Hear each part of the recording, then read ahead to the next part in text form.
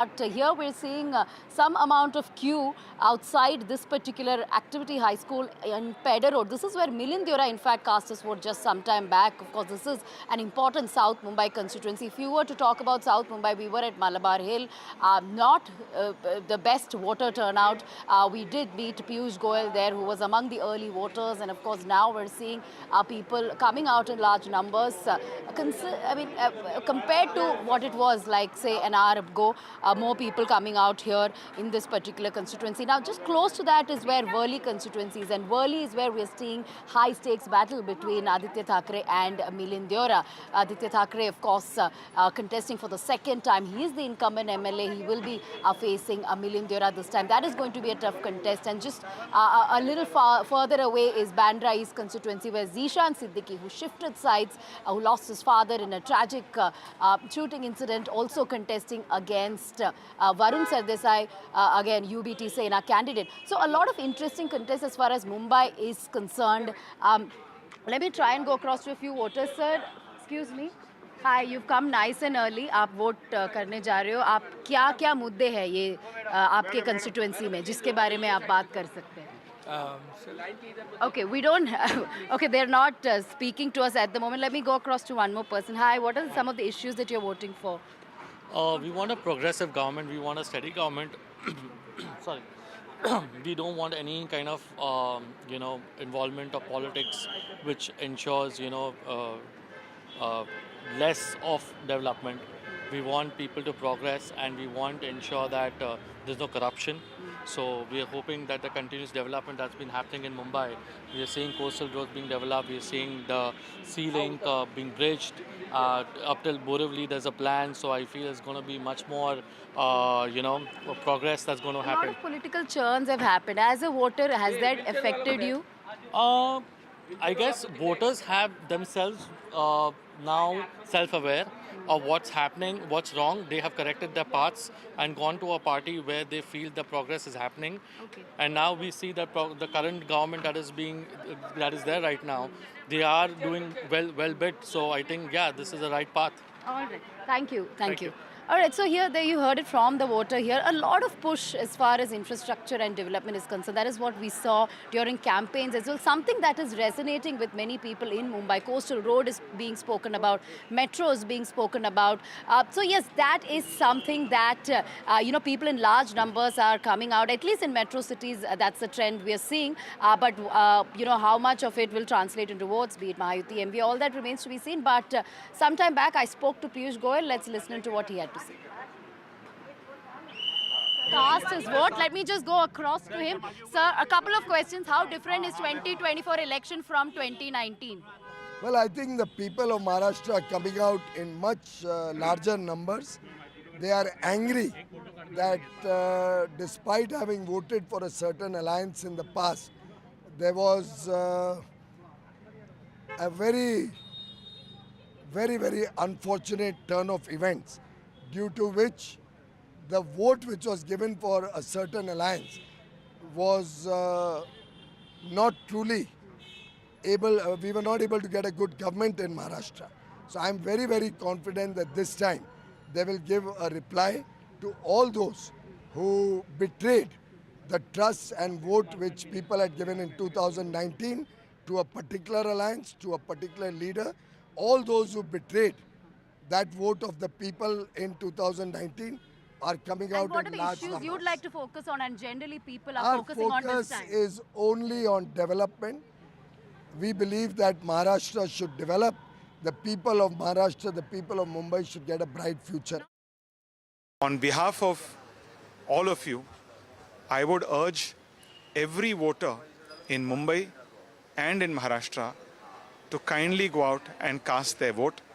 Vote for leaders, parties, alliances that have worked for you and will work for you in the future. I'm confident voter turnout in Mumbai will increase. Even in the Lok Sabha, early trends were not encouraging. They will be better.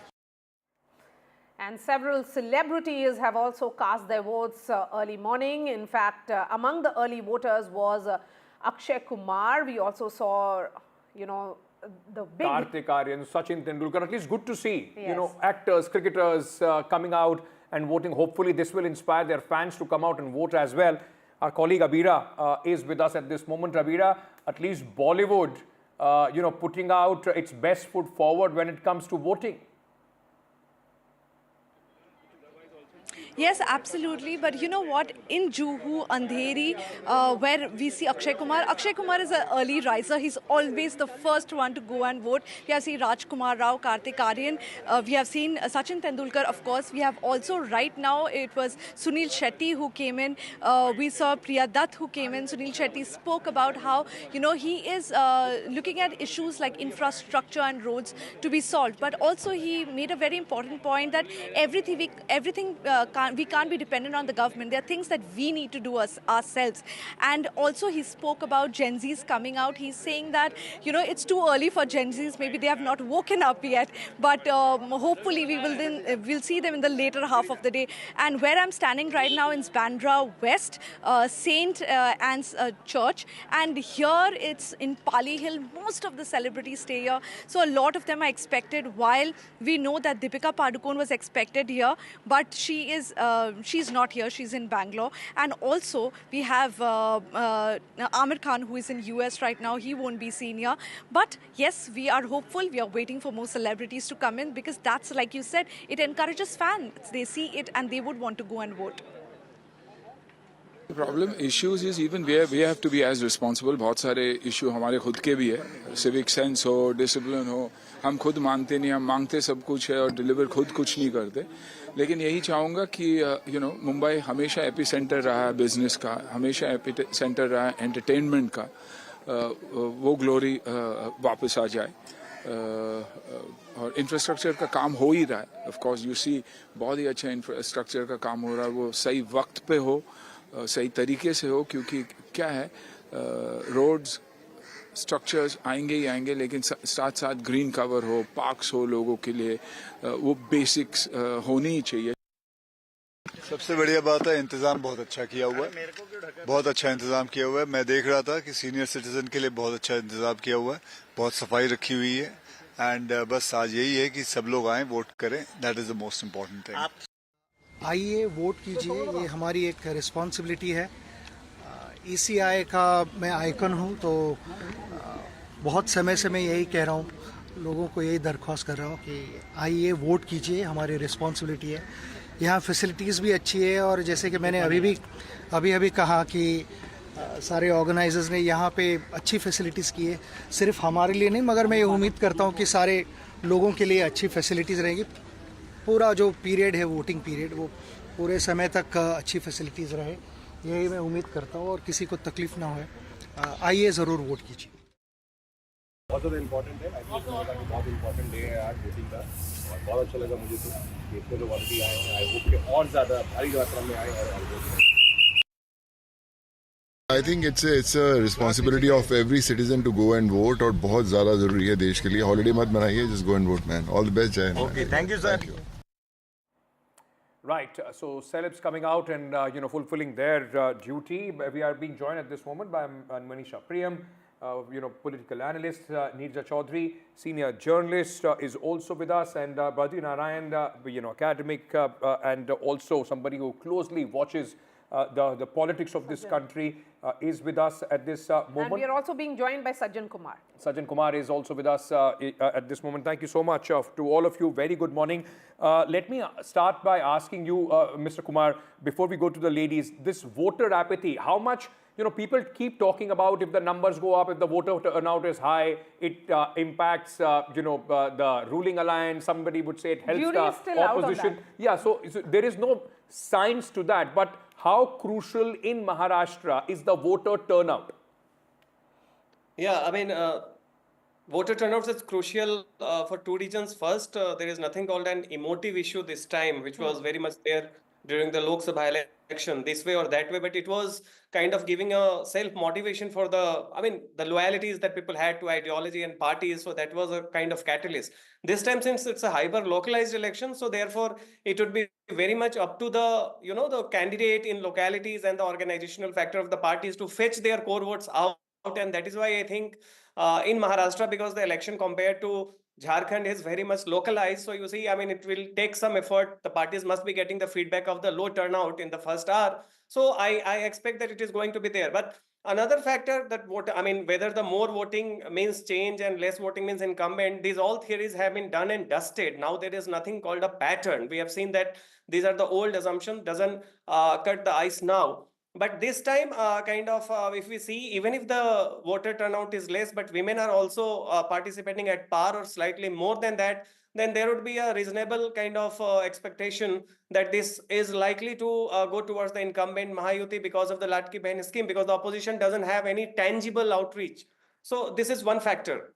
Another thing that we have seen, that metropolitan votes less than the rural India, the poorer vote more than the rich people, and therefore if you see the district wise in Maharashtra, I will see that the regions of the Paschim Maharashtra, or say for example in Vidarbha and Uttar Maharashtra, it is slightly more, even if it's less, but compared to the cities like Pune, Mumbai, etc. So that way I think we need to kind of wait for up to see 12-1 when the parties, because this time it is the candidate and the organization, they need to fetch it because of the lack of emotional issues. So this is one factor. Unlike Jharkhand, wherein you see still the party-centric loyalties have slight edge, not which here, is not this time around in Maharashtra. So Neerja, come in on this.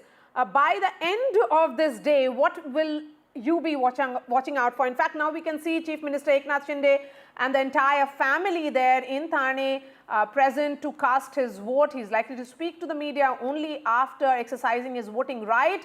A word on Eknath Shinde, Neerja. Look, Mr. Eknath Shinde has really carved out a space for himself after he became Chief Minister. When he became Chief Minister, very few people had heard of him or his name. Today, if you travel through Maharashtra, you certainly have women rooting for him. Our brother Eknath Shinde, who's given us 7,500 rupees under the Ladki Behin Yojana, they refer to him. They don't talk about Mahayuti or any other party doing it. And of course, even as a Maratha leader, you know, Jharangi Patil, who has been an activist for Maratha reservation, is hard on the BJP and has been telling people to vote against the BJP, but soft on Eknath Shinde. So he is carved out, and you know, he's one of those people. He's broken the Shiv Sena and is considered a what is called a Gaddar, and the people of Maharashtra today will decide which of, whether it's Uddhav Thackeray or Eknath Shinde, who represent the real Sena and the legacy of Balasaheb Thackeray.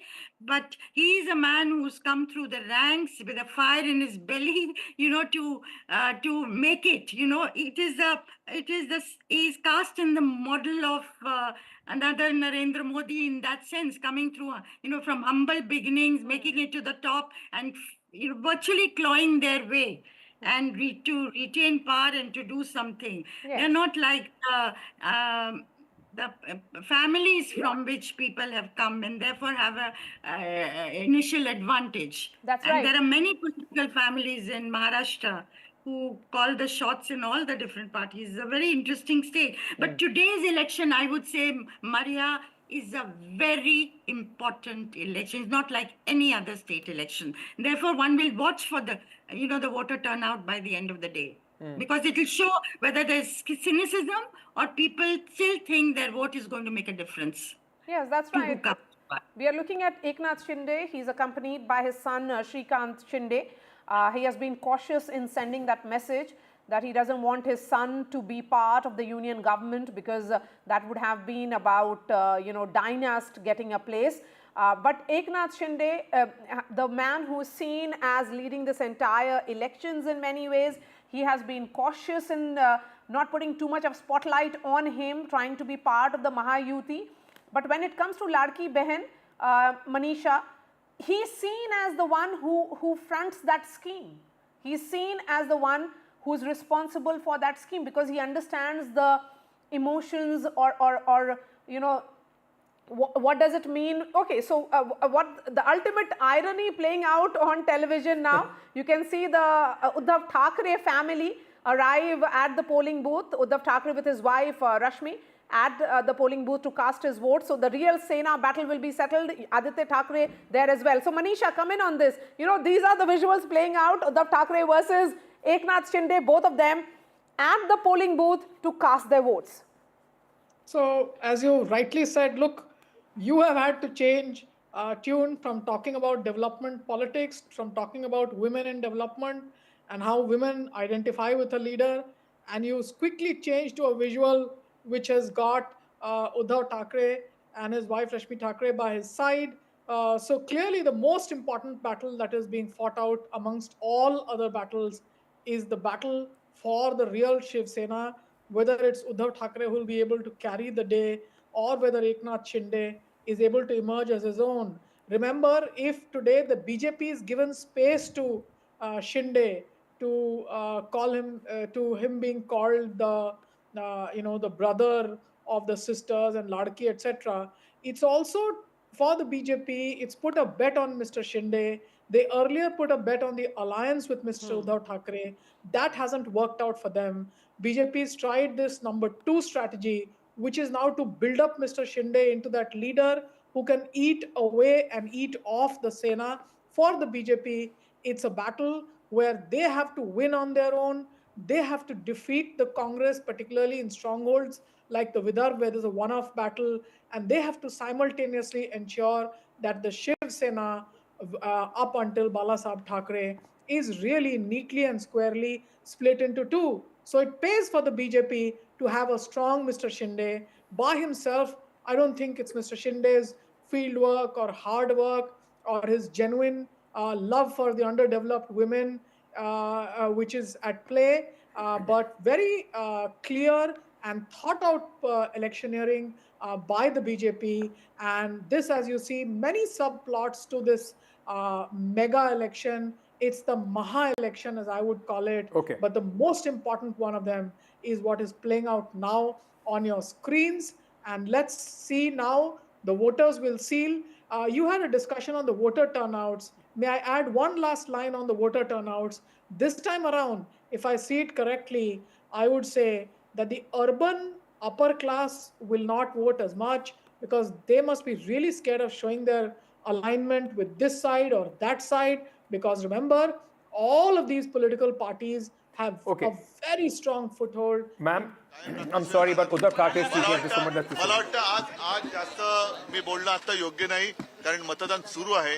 मी सर्व मतदारांना आवाहन करेन की आपण जरूर उतरा, मतदान करा आणि Okay, there are visuals also coming in now of the Chief Minister who has just cast his vote along with his entire family, son Shrikant Shinde, his wife and Chief Minister's wife. He's seen as the man of the soil, the Aam Aadmi Neta in Maharashtra. I mean, the kind of popularity he enjoys. You know, interestingly, is Maria, really, really fascinating. And interestingly, like we are, pulling out both these visuals of Eknath Shinde on one side, Uddhav Thackeray on the other, speaking at this moment.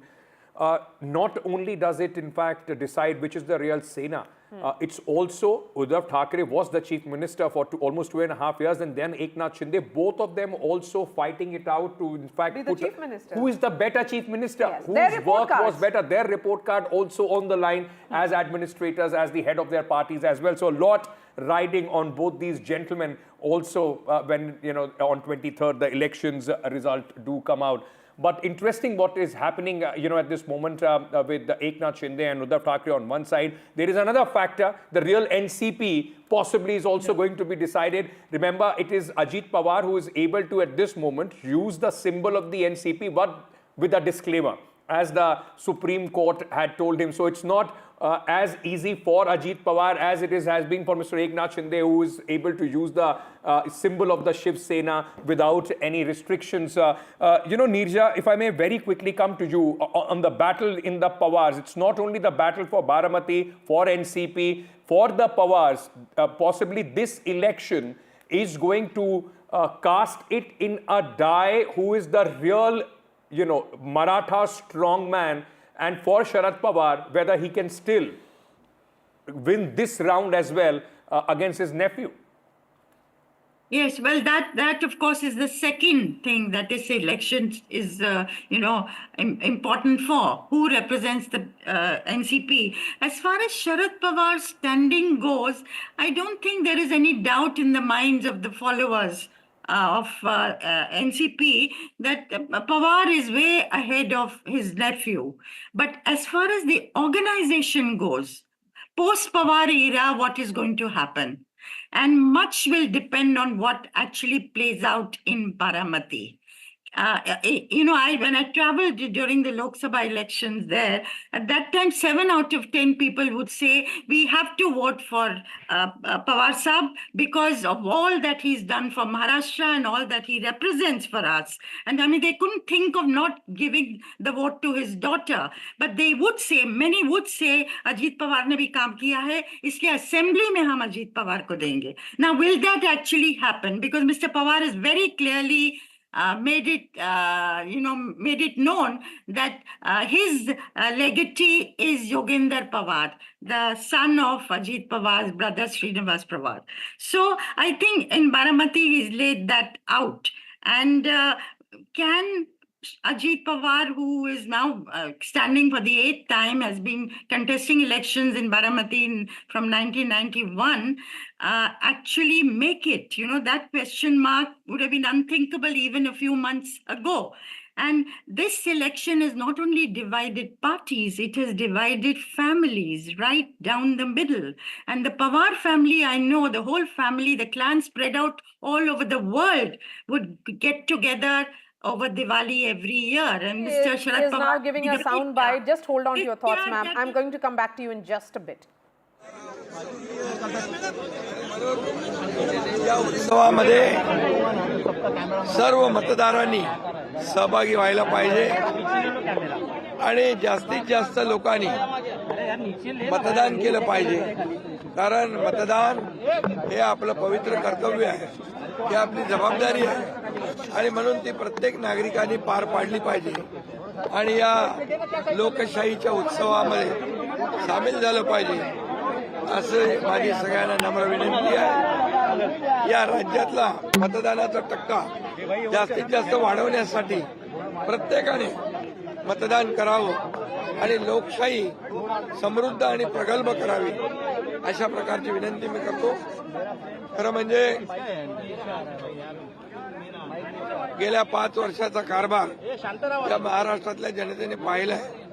2019ला मतदान झालं त्यावेळेस जे काही महाराष्ट्रातल्या जनतेच्या अपेक्षेच्या विरुद्ध झालं The state went out to vote in 2019 and the government which came in place was the one which the people did not expect. गेल्या 5 वर्षामध्ये या राज्याची कोणी दशा केली आणि या राज्याच्या विकासाची दिशा कोणी दाखवली हे लोकांना माहित आहे। People know who has taken or who has put the state on a path of development. People are well aware about all the developments that have taken place here in the last 5 years.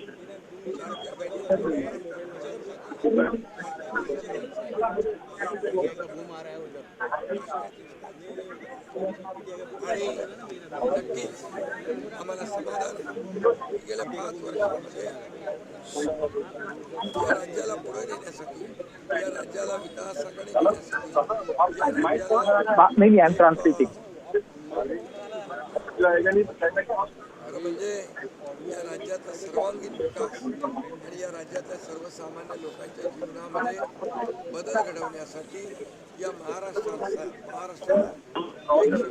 राज्य बनवण्यासाठी आम्ही महायुतीने प्रयत्न केलेला आणि मला वाटतं या राज्यातली जनता आज समाधानी आहे। मी स्वतः समाधानी आहे। 2.5 वर्षाचा कार्यकाळ आणि आमचा 2.5 वर्षाचा कार्यकाळ काही लोकांनी पाहिले या आजच्या दिवशी आज समाधानी आहे। मी स्वतः समाधानी आहे। 2.5 वर्षाचा कार्यकाळ आणि आमचा 2.5 वर्षाचा कार्यकाळ काही लोकांनी पाहिले आणि म्हणून People have seen both the terms, the first 2.5 years of the Mahavikas Agadi and the following 2.5 years of the Mahavikas Agadi. कामाला मतदान करते विकासाला मतदान करते आणि म्हणून I'm sure that people will come out in large numbers and vote for us. हे लोकशाहीला प्रगल्भ करणार आहे लोकशाहीला मजबूत करणार आहे आणि म्हणून सगळ्यांनी Voting is going to strengthen our democracy. I again request everyone to vote in big numbers. पूर्णपणे येणारं सरकार महायुतीचं बहुमताचं The next government will be a Maha-Yuti government with a pure majority.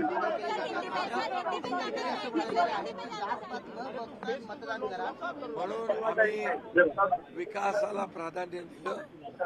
We prioritize development. अडीच वर्षाचा कार्यकाळ या In महाराष्ट्रात the last 1.5 years, the people of Maharashtra have seen how we have prioritized development. आज बहुत ही लोकशाही का एक पवित्र दिन है, ये उत्सव है। ये लोकशाही को समृद्ध और मजबूत करने वाला उत्सव है। इसमें सभी ने मिलकर इस उत्सव में सहभागी होना चाहिए, सभी ने वोट करना चाहिए, क्योंकि ये महाराष्ट्र को शक्तिशाली बनाएगा, देश की अर्थव्यवस्था को मजबूत बनाएगा। इसलिए आज का दिन बहुत ही महत्वपूर्ण है। ये मतदान सभी लोग करें और हमारी लोकशाही समृद्ध करें, प्रगल्भ करें, मजबूत करें। और पिछले 5 साल का कारोबार लोगों ने देखा है। 2019 में क्या हुआ था लोग आज भूले नहीं है। लोगों का मैंडेट क्या था और लोगों का मैंडेट था महायुति, जनता का मैंडेट था महायुति, लेकिन सरकार महायुति की नहीं बनी। इसलिए वो लोगों के ध्यान में है पूरी तरह। और 2.5 साल का कार्यकाल भी देखा है उन्होंने और हमारे 2.5 साल का भी देखा है। और इसलिए हमारे 2.5 साल में एक तरफ विकास, जो विकास को रोका था हमने उसको शुरू किया। जो कल्याणकारी योजना है जैसे लाडली बहन, लाडला भाई, लाडला किसान, कई योजनाएं मैं अभी सब में खुलकर बताना नहीं चाहता, लेकिन विकास और कल्याणकारी योजनाएं जो शुरू की है इसका प्रतिबिंब जो है इस चुनाव में दिखेगा। महिलाओं को बड़े पैमाने पे लाडली बहनों का और लाडले भाइयों का मतदान होगा। और मैं सभी से गुजारिश करता हूँ, लोकशाही में वोटिंग होना चाहिए, ये हमारा अधिकार है, हमारी जिम्मेदारी है, वो हमने बखूबी निभानी चाहिए। और इसलिए सभी वोट करें। और मुझे विश्वास है 2.5 साल में जो महायुति ने काम किया है, जो कल्याणकारी योजनाएं, जो विकास, उसके बलबूते पे आने वाली सरकार जो है मजबूत थम्पिंग मेजोरिटी की, ये महायुति की होगी।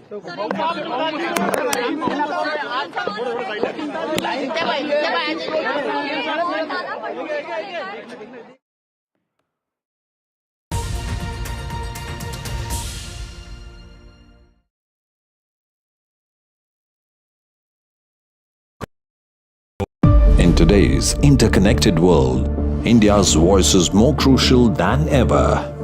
When India speaks, the world listens. At NDTV World, we are that voice, bringing you intelligent and insightful news from India and beyond. From geopolitics and diplomacy to economic shifts, migrations, tech disruptions, and the stories of our diaspora. We cover the news that shapes our global future. NDTV World, your new home for global news is here.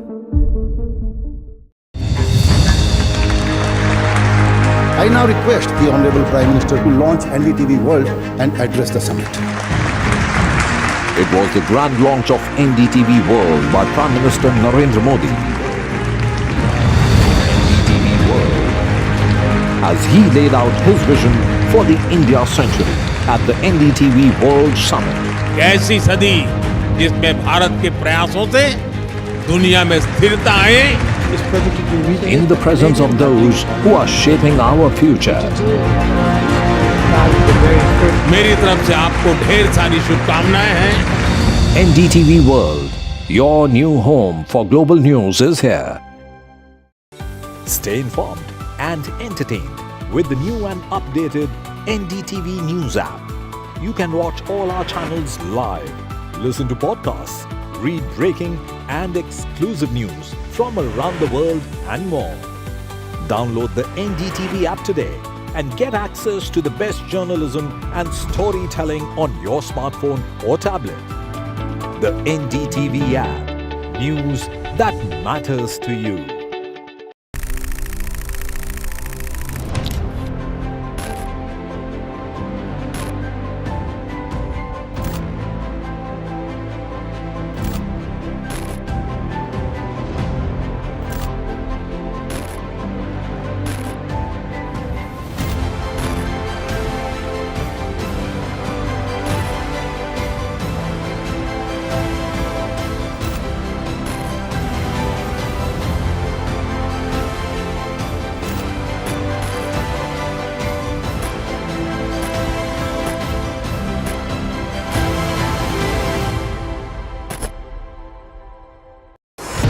NDTV proudly upholds its legacy of trust and credibility.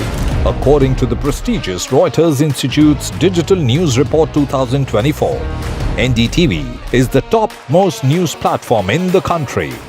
Number 1 in both online and offline reach in India. Beating all its competition, NDTV stands for trust. Hello and welcome to India Sense, where I speak with global opinion makers. The United States has made a strategic decision over the last 20 years to move closer to India. So a $7 trillion economy seems a perfectly conceivable number. If you want to be a national party, it's that you sort of accept the way the world is rather than want to endlessly hark back to how it was. Modi is promoting the digitization of the economy, which is accelerating growth in the country. I want to thank the American people for the extraordinary honor of being elected your 47th president. Donald triumphs. What does Trump's win mean for America, for the world, for the wars, and for India-US relations? Non-stop coverage on NDTV. Top analysts and voices from the ground. Extensive coverage on NDTV.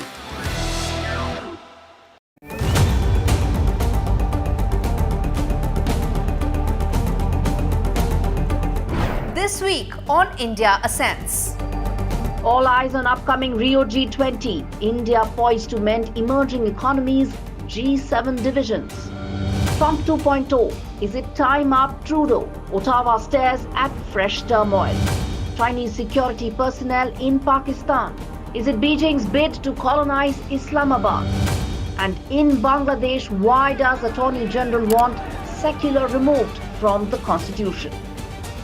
All this and more only on India Sense with me, Gauri Dwivedi, at these timings on the NDTV network.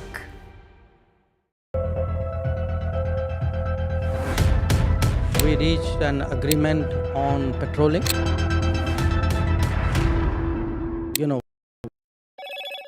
Hello, Moto. Motorola Edge 50 Pro, world's first AI-powered pro-grade camera.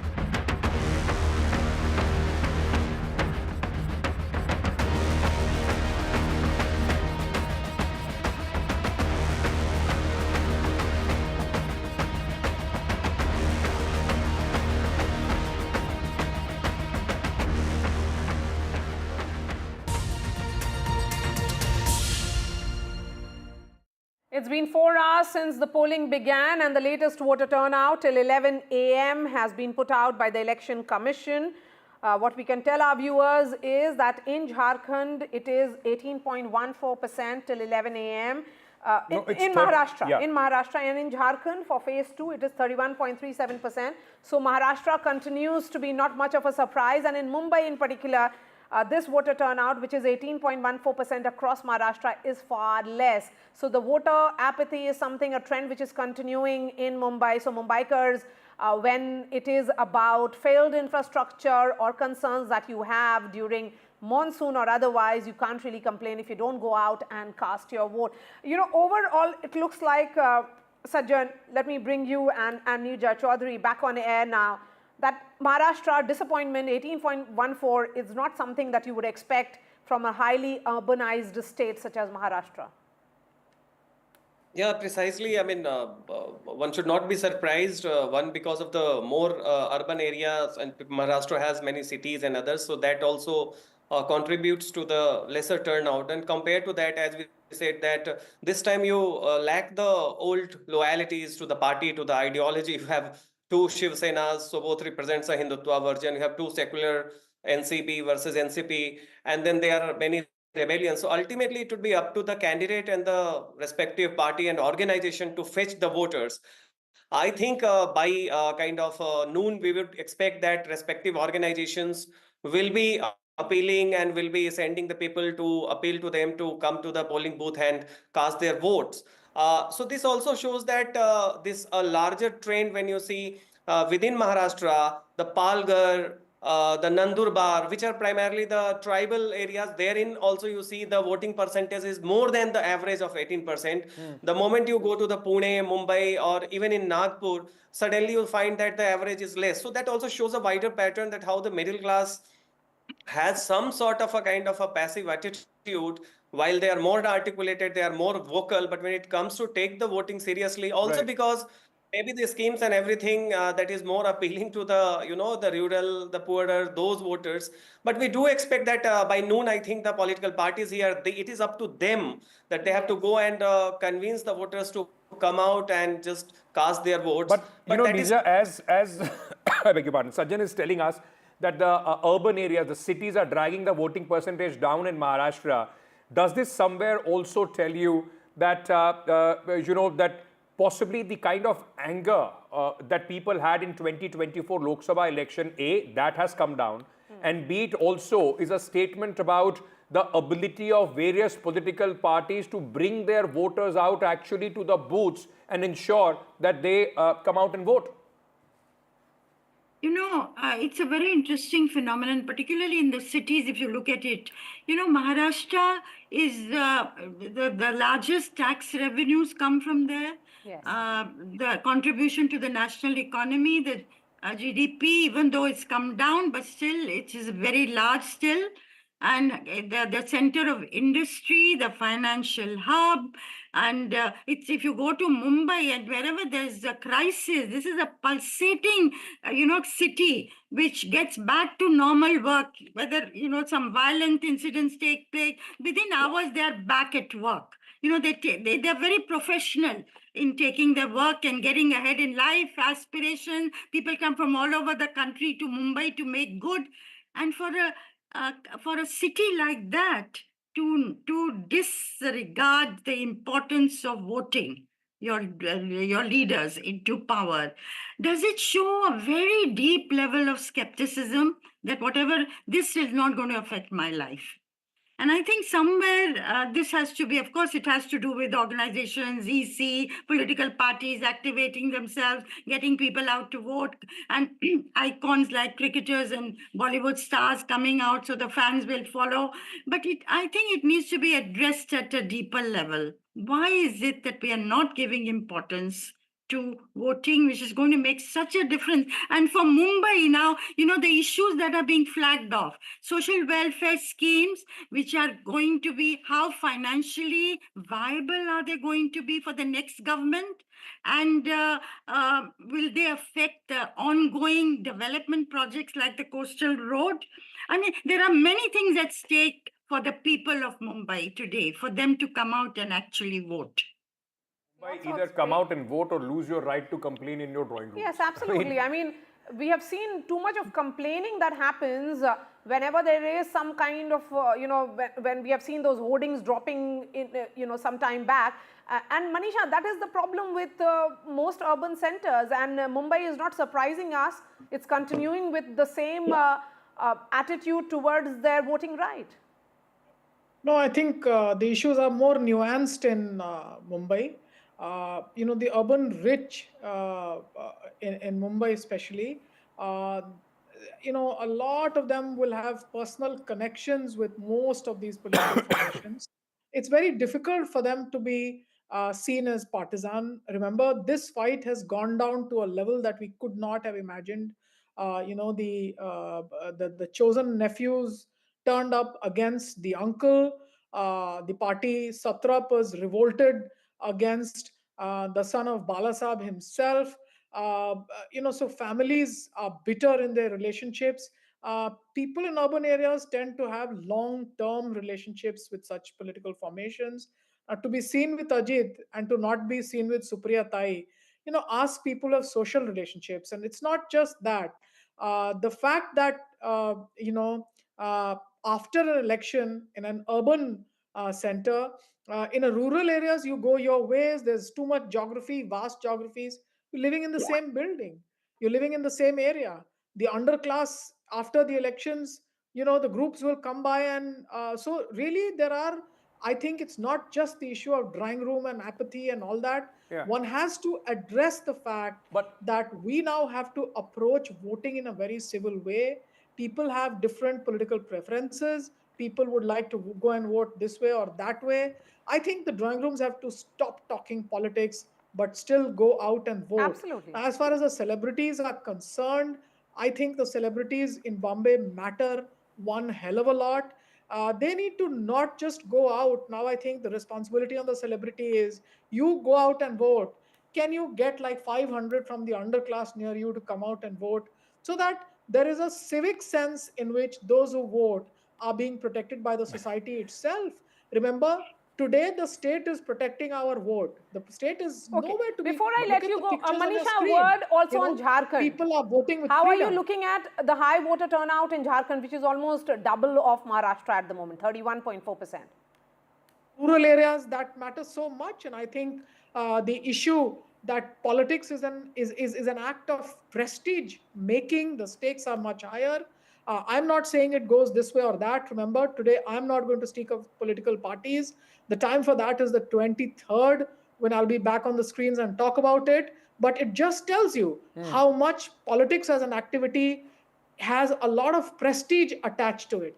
So the same act of voting has different social meanings in urban areas. I think as citizens, we need to have more civil discussions. You know, I know for a certainty that because I go out and do, political analysis on TV, it's not necessary that I'm looked up as, doing something really great in the urban areas. But you try and see in the rural areas, if I write an op-ed in Hindi, there will be 20 people when I go down for my fieldwork, and they'll say, oh, we know the argument you made in that Hindi op-ed. So there is different value attached to the political activity in different parts of India. If rich and urban India has to learn from rural India, I think it's time that we do that. We become more civil. Just having greater wealth or greater security of professions or prestige or land or whatever securities we have, I think it's time to learn from rural India, where the heart of Indian politics really is. We'll have to leave it there. Thank you so much, Manisha, Priyam, Neerja, and Sajjan for joining us at this moment. But since we are talking about Jharkhand, important elections there for the second phase of Jharkhand at this moment going on, and voter turnout 31.4. So Jharkhand actually performing much better. Prabhakar, our colleague, joins us with more details on this. Prabhakar, out of these 31.4% voters, are we seeing some behind you as well? Or all this 31.4% are happening in other booths? Yeah, actually, that is exactly what is happening. Actually, it's basically the turnout in the rural voter turnout in the rural areas actually, which is pushing the numbers. I'm at one of the urban centers in Bokaro. You can see the Election Commission is concerned. They have made all arrangements. There is a medical team on the ground. All arrangements are there. But if you look at the booths, there are hardly people here. You will not find the crowd. Though in the morning the people started trickling in, but now that number has slowed down a bit, and now it is one-on-one. People are just trickling in.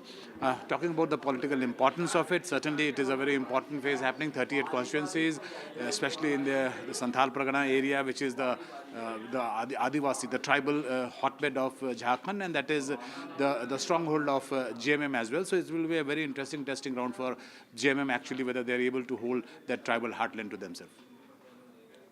All right, a lot of political reactions coming in. This is an important battle for the BJP, and leading the BJP charge in the state of Jharkhand is a former Chief Minister and BJP State President Babulal Marandi. He spoke to the journalists soon after casting his vote. Let's listen in. मैं समस्त मतदाताओं से मैं appeal करता हूं कि लोकतंत्र का ये महापर्व है, अपना मताधिकार का प्रयोग करें।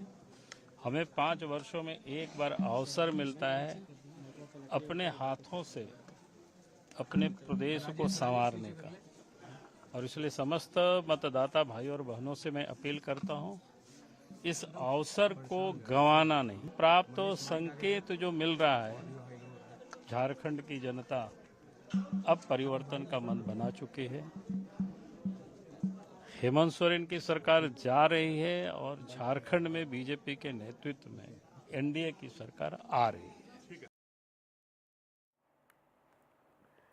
All right, that was in fact BJP once again exuding confidence that they are going to win Jharkhand. We leave it to the voters and they are deciding today, and 23rd we'll know exactly what has happened there. But let's just shift focus to another important story. The United States Immigration and Customs Enforcement has detained Anmol Bishnoi, the brother of gangster Lawrence Bishnoi. Anmol is currently being held in a jail in the state of Iowa.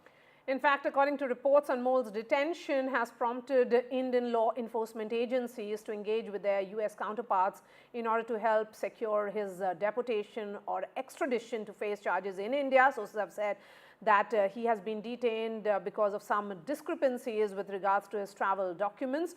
Anmol is wanted for the murder of NCP leader Baba Siddiqui and firing outside superstar Salman Khan's home in Mumbai.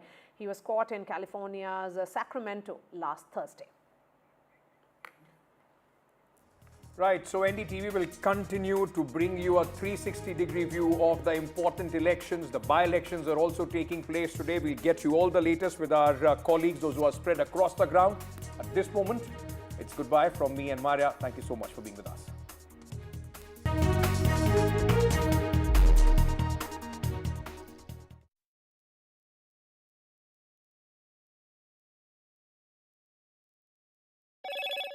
Hello, Moto. Motorola Edge 50 Pro, world's first AI-powered pro-grade camera.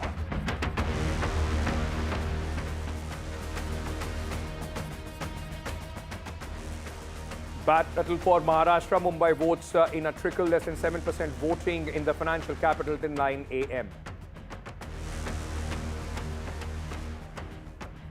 Celebrities lead the way in Mumbai. Sachin Tendulkar, Akshay Kumar, Rajkumar Rao among the early voters. It's a pitched battle between Maha-Jharkhand and the Maha-Vikas Aghadi in Maharashtra. Final phase of voting in Jharkhand, poll amidst the infiltration political war.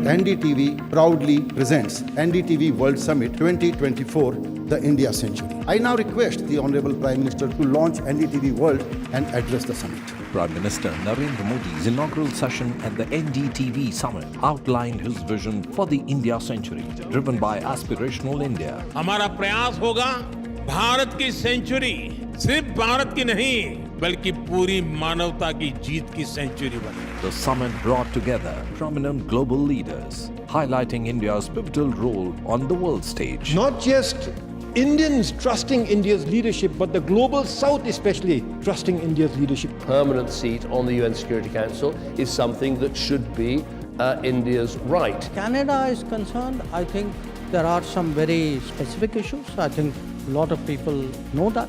AI is going to be one of the most important, drivers. It's a very exciting time for India, Indian cinema as well at a global level. NDTV World Summit was more than just a conversation. It was a confluence of ideas poised to shape our global future.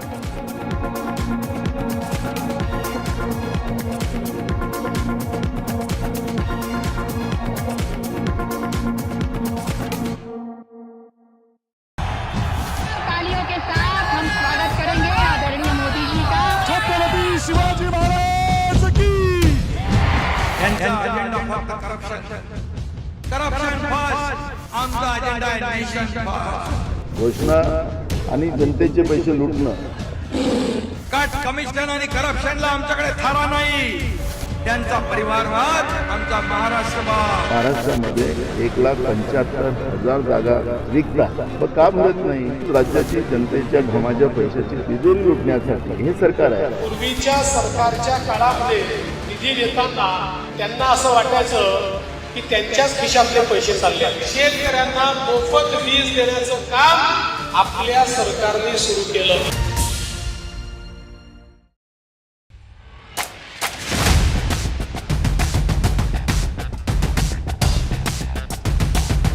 The last elections of 2024. It's the battle for India's economic heart.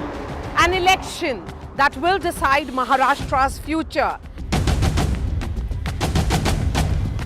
Can the big brother BJP manage the competing ambitions of Mahayuti? Can the Red Book rally the voters once again for Congress and its allies? So as Maharashtra's future trajectory takes shape, we report from the ground. Two visions, two ideology, one verdict. An election where no caste chemistry can yield a perfect formula. It's a state that is splintered with power battles. The big question, will Maharashtra poll outcome unify parties or divide them further? And who will emerge as Maharashtra's undisputed leader?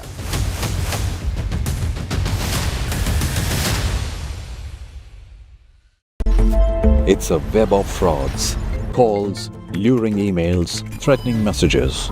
Cyber frauds have cast their net wide and everyone is at risk. We track the victims, their horror stories as they get conned online, extorted and robbed of their hard-earned money. How to identify a cyber fraud and how to stay cyber safe. What are your options? Fraud.con, NDTV initiative for cyber safety. Only on NDTV 24/7. I've been reporting on all issues big and small from Andhra Pradesh, Telangana, rest of South India, bringing you all the action, all that you need to know, all that you want to know. The energy of Maximum City is infectious. I bring in that energy in our news coverage from financial capital Mumbai. India's IT capital is always buzz. It's literally a city that never sleeps. And I keep you ahead on all the Bengaluru buzz. Covering from the southernmost part of India over the last 23 years, I bring in-depth and 360-degree coverage from the Dravidian heartland. The land of Mishti is also known for its bitter politics. I have seen much water flow under the Howrah Bridge, covering Bengal in all its vivid colors. In today's interconnected world, India's voice is more crucial than ever. When India speaks, the world listens. At NDTV World, we are that voice, bringing you intelligent and insightful news from India and beyond. From geopolitics and diplomacy to economic shifts, migrations, tech disruptions, and the stories of our diaspora. We cover the news that shapes our global future. NDTV World, your new home for global news, is here.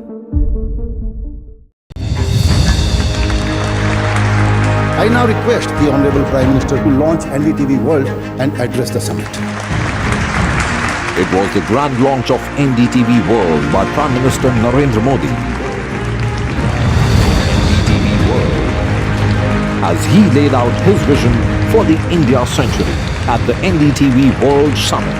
ऐसी सदी जिसमें भारत के प्रयासों से दुनिया में स्थिरता आए. In the presence of those who are shaping our future. मेरी तरफ से आपको ढेर सारी शुभकामनाएं हैं. NDTV World, your new home for global news, is here. Stay informed and entertained with the new and updated NDTV News app. You can watch all our channels live, listen to podcasts, read breaking and exclusive news from around the world and more. Download the NDTV app today and get access to the best journalism and storytelling on your smartphone or tablet. The NDTV app. News that matters to you.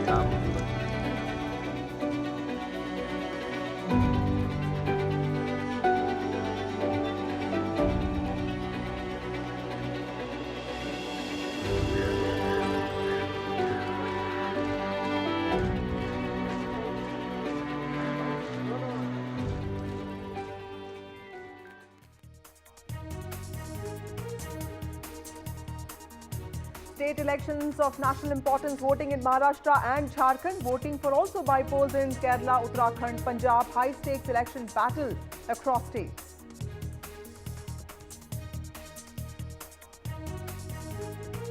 There's a Maha-Dangal in Maharashtra. Mumbai votes in a trickle. 15.78% voting in India's financial capital. Those visuals from Mumbai where celebrities are voting.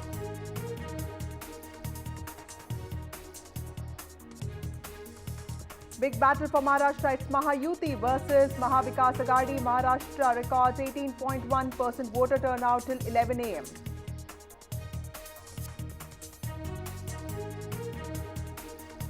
Final phase of voting in 38 assembly constituencies of Jharkhand. This is a polls about infiltration and tribal identity.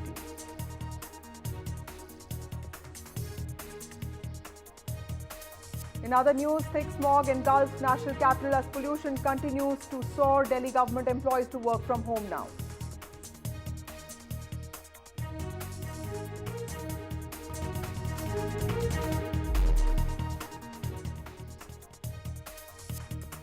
It's an important day today, polling day, 38 assembly constituencies in the state of Jharkhand and 288 constituencies in the state of Maharashtra and 15 important bypolls happening across the country in 6 states. Well, it's a battle of ideologies, politics, identity and welfare that's speaking today. Maharashtra, Jharkhand, 15 assembly polls. We also have a whole team of reporters getting you the best and fastest updates.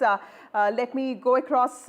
We have Radhika with us joining us from Mumbai. She's been tracking those important constituencies of Malabar Hills and Worli. Worli is where there's this important battle playing out between Milind Deora and Aditya Thackeray. We have Anuj Raite, who has been tracking Thane, the CM's constituency. We have Abira, who's been tracking the movement of celebrities on voting day, polling day. We wish and hope more celebrities come out and vote and actually dismiss the urban apathy that we talk about. We have Tanushka joining us from Ghaziabad, which will also see one of those important bypolls.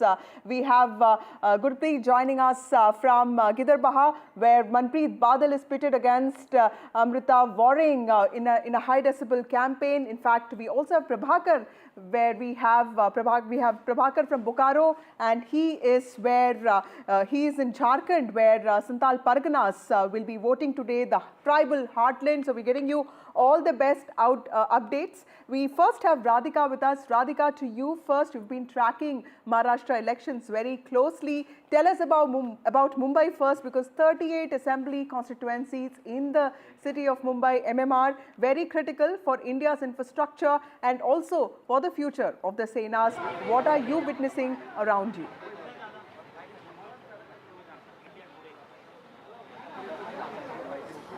Absolutely. As far as Mumbai is concerned, this has been a Sena bastion. A lot of Sena versus Sena playing out in multiple constituencies of Mumbai. In fact, I am in a constituency in Bandra East. Earlier, I was in South Bombay covering Malabar Hill, Pedder Road, Worli, all of them coming under the South Mumbai Lok Sabha seat, of course, where there is the Malabar Hill constituency as well as Worli. And as you mentioned, Worli, Aditya Thackeray versus Milind Deora are playing out there. We did speak to Piyush Goyal as well, who appealed to more voters, to more people to come out and vote. As you said, urban apathy is something that Mumbai is notorious for.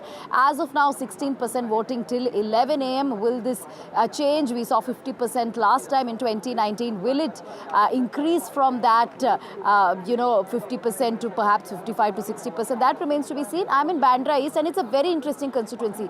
This is where Uddhav Thackeray and Aditya Thackeray will be coming to contest, will be coming to cast their vote. And this is the constituency where Zishan Siddiqui will be contesting or is contesting against Varun Sardesai. Now, Varun Sardesai is the cousin of Aditya Thackeray. He is related to the Thackeray family. Varun Sardesai is a debutant as far as electoral politics is concerned. Of course, he was part of student politics. Both Zishan and Varun in their early 30s. Zishan is an incumbent MLA here, and we know what happened to Zishan Siddiqui. He lost his father just a couple of months back. His father Baba Siddiqui was shot dead just close to this particular place as well. So a lot of sympathy, right, as far as Zishan Siddiqui is concerned. And he also left Congress party and joined NCP Ajit Pawar. That also happened just a few weeks back. So it is Zishan Siddiqui versus Varun Siddhasar in a very important constituency of Bandra East.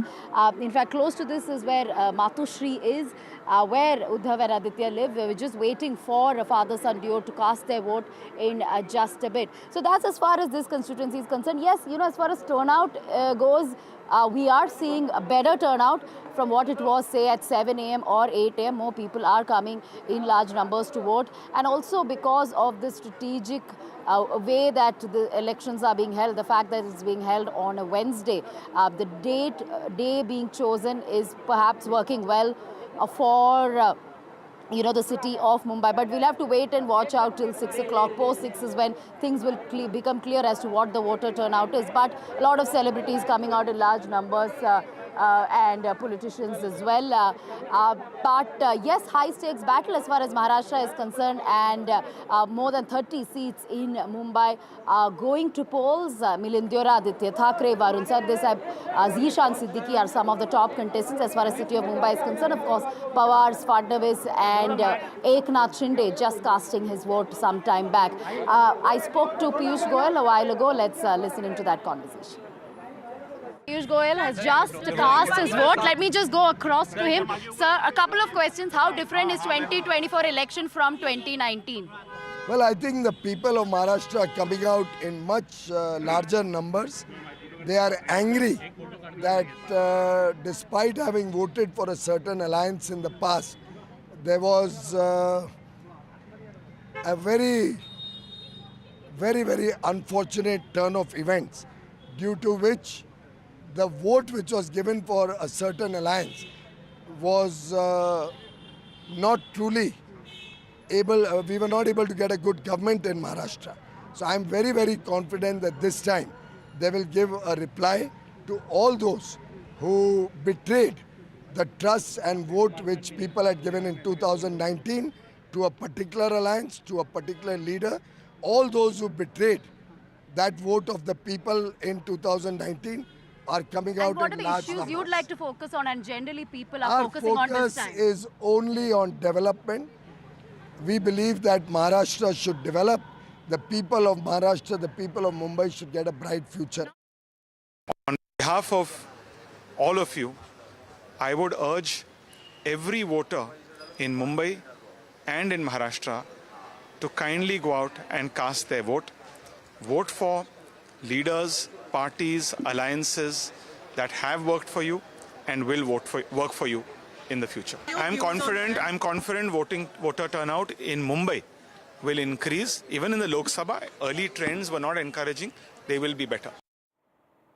Well, Mumbai is the city of dreams. It's also the city of stars. There are several celebrities, especially from Bollywood, who were seen voting in the city today. Many of them actually came quite early to the booths, and they are actually setting an example to the city, to the Millennium City, which has actually been showing lackluster performance when it comes to its voting records. Till now, till 11 a.m., there's been 15.1% voter turnout in Mumbai, from Bollywood A-listers like Akshay Kumar and Rajkumar Rao to Master Blaster Sachin Tendulkar. Several celebrities were seen voting. We just saw the visuals of directors, filmmakers, Gulzar and his daughter Meghna Gulzar voting there.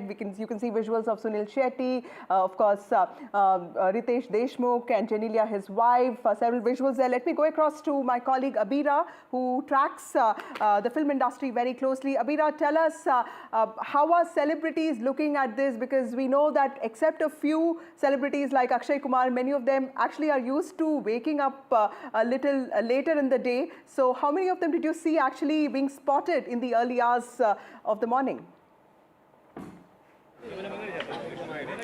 Let me tell you, Akshay Kumar is an early bird. He's always the first one to go out and vote, and he votes from the Juhu constituency. We have also seen Raj Kumar voting early in the morning, but later in the day we have seen Sunil Shetty coming in, we have seen Gulzar Sahab coming in.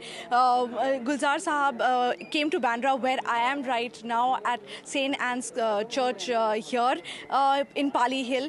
Most of the celebrities live here in Pali Hill, so we are expecting a lot of more celebrities. We expect Sanjay Dutt, Ranbir Kapoor. We have to wait and watch. Deepika Padukone can't make it this year. Anupam Kher will be coming in. They have already casted vote. Janelia and Ritesh Deshmukh, like you said.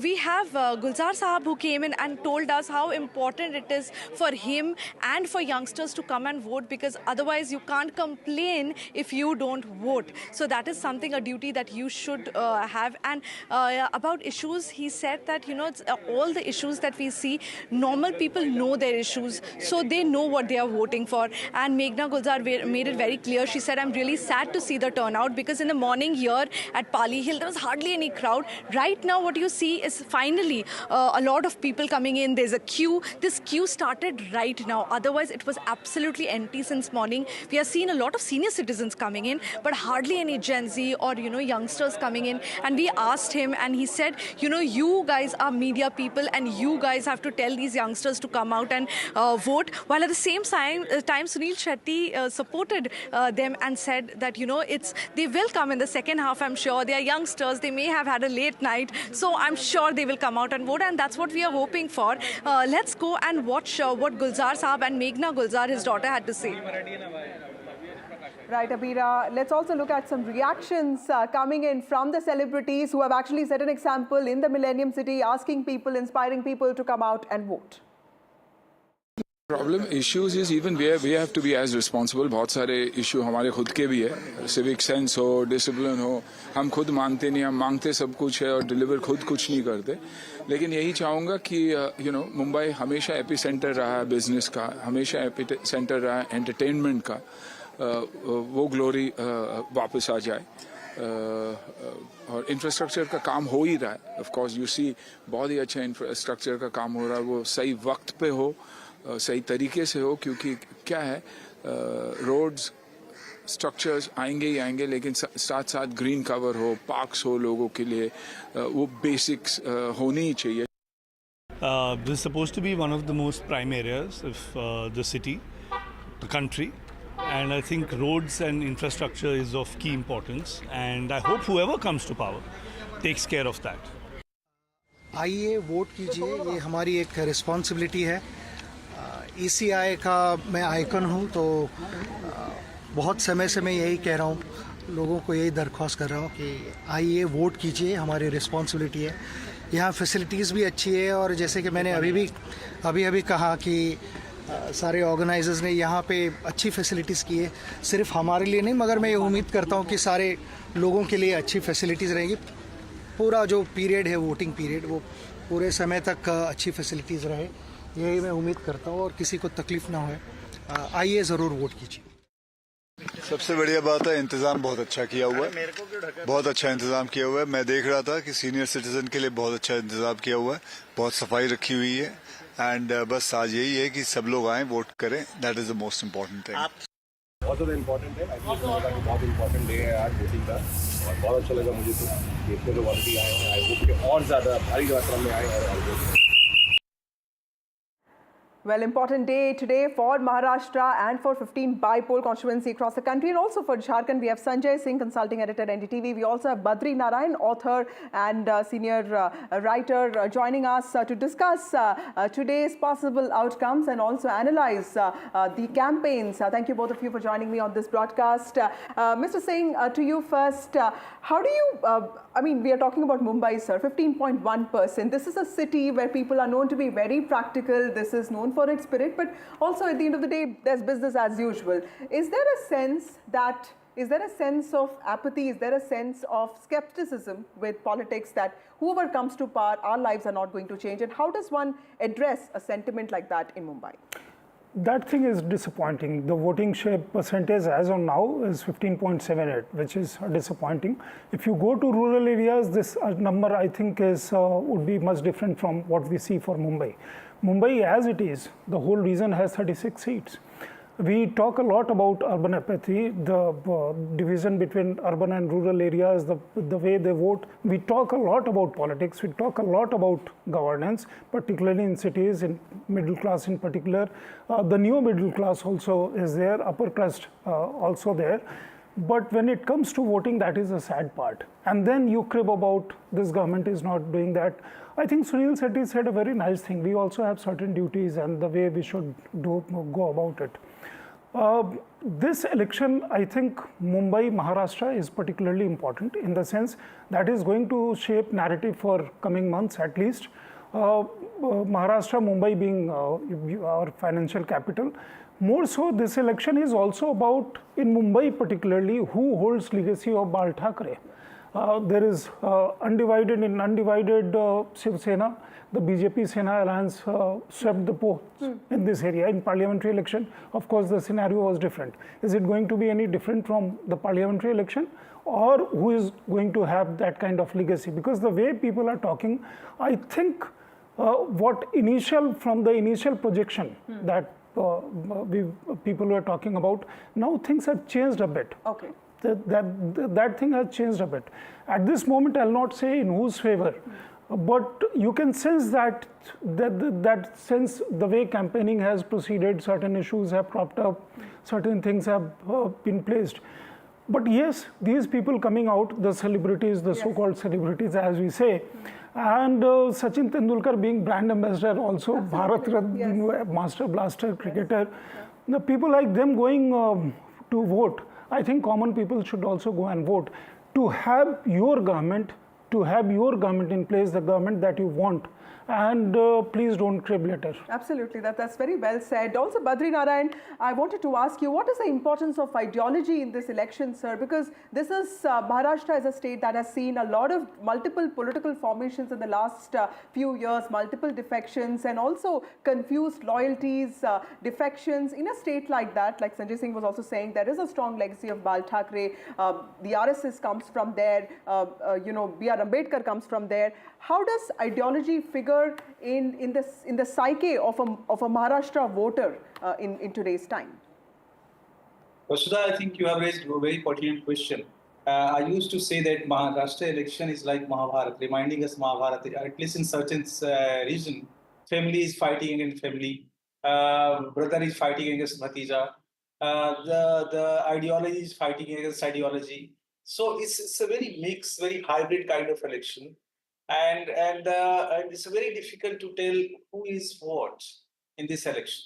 And second is, this election, whatever we political analysts or psychologists see, that in this election the caste or community will work as a homogeneous vote group, it's not going to happen in Maharashtra. Like Maratha, we said Maratha may be fractured, less or more. OBC will be fractured in 5 big castes, will be the Banjaris and many. So they have their also local connects. So they will be also divided. Dalit will be also divided. Mahar, non-Mahars. Then the Buddhists also, the Hindu-Buddhist interactions has been good. And above all, Vasudha, this developmental narrative, which has created a huge beneficiary community in Maharashtra, they can work across the caste and community, and they can form a homogeneous group, like Larli Burn impact, if it happens, or various kinds of policies which came from the center or from the state. They may create a homogeneous vote bank, and certainly it may go in the favor of BJP. But mostly caste kind of thing, community kind of thing will be fragmented. It depends who is going to pull them in bigger number. Right. Who will pull the bigger number, they will succeed.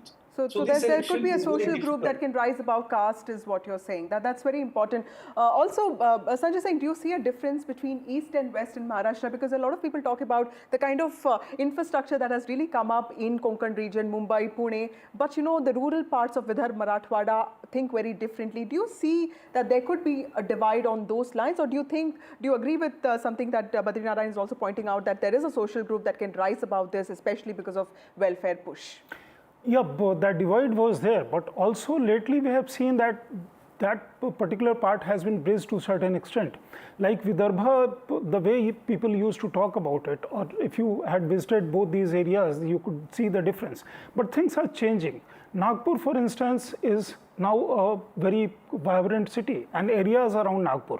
And a special economic zone, I think, has come up. The IIM has been set up there, and so on and so forth. So many infrastructure project is going on.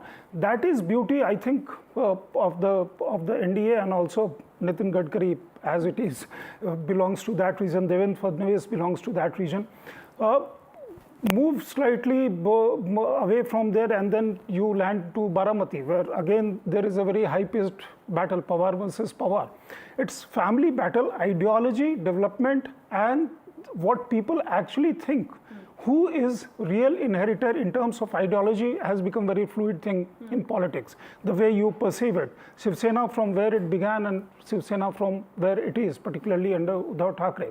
Same is happening with Sharad Pawar's party, NCP, and so on. So many people moving from this party to that particular party.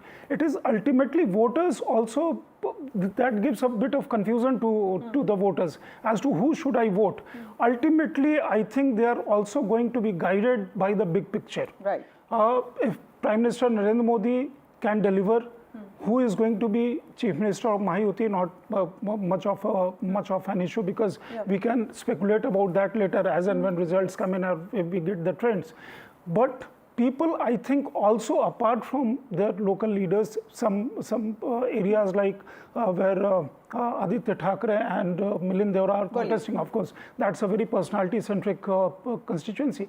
But more than that, also the big picture, big leaders, the way they shape the politics, the way the narrative has gone, I think that is going to impact on minds of the voters. So not just the candidates, even the party, the kind of projections they've made would impact. Badri Narayan, what would you have to say about the future of the Senas now? So if you talk about Mumbai, it's all about Sena versus Sena. Uddhav Thackeray has projected himself as a victim of conspiracy, while Eknath Shinde has shown himself as an accessible chief minister who has thrown the doors of official residence of the chief minister, Varsha, open for common people. So clearly there is a lot of posturing on both sides, that there are personality differences between two people. There is a dilemma for the Shiv Sainik, and also there is a dilemma for voters. What do you think would be playing on the minds of a loyal Shiv Sena voter at a time like this? See, Vasudha, now Shiv Sena in contemporary time is not the Shiv Sena as it was. No, it's a Shiv Sena. It's a new Shiv Sena, perception of new Shiv Sena has emerged, and that Shiv Sena is divided Shiv Sena. So the voters who are loyalist Shiv Sainik, they may have a big dilemma where to go. And in that case, there are the local connects, personal connect, regional connects works better more than the ideological connect, because ideologically both are claiming for the same ideology. But the various kinds of connections and sympathy vote which this UBT has tried to cultivate, it worked in the last election. It's very difficult to say that it will work in this election. But there may be some reminiscences in the people's memory about that. But even then, Shiv Sainik now, they will have to decide based on their, and they maybe decide based on their own interest, local interest, regional interest, caste interest, community interest, and based on that they will vote. Now that kind of ideological homogenization which was in the Shiv Sena is now fragmented, fractured. That's why I used to say this is the election of the fractured and multiple contestations. And the conventional psephology is again going to fail, will again going to fail in this election, as it happened in the Haryana. So it will appear in new way. That's very nicely said. We are all expecting that, sir. But at the end of the day, we all do our jobs. We'll come back to you, Mr. Badri Narayan, and also Sanjay Singh. But let's first listen into what Nitin Gadkari, Senior Minister in the Modi Cabinet, Minister for Road Transport, and also the MP from Nagpur said today. In fact, he also cast his vote. Let's listen in to what he said today. हमारे साथ इस वक्त हैं केंद्रीय गृह मंत्री Nitin Gadkari ji. Sir, सबसे पहले विदर्भ के बारे में बात कर लेते हैं। पिछली दफ़ा थोड़ा कम रह गया था, इस बार क्या उम्मीदें हैं? देखो, पिछली बार जनता को गुमराह किया गया था कि भारतीय जनता पार्टी को 400 सीटें मिलेगी तो संविधान बदल जाएगा। तो ये गलत प्रचार था। ना संविधान हम बदलेंगे, ना बदलने देंगे, ना किसी की बदलने की हिम्मत है। और सुप्रीम कोर्ट के खंडपीठ चीफ जस्टिस और 10 न्यायमूर्ति ने मिलकर केशवानंद भारती केस में निर्णय दिया है कि salient features of the constitution can not be change. तो ये तो सारासार गलत प्रचार था। और अगर संविधान को बदलने का काम किया है तो कांग्रेस पार्टी ने किया। जब इंदिरा जी का रायबरेली लोकसभा के चुनाव की जीत के बाद इलाहाबाद हाईकोर्ट ने जो चुनाव अवैध घोषित किया तो इमरजेंसी लागू हुई और इमरजेंसी में पूरी तरह संविधान की धज्जियाँ उड़ाई। अब लोगों को ध्यान में आया कि वो सब गुमराह करने वाला प्रचार था। आदिवासी को कहा गया था आपका आरक्षण रद्द होगा, तो अब उसका असर नहीं है। हम लोग अच्छी तरह से जीतेंगे असम्बली। सर, मध्य प्रदेश में हमने देखा कि लाडली बहना योजना ने कमाल किया। यहाँ पर लाडकी बहना योजना है, लेकिन क्या कपास और सोयाबीन भारी पड़ेगा? वो लाडली बहन योजना का अच्छा फ़ायदा हुआ, जिससे कभी प्याज में कीमतें अच्छी है, गंदे के कारण किसानों को पैसा भी मिला। अब वो एग्रीकल्चर में कर भी थोड़ा बहुत इधर होते रहता है, उसका कोई परिणाम नहीं होगा। बाय एंड लार्ज लोगों को मालूम है कि किसानों के हित में ही भारतीय जनता पार्टी निर्णय करेगी। सर, एक बहुत अहम सवाल इस चुनाव से पहले बन गया है। एक तरफ बीजेपी नेता कुछ नोटों के साथ पकड़े गए, फिर दूसरी तरफ सुप्रिया सुले पर बिटकॉइन घोटाले के आरोप लग रहे हैं। सर, ये क्या है? महाराष्ट्र चुनाव में लोग इसको कैसे लेंगे? सर, ये चुनाव सरकार के परफॉर्मेंस पर है। पिछले सरकार ने क्या किया और इस सरकार ने क्या किया, और इसी पे जनता विचार करती है। बाकी बातें मीडिया में उछलते रहते हैं, उसके तरफ ज़्यादा सीरियसली लेके ध्यान नहीं देना। लेकिन बहुत सारे नारे आए, बटेंगे तो कटेंगे, फिर एक से रहेंगे से एक है। जात पंथ धर्म भाषा और सेक्स से ऊपर उठकर एक है, यही हमारी भावना है। और इसीलिए हम सब भारतीय हैं। आतंकवाद और नक्सलवाद के खिलाफ हम मिलकर लड़ेंगे, ये इसका भाव है। ये कोई सांप्रदायिक विचार नहीं है या कोई मुसलमान या माइनॉरिटी के खिलाफ। सर, आखिरी सवाल, जीतेगा तो मुख्यमंत्री कौन बनेगा? क्या शिंदे साहब ही बनेंगे या फिर जैसा कहा जाता है कि चुने हुए एमएलए अपना नेता को चुनते हैं और पार्टी का शीर्षस्थ नेतृत्व को निर्णय करेगा? बहुत बहुत शुक्रिया। तो नितिन गडकरी साहब का साफ कहना था कि जो चुने हुए विधायक हैं वो तय करेंगे और पार्टी का शीर्ष नेतृत्व इस बारे में फैसला करेगा। हालांकि वो आश्वस्त हैं कि महाराष्ट्र के चुनाव में जो बीजेपी का गठबंधन है उसको जीत मिलेगी। नागपुर से अपने कैमरे सहयोगी रिजवान खान के साथ अनुराग द्वारी, NDTV। Nitin Gadkari, one of the senior ministers in the Modi cabinet, also one of the most important leaders of Vidarbh, speaking to NDTV. To you, Sanjay Singh, we're talking about Vidarbh here. Also tell us, you're mentioning this very important point that there have been changes in the way people have looked at the Maharashtra campaign. When 2024 Lok Sabha elections came out, it was seen as a done deal that, it's the MVA that is rising. But then the Ladki Bahin Yojana came up, electricity for farmers was announced, Haryana win happened for the BJP. Tell us, what are the things that really changed the way even the campaign was projected by both sides? See, two things in particular. First, begin with the rider that one state election does not impact another state election, but that does help in terms of shaping a narrative, giving kind of enthusiasm required and the kind of energy required for the party workers of the BJP in this particular case. And also the way the BJP pursued its campaign in Haryana, the kind of energy that they put in, that helped BJP kind of revitalize, and the leadership structure also thinking in terms of a different kind of strategy. Now here was a situation where you had BJP practically from being BJP from biggest party handed over chief minister's post to somebody who had less numbers, Mr. Shinde. Then the BJP gave an impression that it was not sticking to the chair. Okay. Also, Ladli just hold on to that thought of yours, sir. Let me also ask Badri Narayan first as to what he thinks. Badri Narayan, sir, what do you think about, a welfare, a meta-narrative like the welfare actually making, creating a social voter base that is caste agnostic, and especially with regard to the Dalit Muslim or Dalit tribal Muslim consolidation that we talked about in 2024 Lok Sabha elections. Now people are saying that welfare will actually override those concerns for the Mahayuti. Do you think something like that is possible? Yes, Vasudha, I think it happened. Actually, it's a very interesting shift has been happened. And we, as apologists or political analysts, usually fail to understand this new shift. The shift is, as I said many times to you also, that there is a huge group of beneficiaries has been evolved.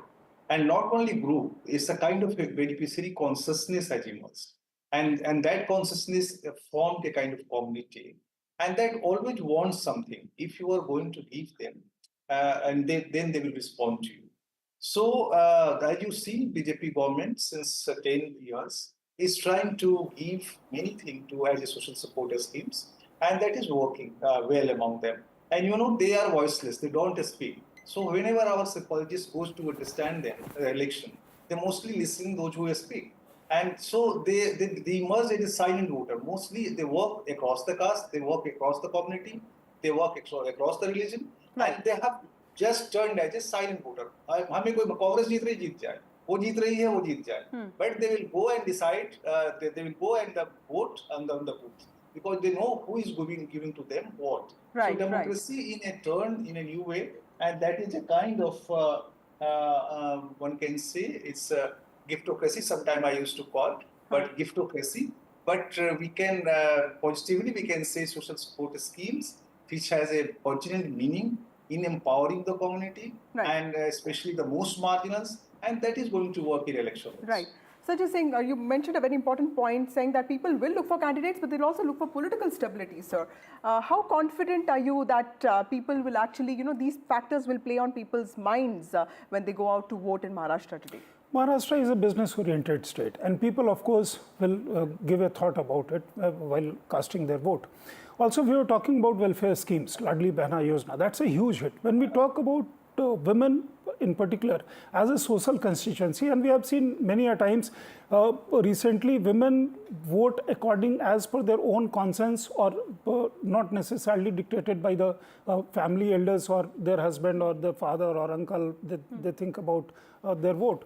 Unless you are very committed to certain party and certain ideology, that again we have seen, despite no matter what, how many social welfare schemes. Coupled with that is development schemes and the credibility of the particular party and leader who can deliver. If you have, we have seen in past where certain political party has made n number of announcement, n number of SOPs. The SOPs that kind of, if actually they came into power and translated actually or implemented, then state would have gone bankrupt. But people actually choose with the credibility. In this particular case, Prime Minister Narendra Modi, on the ground, Eknath Shinde and Devendra Fadnavis both have an excellent track record in terms of delivery. Right. In short period, Eknath Shinde has established a leader in his own right, as you are saying, accessible and so on and so forth, and also people-centric leader. So was Devendra Fadnavis. Right. 5 years of his tenure was kind of development-oriented and also a very astute politician, so to say. Yes. So when there is a shift and the way the narrative progressed, the electioneering progressed, there were allegations, there were issues, but what was important as to who was setting the narrative, and if there was a counter narrative or if there was certain allegations, who had capacity to puncture that. Right. So I think a lot of corrective measures that the Maha-Yuti took, but of course the momentum in Lok Sabha elections was with the Maha-Vikas Aghadi. We don't know if that is going to continue or it's a Maha-Yuti that's going to make a comeback. Thank you, Sanjay Singh. Thank you, Badri Narayan, for joining me on this broadcast. To Anuj Raite now, who's my colleague and who's been reporting consistently from Thane, the Chief Minister's constituency, also from other parts of Maharashtra. Anuj himself is from Nashik. Tell us what is happening in your hometown and what's happening in the place that you're reporting from. You are in Thane. Tell us what is the sentiment like in Maharashtra, specifically in the Chief Minister's constituency?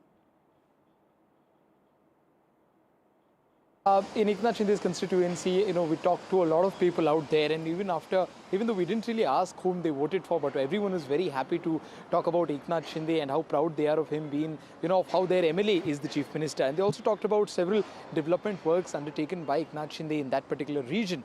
Also, one major factor that helps Eknath Shinde, not just in his own constituency, but we've seen across the state, is his people-friendliness, right? And this has been one thing that the Maha-Yuti government, and especially Eknath Shinde's brand value, has gotten a huge boost of.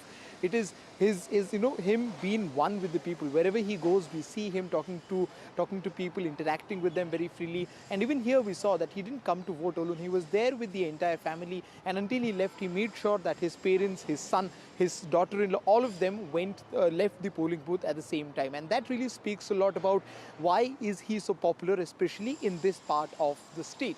Now, talking about the issues across the state, while the farmers' issue again seems to be one of the more important ones. We saw that how during the Maha-Yuti government, the entire onion belt voted against the Bharatiya Janata Party and the Maha-Yuti government.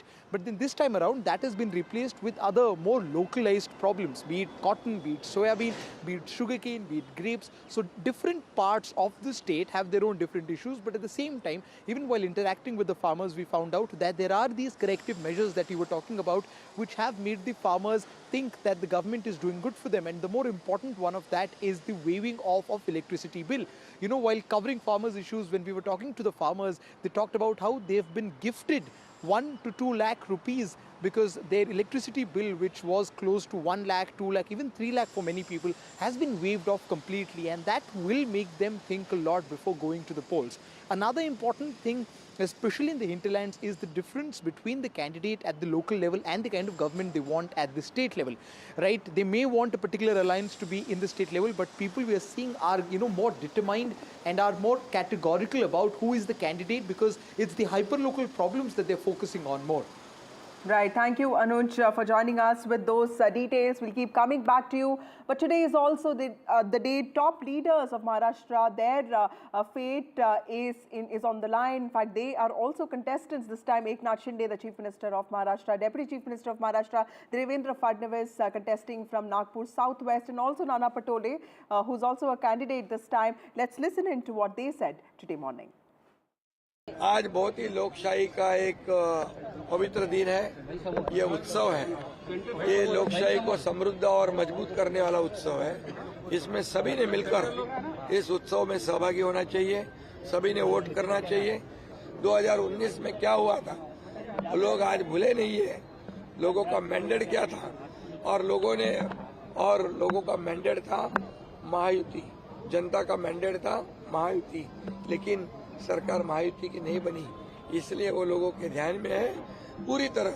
और 2.5 साल का कार्यकाल भी देखा है उन्होंने, और हमारे 2.5 साल का भी देखा है, और इसलिए हमारे 2.5 साल में एक तरफ विकास, जो विकास को रोका था, हमने उसको शुरू किया। सभी महाराष्ट्र के बहनों भाइयों को और विशेष रूप से हमारी लाडली बहनों को ये अपील करना चाहता हूँ कि बहुत बड़े पैमाने पर वो वोट करें। जहाँ तक विनोद तावड़े जी का सवाल है, मैंने कल भी स्पष्ट कर दिया, न उन्होंने कोई पैसा बांटा, न उनके पास कोई पैसा मिला। जानबूझकर एक बवाल खड़ा करने का प्रयास किया गया।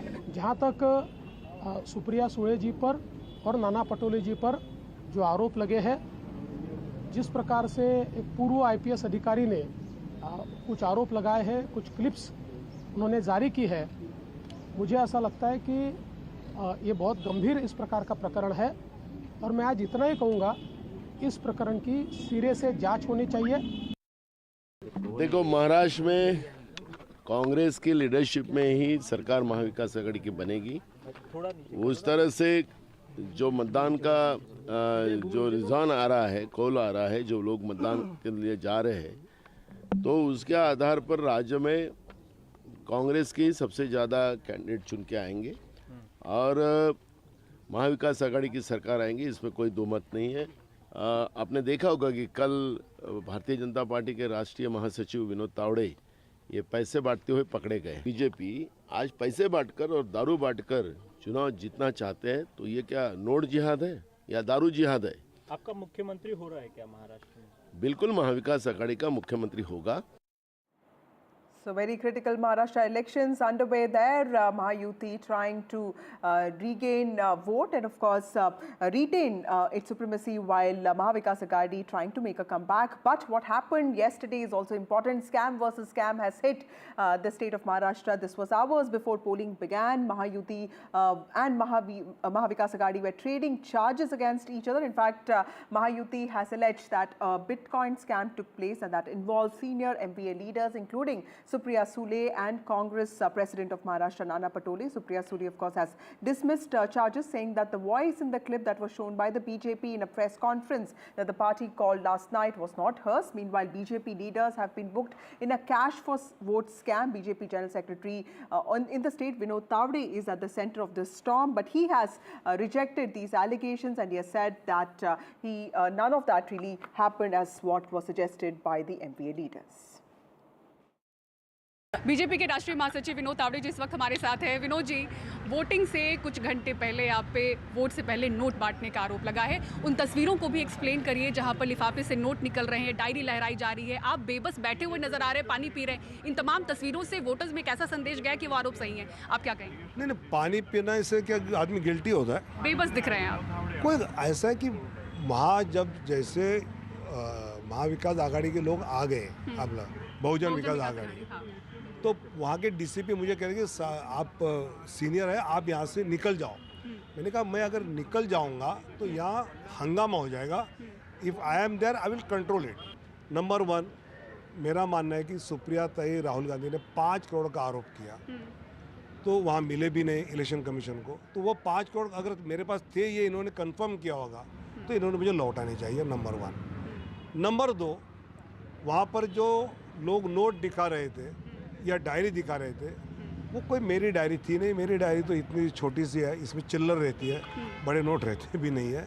नंबर 2, जो इंक्वायरी करनी है, मैं वहाँ एंटर करने से सीसीटीवी फुटेज है, मेरी गाड़ी इलेक्शन कमीशन चेक की, उसमें कुछ मिला नहीं। तो जो चेक करना करे। 40 साल से मैं राजनीति में हूँ, कभी एक पैसा किसी को दिया नहीं किसी वोट के लिए। ठीक है, अब उसका मैं काउंटर क्वेश्चन एक पूछना चाहती हूँ। पहला ये 9,93,500 रुपए जो मिले वो कहाँ से आए? 9,93,000 की जो कैश थी वो हमारे चुनाव प्रमुख ने कहा कि हमने ऑलरेडी आज के फूड पैकेट जो बूथ पे जाते हैं उसके पेमेंट की थी, और वो चुनाव आयोग के अकाउंट्स में पहले ही लिखी है। कल मीडिया की तरफ से मुझे ये सब वॉइस रिकॉर्डिंग्स और कुछ भेजा गया। जब मेरे हाथ में आया, मैंने पहली चीज़ की कि मैंने पूना के कमिश्नर साहब को फ़ोन किया और मैंने कमिश्नर जी को बोला कि ये फेक कुछ वीडियोस चल रहे हैं, मैं आपको भेज रही हूँ, मुझे साइबर क्राइम में कंप्लेन करनी है। तो उन्होंने कहा ज़रूर आप करिए। मैंने फट से साइबर क्राइम में ऑनलाइन में कंप्लेन कर दी। उसके बाद भारतीय जनता पार्टी के स्पोक्स पर्सन है, उन्होंने एक प्रेस कॉन्फ्रेंस ली। उसके बाद मैंने वकीलों को मेरे फ़ोन किया और आज सुबह मैंने श्री त्रिवेदी जी को मैंने एक क्रिमिनल डेफमेशन नोटिस भेजी है। Well, Maha-Vikas Agadi and Maha-Yuti making serious allegations against each other. We'll keep tracking that and more for you, even as Mumbai votes, even as Maharashtra, Jharkhand and 15 other bypolls are taking place across the country. We'll keep tracking that for you with the help of our reporters. But now, time for a short break. More news and updates on the other side.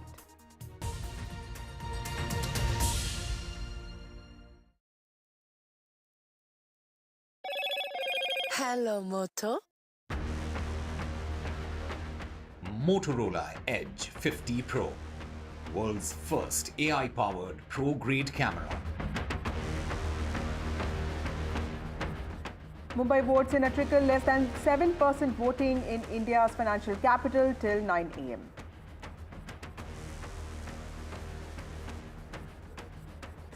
Celebrities come out to vote in Mumbai. Sachin Tendulkar, Sunil Shetty, Farhan Akhtar seen casting their vote. Akshay Kumar, Rajkumar Rao amongst early voters today. It's Maha-Yuti versus Maha-Vikas Agadi in Maharashtra. The state has registered a voter turnout of 18.1% till 11 a.m. Final phase of voting in Jharkhand polls. In the midst of infiltration political war, 31% voter turnout has been registered till 11 a.m.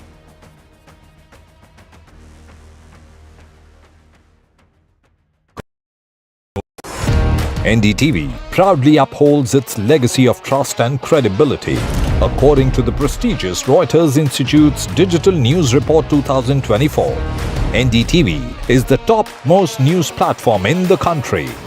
Number 1 in both online and offline reach in India. Beating all its competition, NDTV stands for trust. Hello and welcome to India Sense, where I speak with global opinion makers. The United States has made a strategic decision over the last 20 years to move closer to India. A $7 trillion economy seems a perfectly conceivable number. If you want to be a national party, is that you sort of accept the way the world is rather than want to endlessly hark back to how it was. Modi is promoting the digitization of the economy, which is accelerating growth in the country.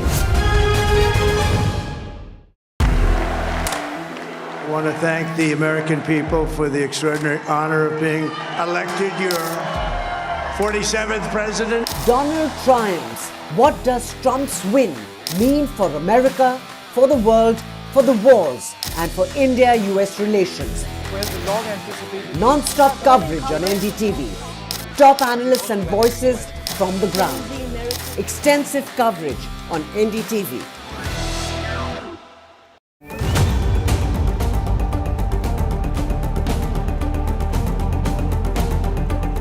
This week on India Ascends. All eyes on upcoming Rio G20. India poised to mend emerging economies, G7 divisions. Trump 2.0. Is it time up Trudeau? Ottawa stares at fresh turmoil. Chinese security personnel in Pakistan. Is it Beijing's bid to colonize Islamabad? And in Bangladesh, why does Attorney General want secular removed from the constitution? All this and more only on India Ascends with me, Gauri Dwivedi, at these timings on the NDTV network.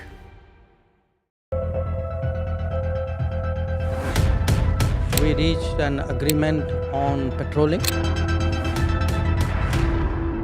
We have gone back to where the situation was in 2020, and we can say with that the disengagement process with China, you can say, has been completed. The understanding, to my knowledge, is that we will be able to do the patrolling which we were doing in 2020.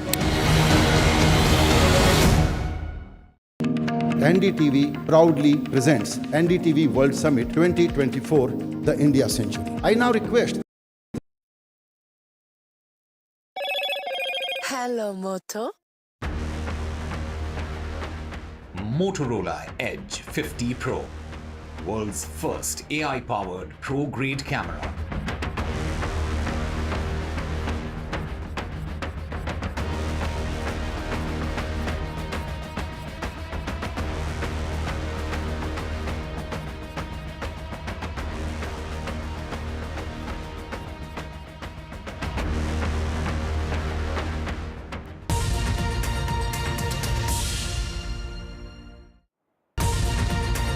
Welcome back. 38 seats in Jharkhand are voting today in the second phase. BJP is contesting on 32 seats and its allies, All Jharkhand Students Union, on 6 seats. For the India bloc, JMM is contesting from 20 seats, and there are also left parties that are contesting. RJD is contesting from 2 seats. The JMM and CPI-ML will also have a friendly contest in Dhanwa. Remember, the prominent candidates in the second phase, which is happening today, include Chief Minister of Jharkhand, Hemant Soren, who is contesting from Barait constituency. His wife, Kalpana Soren, who has also emerged as a very important campaigner this election, is contesting from a constituency of Kande, and his brother, Basant Soren, also from Dumka.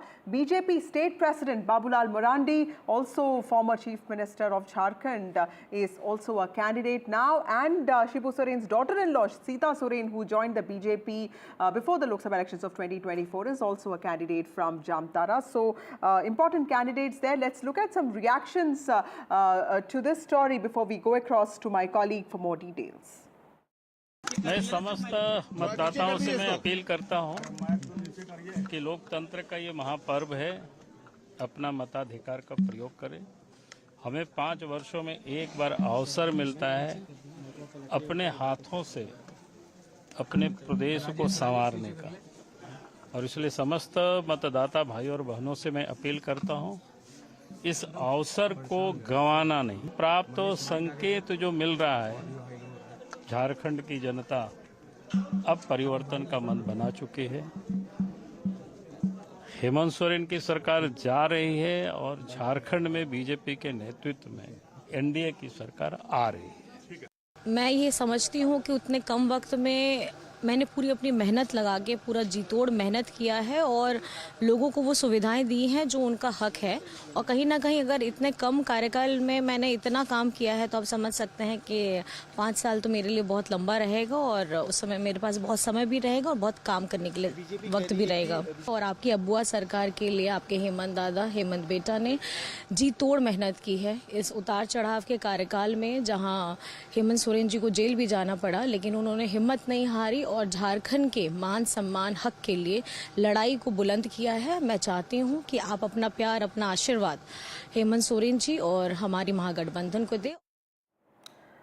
My colleague Prabhakar joins us with more details on this. He's been reporting from Bokaro. Prabhakar, tell us what is it looking like, and also this is an election that's taking place in the tribal heartland of Jharkhand, a place called Santal Parganas, which was critical for the formation of the state. But I'm also very curious to know that there's a lot of talk about people like Jairaj Mahato. Are there other players beyond JMM and BJP that we should also be focusing our attention on?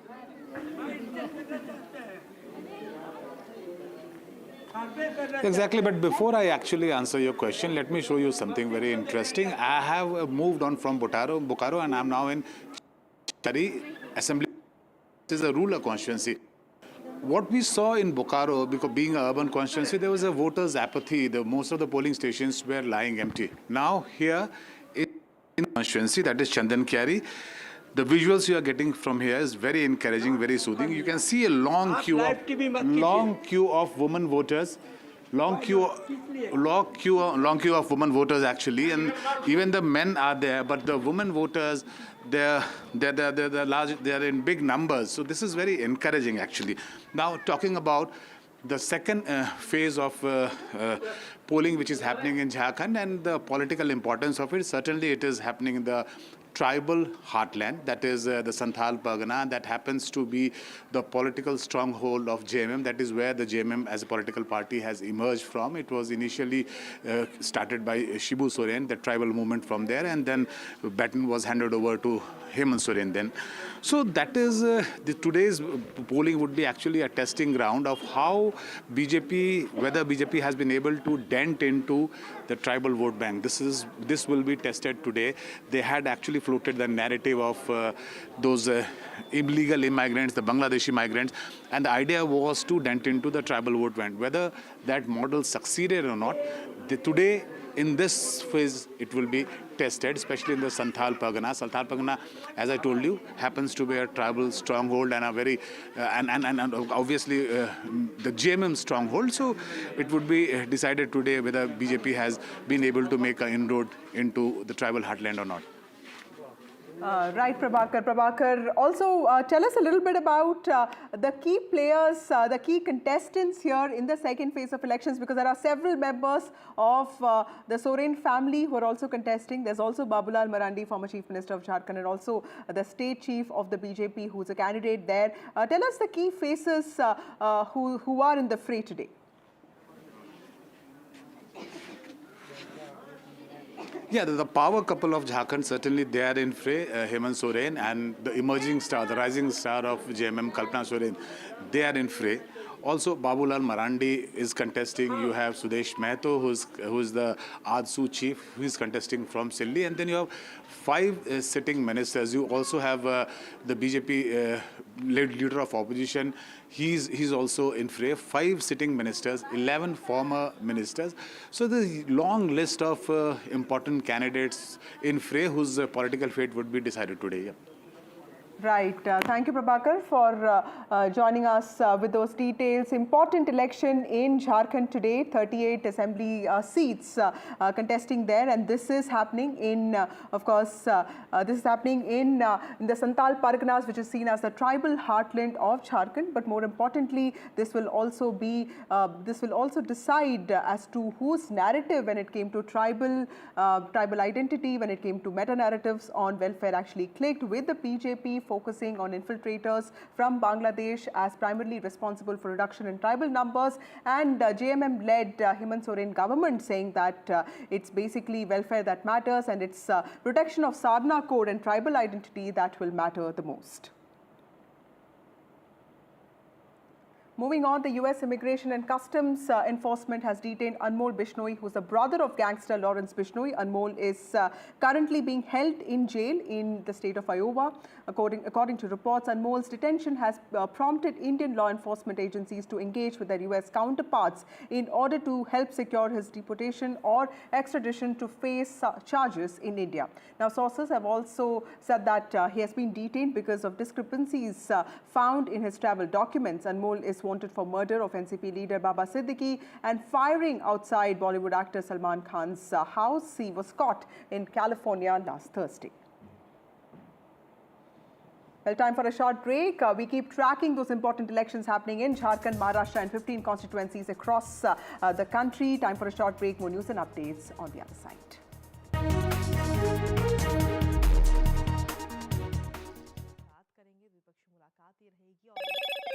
Hello, Moto. Motorola Edge 50 Pro, world's first AI-powered pro-grade camera. Prime Minister Narendra Modi has landed in Guyana as he completes his three-nation tour. Prime Minister Modi is the first Indian Prime Minister to visit this country in the last 56 years.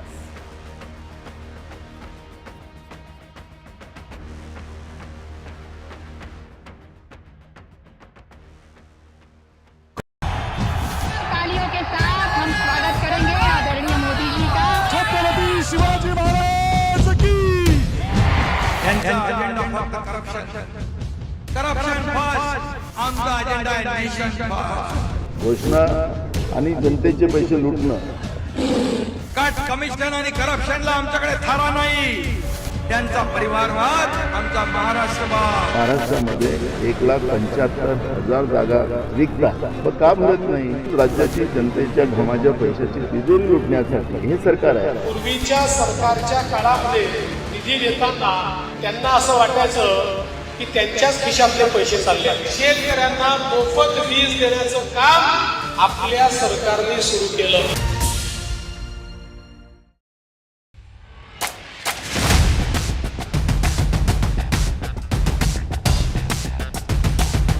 The last elections of 2024. It's the battle for India's economic heart. An election that will decide Maharashtra's future. Can the big brother BJP manage the competing ambitions of Mahayuti? Can the Red Book rally the voters once again for Congress and its allies? So as Maharashtra's future trajectory takes shape, we report from the ground. Two visions, two ideology, one verdict. An election where no caste chemistry can yield a perfect formula.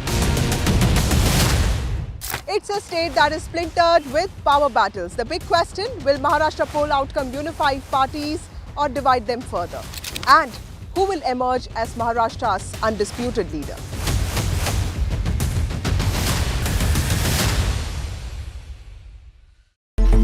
It's a web of frauds, calls, luring emails, threatening messages. Cyber frauds have cast their net wide and everyone is at risk. We track the victims, their horror stories as they get conned online, extorted and robbed of their hard-earned money. How to identify a cyber fraud and how to stay cyber safe. What are your options? Fraud.con, NDTV initiative for cyber safety. Only on NDTV 24/7. I've been reporting on all issues, big and small, from Andhra Pradesh, Telangana, rest of South India, bringing you all the action, all that you need to know, all that you want to know. The energy of Maximum City is infectious. I bring in that energy in our news coverage from financial capital Mumbai. India's IT capital is always buzz. It's literally a city that never sleeps. And I keep you ahead on all the Bengaluru buzz. Covering from the southernmost part of India over the last 23 years, I bring in-depth and 360-degree coverage from the Dravidian heartland. The land of Mishti is also known for its bitter politics. I have seen much water flow under the Howrah Bridge, covering Bengal in all its vivid colors. In today's interconnected world, India's voice is more crucial than ever.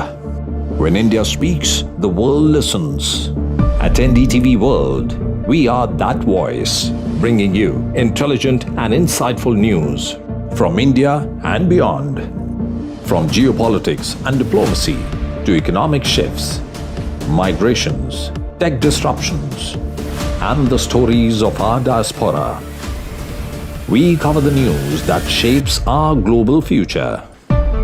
NDTV World, your new home for global news, is here.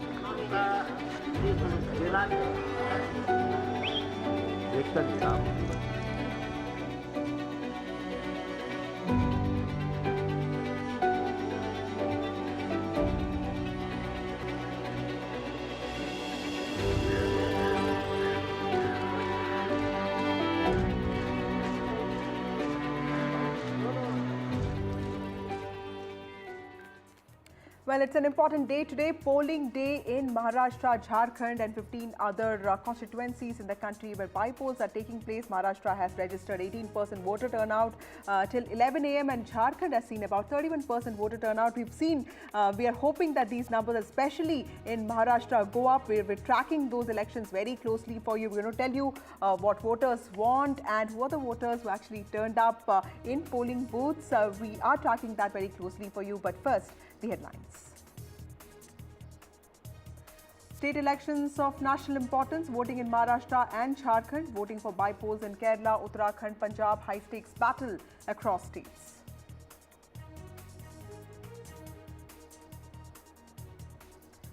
The Maha-Dangal in Mumbai is on. The city votes. In fact, only 15% voting has been recorded till now in India's financial capital.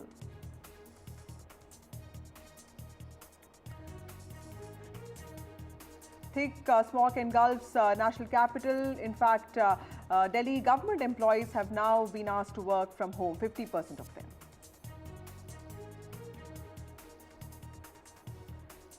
Prime Minister Narendra Modi honoured in historic Guyana tour. In fact, Prime Minister Narendra Modi gets a key to the city of Georgetown.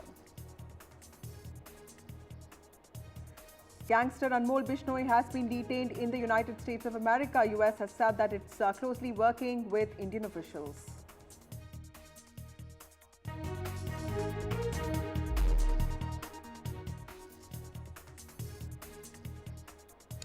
Well, India's financial capital, Mumbai, with 36 seats, important seats, is voting today. It's going to be largely a battle of the Senas. Eknath Shinde-led Shiv Sena versus Uddhav Thackeray-led Shiv Sena. Eknath Shinde, of course, is the Chief Minister of Maharashtra. 15% polling has been recorded in Mumbai till 11 a.m. Quite a low voter turnout in the city that's often known for its urban apathy. And 36 assembly constituencies there, several key battles there.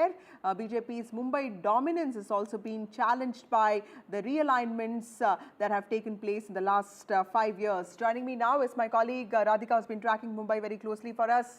Radhika, Mumbai is often known for its urban apathy, but clearly there is a certain sense of skepticism with politics, because it seems like Mumbaikars do feel that politics goes on as usual, regardless of who is in power. Tell us what our voters who have actually come out to vote today are saying.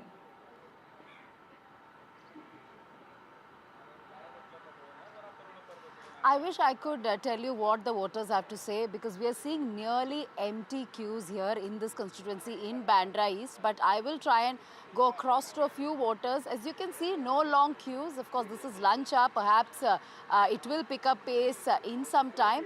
But hardly many voters, any voters in this particular polling booth here in Bandra East. We just saw some time back Uddhav Thackeray, Aditya Thackeray, casting their vote in this particular constituency. This is where Varun Sardesai is contesting against Zishan Siddiqui, both big names as far as this particular constituency is concerned. Let me just go across to a couple of voters. Hi, you just voted just now, and absolutely no queues. What is going on? Actually, there is a lot of confusion. There are two Jishan Siddiqui. One is Jishan Baba Siddiqui, another one is Jishan Siddiqui. Okay. So similar names and symbols like which alliance, who represent which alliance. That seems deliberate. All the people inside are confused whom to vote because they do not know assembly constituency candidate, but they know overall whom they are supposed to vote for. Okay, so what are the issues that you're voting for? Bandra East is where Matoshri is, the Thackeray family resides here. So what have been your issues as residents of this constituency? We are voting on a nation basis, so Okay. that's it. Okay, any issues that you want to talk about? What changes would you like to see? No, we are happy with what the current government is doing. Okay. So no changes at all. Everything is fine. Okay. So perhaps urban apathy is something we should speak about since we are not seeing long queues here. Right. Don't you think more young people should come out and vote? Right, they should. should. Okay. All right. So, hardly any voters in this constituency, as I was pointing out, and we're talking about 16% voting till now, till 11 a.m. We'll get to know of 1 p.m. numbers in just a bit. And we're talking about 36 constituencies in the city of Mumbai. It's a Wednesday. The Election Commission decided to strategically hold the elections on a weekday, but despite that, we're really not seeing that kind of turnout that one would expect on a day like this. But yes, as you said, high-stakes battle as far as the entire state of Maharashtra is concerned. There is a lot of voter confusion as well, as she was pointing out. There is a Zishan Baba Siddiqui and a Zishan Siddiqui as well, something that is seen in many other polling booths as well and other constituencies as well, where there is a similarity as far as names of contestants, and that is sometimes done deliberately by certain independents and certain parties. But talking about the battle in itself, in Mumbai you have big names such as Aditya Thackeray, Milind Deora contesting from Worli constituency, again high stakes battle. And here, as I mentioned, Zishan Varun, and of course across Maharashtra you have the CM and deputy CMs also contesting, be it Baramati, be it Nagpur or Thane. You are seeing high stakes battle there, and it is a battle of survival, it is a battle of identity as far as Sena is concerned. In more than 50 seats in 288 member constituency, you're seeing Sena versus Sena and NCP versus NCP in several parts of western Maharashtra, and close to 75 seats is where BJP is contesting against Congress, especially in regions such as Vidarbha. So it is an identity survival battle for regional parties, and for national parties it is, one would say, a battle of prestige. Absolutely, Radhika. Also, earlier today you spoke to Piyush Goyal, Senior Minister for Commerce and Industry in the Modi cabinet, and he is a Mumbai boy, he's a Mumbaikar, he's also the MP of the BJP from North Mumbai. Let's listen into what he said. Piyush Goyal has just cast his vote. Let me just go across to him. Sir, a couple of questions. How different is 2024 election from 2019? Well, I think the people of Maharashtra are coming out in much larger numbers.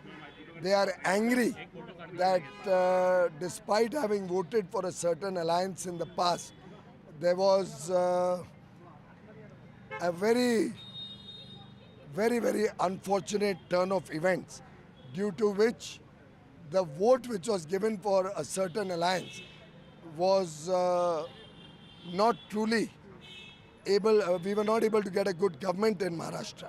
So I'm very, very confident that this time they will give a reply to all those who betrayed the trust and vote which people had given in 2019 to a particular alliance, to a particular leader. All those who betrayed that vote of the people in 2019 are coming out in large numbers. And what are the issues you'd like to focus on, and generally people are focusing on this time? Our focus is only on development. We believe that Maharashtra should develop. The people of Maharashtra, the people of Mumbai should get a bright future. On behalf of all of you, I would urge every voter in Mumbai and in Maharashtra to kindly go out and cast their vote. Vote for leaders, parties, alliances that have worked for you and will work for you in the future. I'm confident voter turnout in Mumbai will increase. Even in the Lok Sabha, early trends were not encouraging. They will be better. Well, Milind Deora there, the Shiv Sena contestant, the Shiv Sena candidate from the high-profile constituency of Worli, which is where Aditya Thackeray is also contesting from. Milind Deora is, of course, a former minister, but he is a Shiv Sena MP there, and he is, of course, fighting this very difficult battle. But remember, while Mumbai is the city of dreams, it's also the city of stars. It's also known for its voter apathy, which is why several celebrities coming out and voting in large numbers is actually the best way to get voters out of their homes to vote, from Bollywood A-listers like Akshay Kumar and Rajkumar Rao to Master Blaster Sachin Tendulkar. Several celebrities were seen voting in the booths of Mumbai today. Let's take a look. मैं appeal करती हूँ सब लोगों से, जितनी भी जनता इस area में है, आपके घर के पास है ये वोट देने का, आप जरूर वोट देने के लिए आइए और वोट दीजिए। ये आपका हक है, आपका ड्यूटी है वोट देना, ताकि आप अपना हक जता सकते हैं अपने सरकार के साथ। सही पार्टी को आप चुनकर वोट दीजिए। मेरे ख्याल से महोत्सव होता है, प्रजातंत्र का, लोकतंत्र का महोत्सव होता है, इसमें सबको भाग लेना चाहिए। इससे बड़ा, एक आज़ाद देश में इससे बड़ा महोत्सव और किसी चीज़ का नहीं होता। कि जो आज मतदान में भाग नहीं लेंगे, फिर उनको 5 साल तक शिकायत करने का कोई भी अधिकार नहीं है। It's cool to be a person who goes and casts his or her vote. Be cool. हमारा कॉमन मैन बहकेगा नहीं, ये आम आदमी हमारा वो सब जानता है, सब पहचानता है, अपनी ज़रूरत समझता है, और मुझे उम्मीद है कि वो इस बहकावे में नहीं आएगा और उसी को वोट करेगा जो उसका अपना इशू है। Problem issues is even we have to be as responsible. बहुत सारे इशू हमारे खुद के भी है, सिविक सेंस हो, डिसिप्लिन हो, हम खुद मानते नहीं, हम मांगते सब कुछ है और डिलीवर खुद कुछ नहीं करते। लेकिन यही चाहूँगा कि मुंबई हमेशा एपी सेंटर रहा है बिजनेस का, हमेशा एपी सेंटर रहा है एंटरटेनमेंट का, वो ग्लोरी वापस आ जाए। और इंफ्रास्ट्रक्चर का काम हो ही रहा है, ऑफ कोर्स यू सी बहुत ही अच्छा इंफ्रास्ट्रक्चर का काम हो रहा है, वो सही वक्त पे हो, सही तरीके से हो, क्योंकि क्या है रोड्स स्ट्रक्चर्स आएंगे ही आएंगे, लेकिन साथ साथ ग्रीन कवर हो, पार्क्स हो लोगों के लिए, वो बेसिक्स होनी ही चाहिए। This is supposed to be one of the most prime areas of the city, the country, and I think roads and infrastructure is of key importance, and I hope whoever comes to power takes care of that. Well, Chief Minister Eknath Shinde has also cast his vote. Remember that he is also one of the contenders there. He is contesting from his regular constituency in Thane. Let's look at those visuals. There casting his vote from his constituency, and on the other side you see Uddhav Thackeray and his family. Remember, Matushri is in the constituency of Vandre East, and Chief Minister Eknath Shinde, who is at the center of this battle, he has cast his vote there from his constituency in Shinde. आज बहुत ही लोकशाही का एक पवित्र दिन है, ये उत्सव है, ये लोकशाही को समृद्ध और मजबूत करने वाला उत्सव है। इसमें सभी ने मिलकर इस उत्सव में सहभागी होना चाहिए, सभी ने वोट करना चाहिए। 2019 में क्या हुआ था लोग आज भूले नहीं है, लोगों का मैंडेट क्या था, और लोगों का मैंडेट था महायुति, जनता का मैंडेट था महायुति, लेकिन सरकार महायुति की नहीं बनी, इसलिए वो लोगों के ध्यान में है पूरी तरह। और 2.5 साल का कार्यकाल भी देखा है उन्होंने, और हमारे 2.5 साल का भी देखा है, और इसलिए हमारे 2.5 साल में एक तरफ विकास, जो विकास को रोका था हमने उसको शुरू किया। Eknath Shinde there, the Chief Minister of Maharashtra, speaking to media after casting his vote. Remember, he's also a contestant from his constituency of Kopri Pachpakudi there. And also, let's listen in to Congress Chief of Maharashtra, Nana Patole, who's also contesting this time. Let's listen in to what he said. He's contesting from his regular constituency in Vidarbha. देखो, महाराष्ट्र में कांग्रेस की leadership में ही सरकार महाविकास आघाड़ी की बनेगी। उस तरह से जो मतदान का जो रुझान आ रहा है, कॉल आ रहा है, जो लोग मतदान के लिए जा रहे हैं, तो उसके आधार पर राज्य में कांग्रेस के सबसे ज़्यादा कैंडिडेट चुन के आएंगे और महाविकास आघाड़ी की सरकार आएंगी, इसमें कोई दो मत नहीं है। आपने देखा होगा कि कल भारतीय जनता पार्टी के राष्ट्रीय महासचिव विनोद तावड़े ये पैसे बांटते हुए पकड़े गए। बीजेपी आज पैसे बांटकर और दारू बांटकर चुनाव जीतना चाहते हैं, तो ये क्या नोट जिहाद है या दारू जिहाद है? आपका मुख्यमंत्री हो रहा है क्या महाराष्ट्र में? बिल्कुल महाविकास आघाड़ी का मुख्यमंत्री होगा। Nana Patole there, one of Maharashtra's faces, Maharashtra Congress faces from Vidarbha, talking about Vidarbha. BJP's senior minister Nitin Gadkari, the Nagpur MP, also voted today. In fact, he spoke to NDTV on what he thinks of these elections. Let's listen in to his conversation with my colleague Anurag Dwari.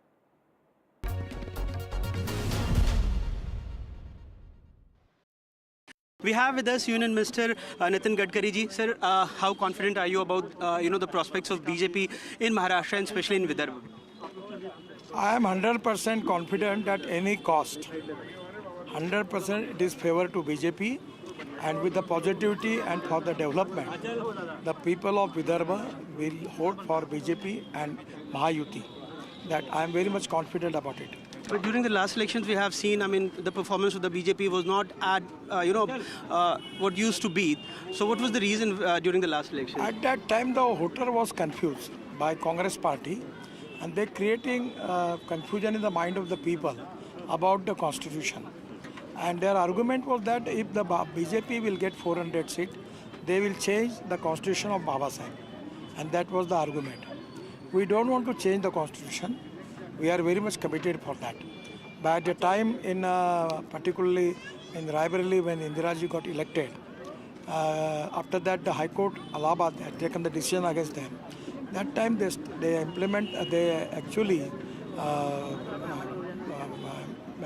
unfortunate for the democracy.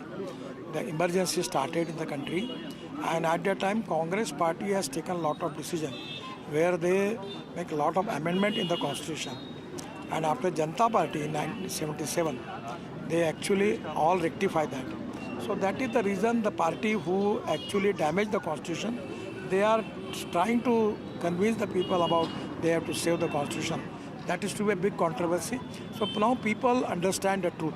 So there is no problem. 100% we are going to win this election. But don't you think the videos coming just before the elections, BJP leaders with huge currency, and then the whole entire Bitcoin scandal about Supriya Sule and NCP leaders involving few policemen also. The voter is also asked questions from both the parties. Actually, these are the non-issues. It don't have any importance. People are going to vote for development, and they are going to judge who is the party and who are the leaders who can change their future.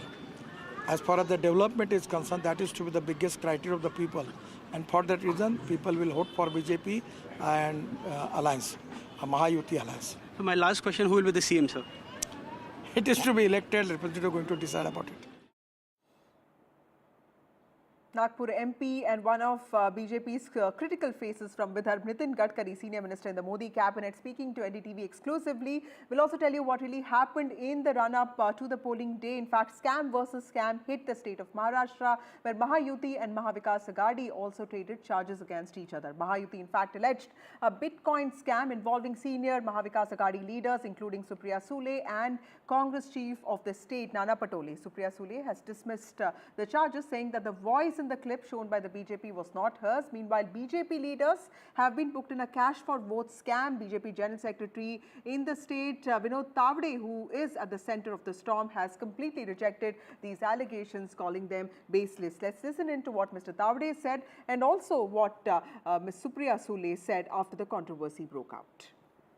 BJP के राष्ट्रीय महासचिव विनोद तावड़े जी इस वक्त हमारे साथ हैं। Vinod ji, voting से कुछ घंटे पहले आप पे वोट से पहले नोट बांटने का आरोप लगा है। उन तस्वीरों को भी एक्सप्लेन करिए जहां पर लिफाफे से नोट निकल रहे हैं, डायरी लहराई जा रही है, आप बेबस बैठे हुए नजर आ रहे हैं, पानी पी रहे हैं। इन तमाम तस्वीरों से वोटर्स में कैसा संदेश गया कि वो आरोप सही है? आप क्या कहेंगे? नहीं, पानी पीना से क्या आदमी गिल्टी होता है? बेबस दिख रहे हैं आप। कोई ऐसा है कि जैसे महाविकास आघाड़ी के लोग आ गए, अपना बहुजन विकास आघाड़ी, तो वहाँ के डीसीपी मुझे कह रहे कि आप सीनियर है, आप यहाँ से निकल जाओ। मैंने कहा मैं अगर निकल जाऊंगा तो यहाँ हंगामा हो जाएगा. If I am there I will control it. Number 1, मेरा मानना है कि सुप्रिया ताई राहुल गांधी ने 5 करोड़ का आरोप किया, तो वहाँ मिले भी नहीं इलेक्शन कमीशन को. तो वो 5 करोड़ अगर मेरे पास थे, ये इन्होंने कंफर्म किया होगा, तो इन्होंने मुझे लौटाने चाहिए. नंबर 1. नंबर 2, वहाँ पर जो लोग नोट दिखा रहे थे या डायरी दिखा रहे थे, वो कोई मेरी डायरी थी नहीं. मेरी डायरी तो इतनी छोटी सी है, इसमें चिल्लर रहती है, बड़े नोट रहते भी नहीं है. नंबर 2, जो इंक्वायरी करनी है, मैं वहाँ एंटर करने से सीसीटीवी फुटेज है. मेरी गाड़ी इलेक्शन कमीशन चेक की, उसमें कुछ मिला नहीं. तो जो चेक करना करे. 40 साल से मैं राजनीति में हूँ, कभी एक पैसा किसी को दिया नहीं किसी वोट के लिए. ठीक है, अब उसका मैं काउंटर क्वेश्चन एक पूछना चाहती हूँ. पहला ये 9,93,500 रुपए जो मिले वो कहाँ से आए? 9,93,000 की जो कैश थी वो हमारे चुनाव प्रमुख ने कहा कि हमने ऑलरेडी आज के फूड पैकेट जो बूथ पे जाते हैं उसके पेमेंट की थी, और वो चुनाव आयोग के अकाउंट्स में पहले ही लिखी है. कल मीडिया की तरफ से मुझे ये सब वॉइस रिकॉर्डिंग्स और कुछ भेजा गया. जब मेरे हाथ में आया, मैंने पहली चीज़ की कि मैंने पूना के कमिश्नर साहब को फ़ोन किया और मैंने कमिश्नर जी को बोला कि ये फेक कुछ वीडियोस चल रहे हैं, मैं आपको भेज रही हूँ, मुझे साइबर क्राइम में कंप्लेन करनी है. तो उन्होंने कहा ज़रूर आप करिए. मैंने फट से साइबर क्राइम में ऑनलाइन में कंप्लेन कर दी. उसके बाद भारतीय जनता पार्टी के स्पोक्स पर्सन है, उन्होंने एक प्रेस कॉन्फ्रेंस ली. उसके बाद मैंने वकीलों को मेरे फ़ोन किया और आज सुबह मैंने श्री त्रिवेदी जी को मैंने एक क्रिमिनल डेफमेशन नोटिस भेजी है. Let's now talk about the prestige battle in Baramati, the Pawar bastion, which also witnessed a high-profile battle in the Lok Sabha elections of 2024.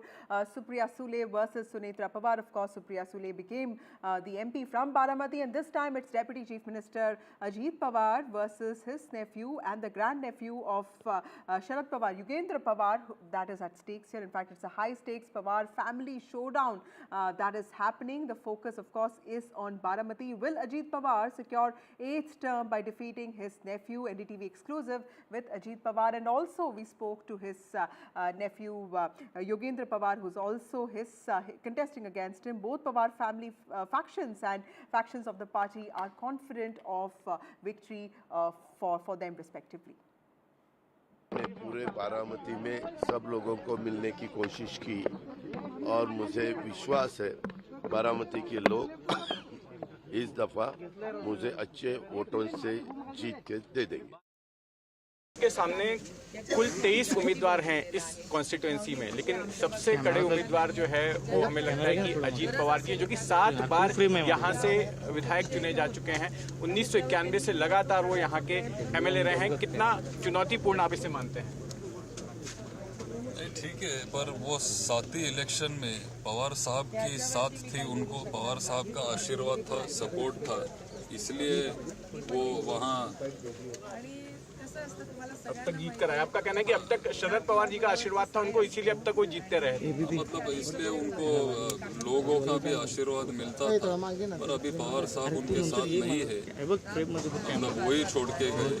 और पवार साहब का आशीर्वाद और हम एक साथ है, पवार साहब भी हमारे साथ है, और जहाँ पवार साहब है वहाँ बारामती की जनता है. My colleague Jitendra Dixit joins us from Baramati. Jitendra Dixit, tell us how critical is this battle for the Sharad Pawar family and for Ajit Pawar specifically, because it's a lot about his survival, and how are people of the constituency looking at this?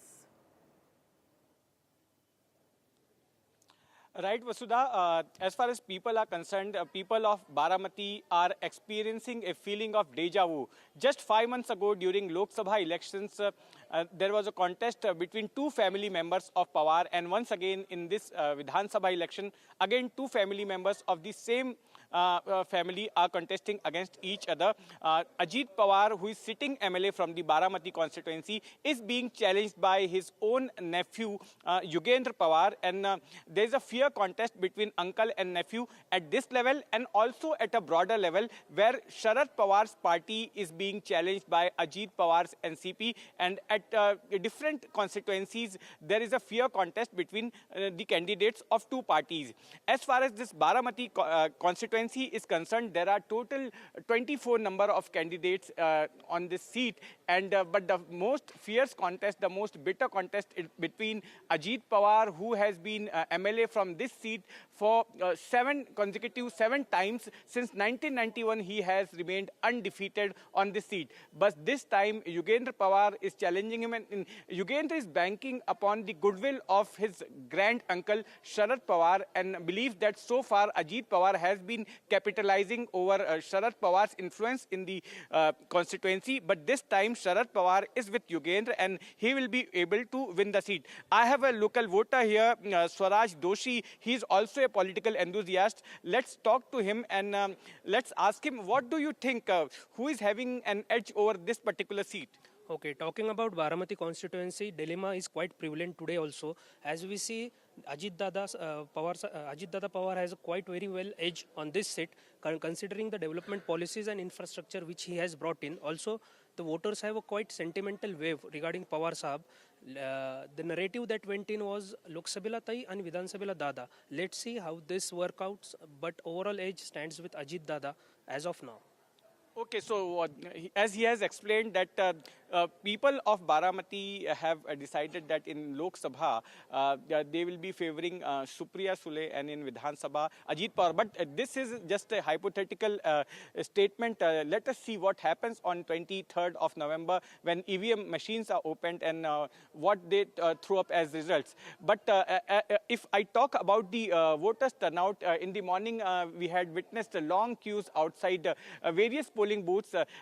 But this particular polling booth where I am standing right now, Supriya Sule had voted here along with her other family members. But in the afternoon time, I see that number has diminished. The number of voters had diminished, and very few people are coming out to vote, which is quite in contrast with the Lok Sabha time when it was very hot and humid here in Baramati. But still, there were large queues being witnessed. There was a very good number of voter turnout that time in Lok Sabha. But this time in Vidhan Sabha, we are witnessing a very contrasting picture. Vasudha. Thank you, Jitendra Dikshit, for joining us with those details. But let's also now talk about the important 15 bypolls that are happening across the country, of course, in 6 states. And over to some breaking news now. ECI has cracked the whip on UP. In fact, Akhilesh Yadav, Samajwadi Party Supremo, has asked voters to go back to polling booths. Some of them have said that they were harassed and they were sent back. BJP has in fact approached the ECI again, saying that some of the voters, many voters are being allowed to vote despite their identification ID not being there. My colleague Tanushka joins us with more details on this. Tanushka has been reporting from Ghaziabad, which is also witnessing one of those important bypolls today. Tanushka, tell us what is this flashpoint between the Samajwadi Party and the BJP now? Well, the Samajwadi Party came out with, video proof of people not being allowed to go into polling booths across Uttar Pradesh and people being stopped to go into polling. I am also currently outside one of the polling booths in Ghaziabad. But what we know as of now is that the Election Commission has whipped the police personnel in these districts and has taken action on these cops as well after complaints, after voters complained of harassment and that they were not being allowed to go inside to cast their vote. The Election Commission has suspended some police personnel as well in Uttar Pradesh. 2 sub-inspectors in Kanpur have been suspended. And taking note of this, that Election Commission has taken active action on this, complaint by the Samajwadi Party. Akhilesh Yadav has also come out urging the voters to go back and cast their vote. He's urged all the voters that if, this time round they're not allowed, then they can directly, raise complaints or raise the issue as well. But these urged all of these voters who were not allowed to cast their vote to go back to these voting stations, and police personnel. New deployment has also happened across all 9 districts, and tighter security measures are also being taken to ensure now that this sort of a thing is not repeated, wherein of course the voters are not being allowed to go in to cast their vote. This is after the Election Commission has taken action by suspending a few police personnel in Uttar Pradesh. Right, Tanushka, important detail there. Samajwadi Party accusing police of deterring some people from casting votes in Uttar Pradesh, where bypolls are underway in 9 constituencies, and the BJP alleging that faces of certain women voters are not visible and not aligned with their ID cards, and that is something that they are hoping that ECI will be cognizant of. Thank you, Tanushka, for joining us with those details. Moving on to another important state where polling is happening in 38 constituencies. This is the second phase of elections in Jharkhand, where the campaign was centered around tribal identity and also BJP's aggressive push around infiltrators from Bangladesh, that the party said was completely responsible for the reduction in tribal numbers. And of course, the JMM campaign was led by the Chief Minister of Jharkhand, Hemant Soren, plus the Congress, and that coalition's focus was completely on welfare and also their own understanding of tribal identity, focusing on the Sadhana code. Today's elections in Jharkhand are focused on Santal Parganas. Santal Parganas is voting today, and Santal Parganas is seen as the tribal heartland of Jharkhand, very, very critical for the tribal identity, and also something that was very important for the formation of the state in 2000. मैं समस्त मतदाताओं से मैं appeal करता हूं कि लोकतंत्र का ये महापर्व है, अपना मताधिकार का प्रयोग करें। हमें 5 वर्षों में एक बार अवसर मिलता है अपने हाथों से अपने प्रदेश को संवारने का, और इसलिए समस्त मतदाता भाई और बहनों से मैं अपील करता हूं, इस अवसर को गंवाना नहीं। प्राप्त संकेत जो मिल रहा है, झारखंड की जनता अब परिवर्तन का मन बना चुकी है। हेमंत सोरेन की सरकार जा रही है और झारखंड में बीजेपी के नेतृत्व में एनडीए की सरकार आ रही है। मैं ये समझती हूँ कि उतने कम वक्त में मैंने पूरी अपनी मेहनत लगा के पूरा जी तोड़ मेहनत किया है और लोगों को वो सुविधाएं दी हैं जो उनका हक है। और कहीं ना कहीं अगर इतने कम कार्यकाल में मैंने इतना काम किया है तो आप समझ सकते हैं कि 5 साल तो मेरे लिए बहुत लंबा रहेगा, और उस समय मेरे पास बहुत समय भी रहेगा और बहुत काम करने के लिए वक्त भी रहेगा। और आपकी अबुआ सरकार के लिए आपके हेमंत दादा, हेमंत बेटा ने जी तोड़ मेहनत की है इस उतार चढ़ाव के कार्यकाल में, जहाँ हेमंत सोरेन जी को जेल भी जाना पड़ा, लेकिन उन्होंने हिम्मत नहीं हारी और झारखंड के मान सम्मान हक के लिए लड़ाई को बुलंद किया है। मैं चाहती हूं कि आप अपना प्यार, अपना आशीर्वाद हेमंत सोरेन जी और हमारी महागठबंधन को दें। My colleague Prabhakar joins me. He's been tracking Jharkhand elections very closely. Prabhakar, you've not just been to urban constituencies but also to rural constituencies. We've been speaking about urban apathy in the city of Mumbai. How is it looking like in Jharkhand? Yeah, even in Jharkhand, if you talk about the urban constituencies, that apathy is there visible. But I have moved on. I decided to move on from the urban areas to rural areas. And you can see very soothing visuals coming from here. Long queue of women voters, even men voters, and it's already 1:30. And they're telling me that since morning, this queue has not broken. So this is continuing, this entire queue of voters waiting for their turn. And if you go by these numbers, if you go by these visuals, it should easily, the voting percentage here should easily cross somewhere around 75 to 80%. But what happens eventually is that apathy of urban voters drags down the entire voting percentage, and it would land somewhere around 50 to 60%. But kudos to these rural voters, these voters from the rural area. They are lining up here since morning, and they are refusing to kind of give up, and they are waiting for their turn. And that queue of voters has almost touched the road out there. It's a school campus, and they have actually this queue has moved out of the campus now. Yeah. And Right. talking about the second phase, the importance of the second phase as we were discussing, it's a tribal heartland, Santhal Pargana and the Koilanchal. These are the two regions which are going to poll today. Koilanchal happens to be the industrial area of Jharkhand. This is the Dhanbad and Bokaro area. But most important politically is Santhal Pargana. That is a tribal heartland that has always been ruled by JMM. That is where the emergence of JMM happened as a political party. Emergence of Shibu Soren and Hemant Soren happened as political leaders. BJP this time tried to create a narrative on the ground by talking about the illegal immigrants and kind of try to dent into the tribal vote bank, the traditional tribal vote bank of JMM. So today it would be a very interesting testing ground whether BJP has succeeded in doing so or not, because if the number of seats in the Santhal Pargana area, which is dominated by JMM, if that falls and BJP is able to score some numbers over there, that would be a very interesting perspective to see. So today, that way, it is a very crucial day for BJP as well. Right. Also, Prabhakar, tell us a little bit about the important candidates who are contesting there, specifically from the Soren family, because not just Basant Soren, but also Durga Soren is contesting, but of course from a different party.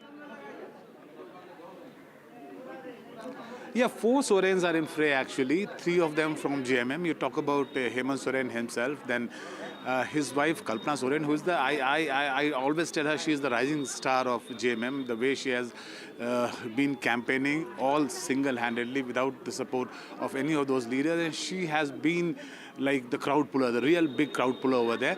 Then you have Basant Soren, who happens to be Chief Minister's brother. He is contesting from Dumka, and then Durga Soren, who is contesting on the BJP ticket. So there are 4 Sorens in fray. Then you have Babulal Marandi, who is a BJP state president and a former chief minister. You have Sudesh Mehto, who is the AJSU, All Jharkhand Student Union chief, and he is a very important ally of NDA, contesting on 10 seats. Then you have 5 sitting ministers rather, 5 sitting ministers. You have leader of opposition also contesting in this particular phase, and then you have 11 former ministers.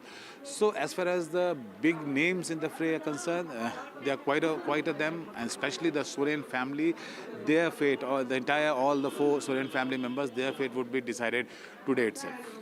Thank you, Prabhakar, for joining us with those details. We'll keep coming back to you. Let me also inform my viewers that till 1 p.m., 32.18% voter turnout has been recorded in Maharashtra. Disappointing yet, but of course the number is growing, and we hope that it at least touches 60-65%, which has been something that Maharashtra has been voting for. But the numbers in Mumbai have always been quite low. Urban apathy is something that Mumbai is known for. In Jharkhand, of course, a better picture, 47.9% voter turnout recorded till 1 p.m.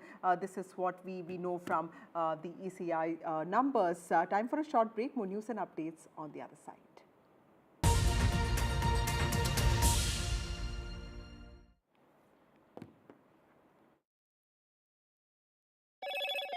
Hello, Moto. Motorola Edge 50 Pro. World's first AI-powered pro-grade camera.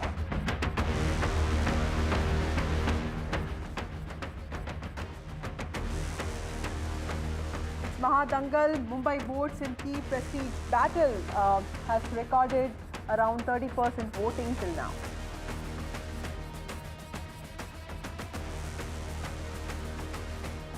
Big battle for Maharashtra Mahayuti versus Mahavikas Agadi.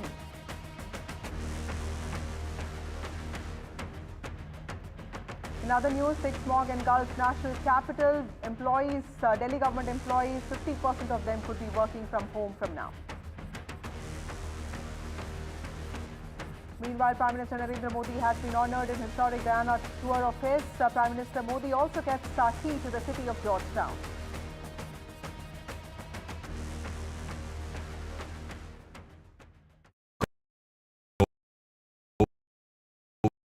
Stay informed and entertained with the new and updated NDTV News app. You can watch all our channels live, listen to podcasts, read breaking and exclusive news from around the world and more. Download the NDTV app today and get access to the best journalism and storytelling on your smartphone or tablet. The NDTV app. News that matters to you.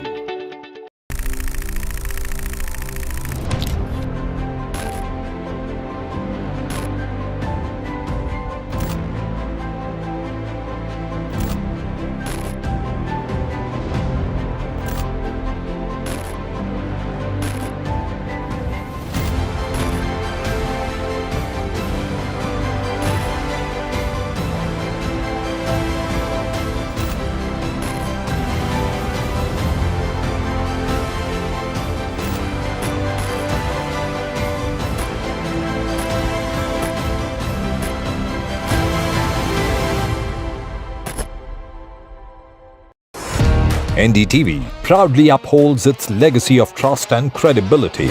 According to the prestigious Reuters Institute's Digital News Report 2024, NDTV is the top-most news platform in the country. Number 1 in both online and offline reach in India. Beating all its competition, NDTV stands for trust. Hello and welcome to India Sense, where I speak with global opinion makers. The United States has made a strategic decision over the last 20 years to move closer to India. A $7 trillion economy seems a perfectly conceivable number. If you want to be a national party, it's that you sort of accept the way the world is rather than want to endlessly hark back to how it was. Modi is promoting the digitization of the economy, which is accelerating growth in the country.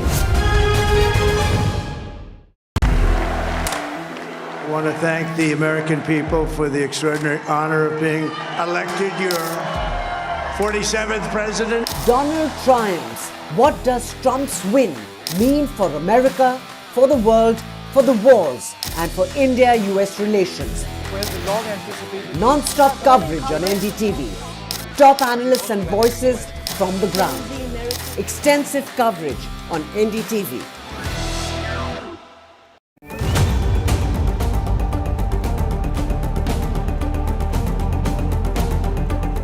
This week on India Ascends. All eyes on upcoming Rio G20. India poised to mend emerging economies, G7 divisions. Trump 2.0. Is it time up Trudeau? Ottawa stares at fresh turmoil. Chinese security personnel in Pakistan. Is it Beijing's bid to colonize Islamabad? And in Bangladesh, why does Attorney General want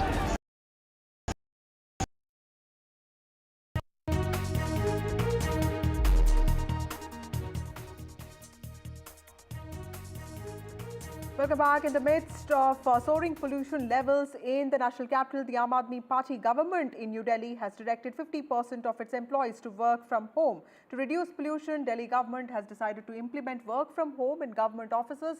50% of employees will be working from home. For its implementation, a meeting will be held with officials today. That's what Delhi Environment Minister Gopal Rai posted on X today. Is remote work the only solution to Delhi's worsening pollution crisis? That's what we will discuss today. Joining us now is Pavleen Khandari, who is an environmentalist. We also have Jayadhar Gupta, who is the CEO and founder of Nirvana. He's also a clean air activist. Thank you both of you for joining me on this show. Pavleen, to you first.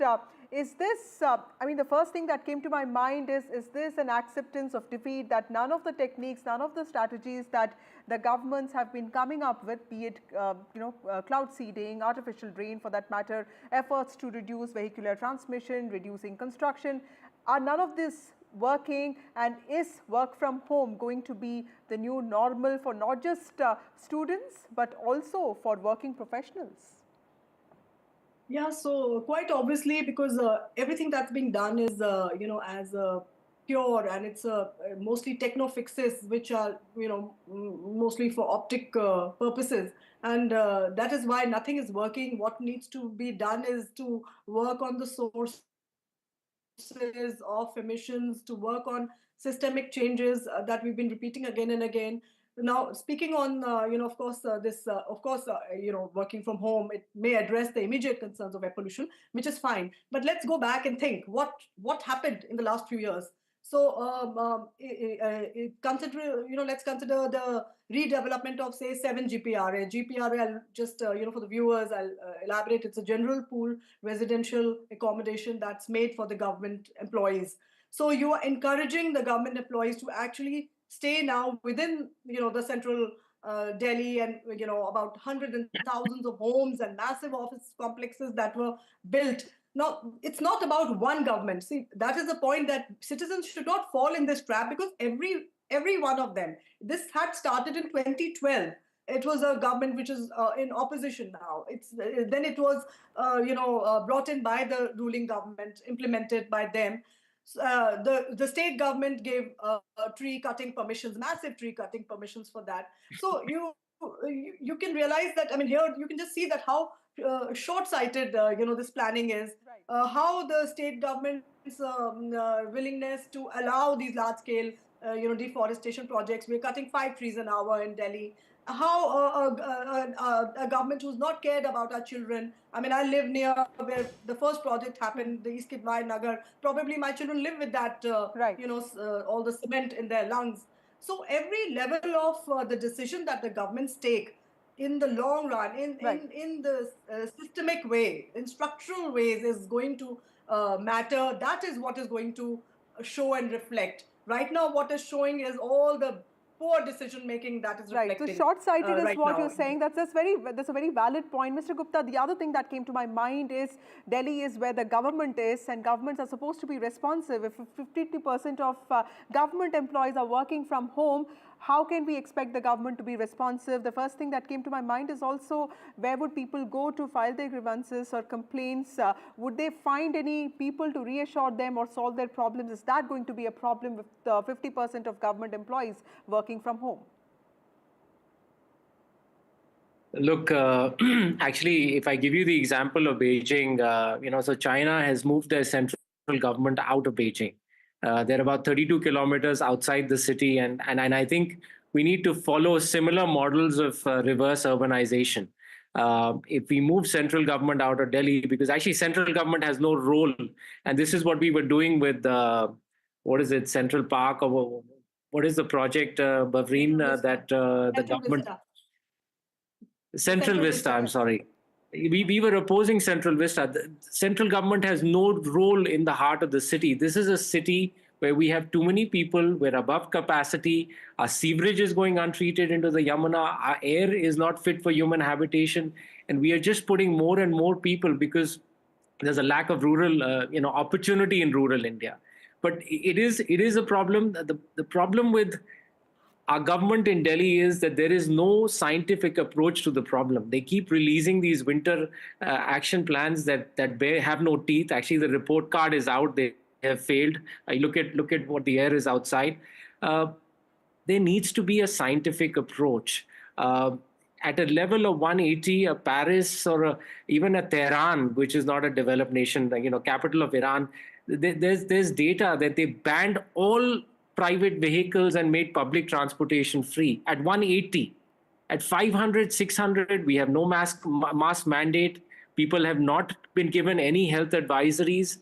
This is this is functioning like a banana republic, and we are making this into a political event because the Delhi election is around the corner. Right. So if in 10 years you're behaving non-scientifically, as if you don't understand the problem and pretending each year that we got caught with our pants down, we didn't expect this, I'm sorry. We're not not let them off this time. Okay. And I want all voters of Delhi to take cognizance as well. This is 10 years in office, and you don't know what to do with this problem that is a recurring problem year after year, and it's a 5-month problem. It's not a 5-day problem. It's a 5-month problem. Mr. Gupta is also saying that the scientific solution is the way forward, but of course the political debate around that has also really peaked. Bavreen, what do you think is actually a good precedent that a city has set, especially for firms, for government employees, and also for working professionals, and even the fact that schools have to go online? In fact,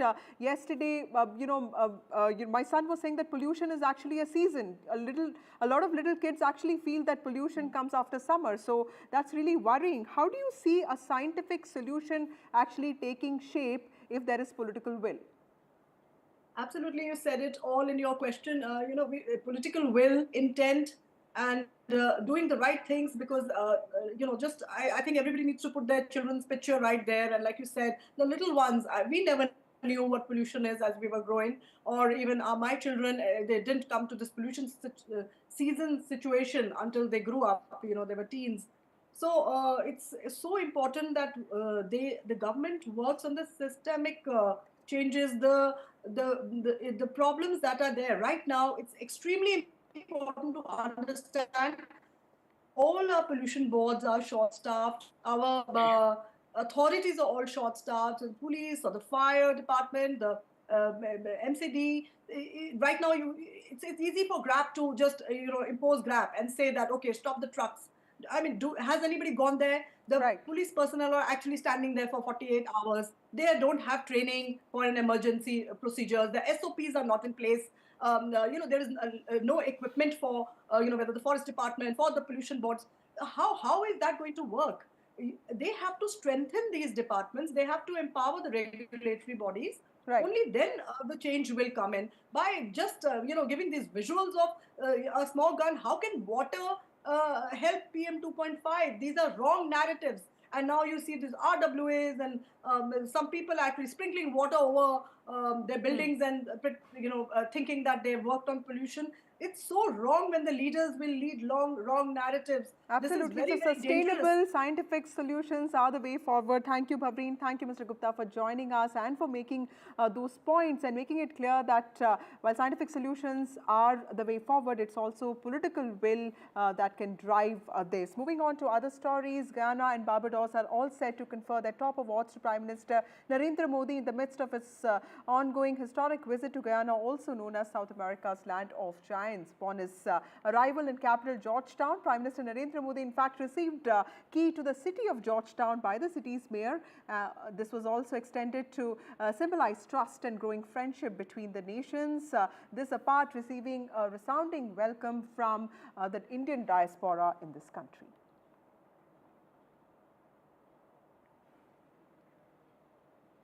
Moving on, the U.S. Immigration and Customs Enforcement has detained Anmol Bishnoi, who is the brother of gangster Lawrence Bishnoi. Anmol is currently being held in a jail in the state of Iowa. In fact, according to reports, what we learn is that Anmol's detention has prompted Indian law agencies to engage with their U.S. counterparts in order to help secure his extradition to face charges in India. Sources have also told NDTV that Mr. Bishnoi has been detained because of some discrepancies found in his travel documents.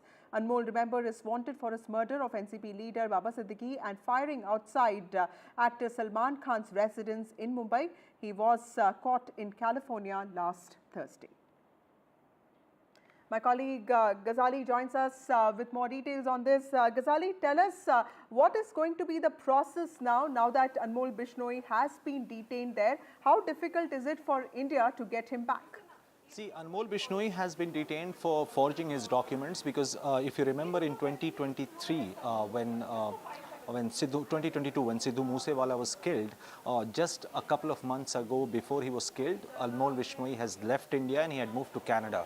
From there, we are being told that perhaps on forged documents, he moved to US and there he has been detained by the US Customs Department and Customs and Immigration Department, and they're also in touch with FBI. Now, FBI is also holding DNA tests to ascertain his identity.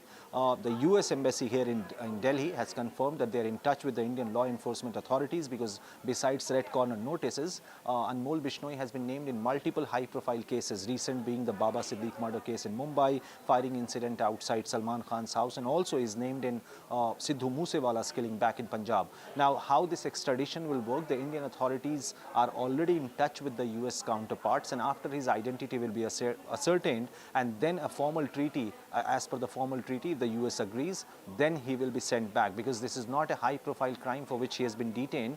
It's just the customs and a case of overstay on forged documents. So he'll have to see how the court decides on his detention there on the current case, and then after that, perhaps with the coordination with Indian authorities, and if US government agrees for it, then he will be deported back to India. Right. That was Mohammad Ghazali reporting on basically Anmol Bishnoi's detention and the process to his extradition to India. Remember that India is already in talks with the US to facilitate that. Well, time for a short break. More news and updates on the other side.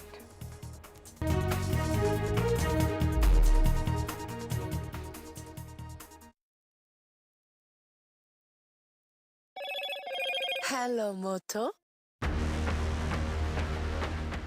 Motorola Edge 50 Pro, world's first AI-powered pro-grade camera.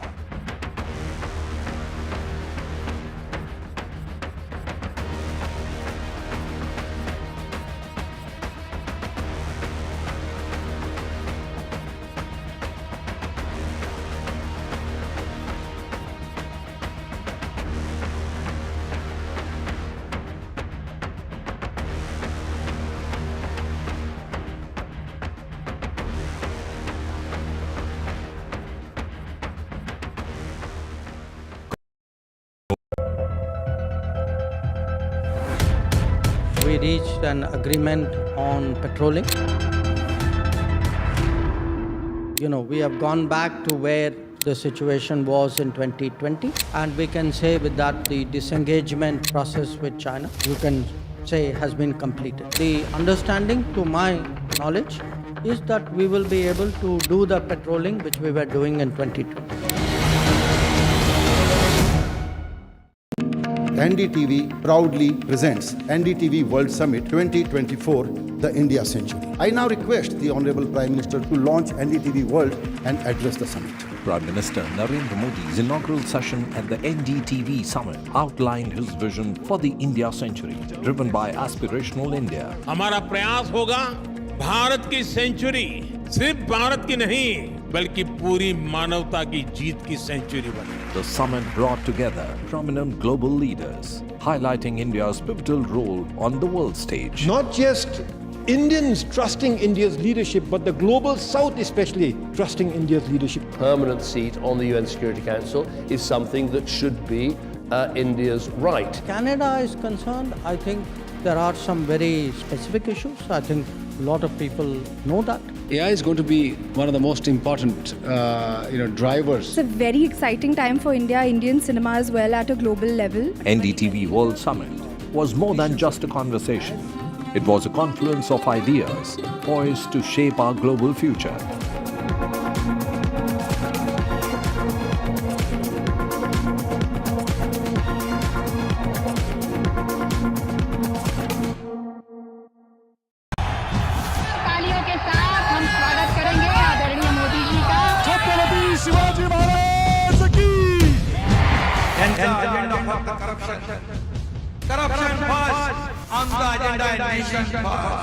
घोषणा आणि जनतेचे पैसे लुटणं. Cut commission आणि करप्शनला आमच्याकडे थारा नाही. त्यांचा परिवारवाद आमचा महाराष्ट्रवाद. महाराष्ट्रामध्ये 1,75,000 जागा रिक्त पण का भरत नाही? राज्याची जनतेच्या घमाच्या पैशाची तिजोरी लुटण्यासाठी हे सरकार आहे. पूर्वीच्या सरकारच्या काळामध्ये निधी देताना त्यांना असं वाटायचं की त्यांच्याच खिशातले पैसे चालले. शेतकऱ्यांना मोफत वीज देण्याचं काम आपल्या सरकारने सुरू केलं.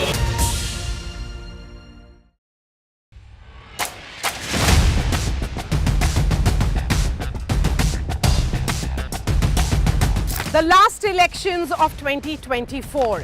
It's the battle for India's economic heart. An election that will decide Maharashtra's future. Can the big brother BJP manage the competing ambitions of Mahayuti? Can the Red Book rally the voters once again for Congress and its allies? So as Maharashtra's future trajectory takes shape, we report from the ground. Two visions, two ideology, one verdict. An election where no caste chemistry can yield a perfect formula. It's a state that is splintered with power battles. The big question, will Maharashtra poll outcome unify parties or divide them further? And who will emerge as Maharashtra's undisputed leader?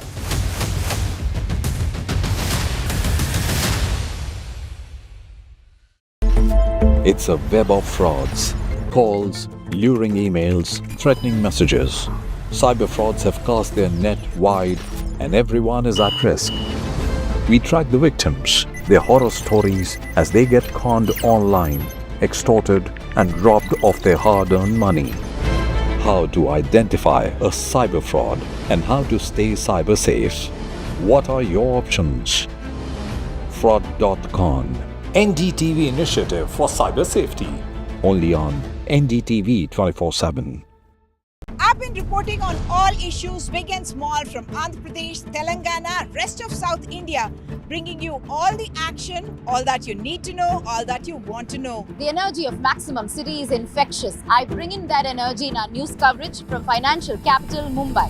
India's IT capital is always buzz. It's literally a city that never sleeps. And I keep you ahead on all the Bengaluru buzz. Covering from the southernmost part of India over the last 23 years, I bring in-depth and 360-degree coverage from the Dravidian heartland. The land of Mishti is also known for its bitter politics. I have seen much water flow under the Howrah Bridge, covering Bengal in all its vivid colors.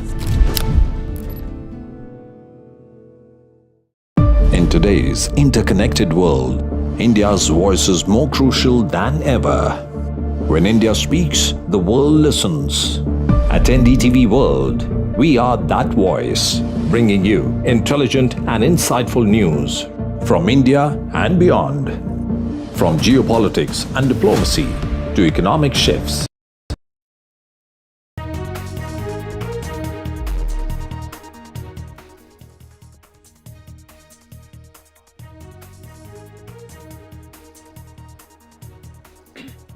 The Election Commission cracks the whip in Uttar Pradesh where bypolls are underway. Cops are suspended. This action taken after the police turned voters away. This was highlighted by several politicians. Akhilesh Yadav urges voters to go back and cast their vote. It's the day of reckoning in Maharashtra and Jharkhand. Maharashtra polling is underway, while in Jharkhand it's the second and final phase of the elections till 1 p.m. 32.18% voter turnout in Maharashtra, while in Jharkhand it has been 47.9%. So in Maharashtra, the big battle between the Mahayuti versus the MVA in maximum city voter turnout till 1 p.m. is 27.7%, but some polling booths are seen to be empty, like in South Mumbai and the Kolaba polling booth, empty chairs are seen.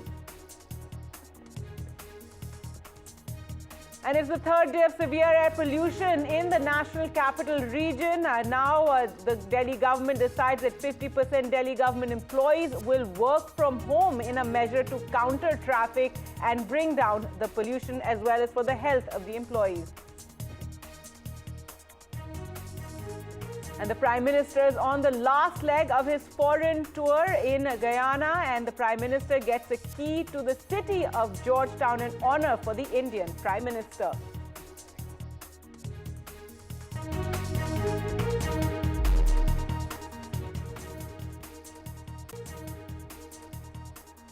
Hello and welcome. You're watching NDTV. I'm Gargi Rawat, and it's election day today in Jharkhand as well as in Maharashtra, where key battles are playing out. Voting underway for 288 seats in Maharashtra, in Jharkhand across 38 constituencies. It's the second and final day of polling there. There are also bypolls that are underway in 15 assembly seats across UP, Punjab, Kerala and Uttarakhand. And all day today, we've been bringing you all the very latest. And the big breaking news now coming in from Uttar Pradesh is the Election Commission has cracked the whip there and taken action against the police. This is after complaints of harassment by the police also being turned away from polling booths by police. So the Election Commission, they're acting fast.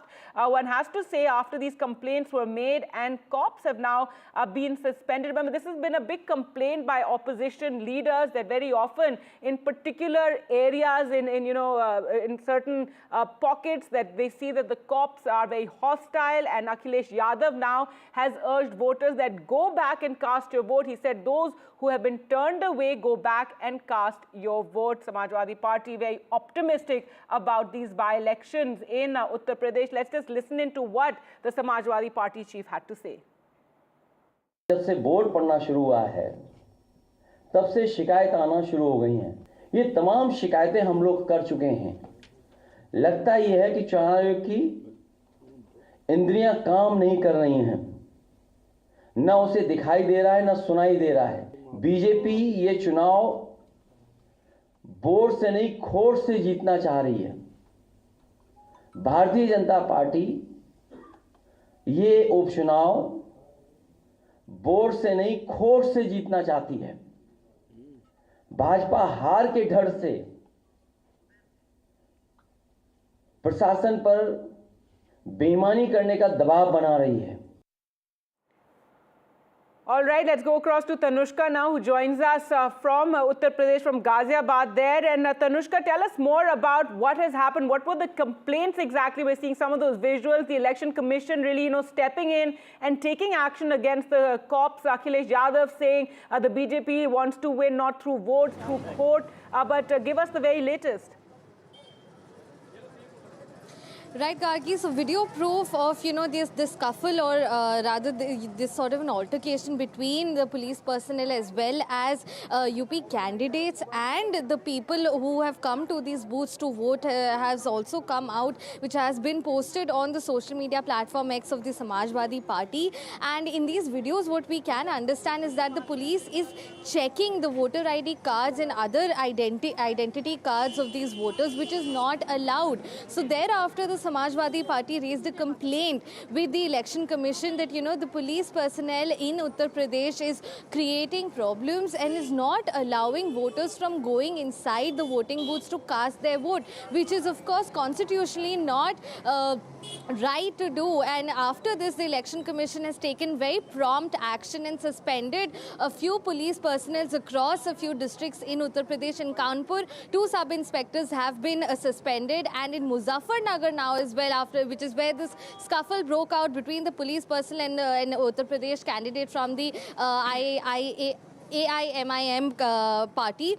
After this, 2 police personnel from Muzaffarnagar have also been suspended. And across all these 9 districts, the police personnel, there's been new deployment, and have also been told that, now these voters who have been urged by Akhilesh Yadav to come back to their voting booths to cast their vote now. After this action was taken by the Election Commission, he's urged all voters to come back to their voting booths to cast their vote, and if this time round they're again, not permitted to go to their booths to cast their vote, then they may directly raise complaints with the ECI. After this, of course, the ECI took prompt action, and, as a rollout of that, as we're seeing that these people are now being urged by Akhilesh Yadav to return to the voting booths to cast their to exercise their constitutional right. That's right, Tanushka, and the Election Commission, they're stepping in after this criticism.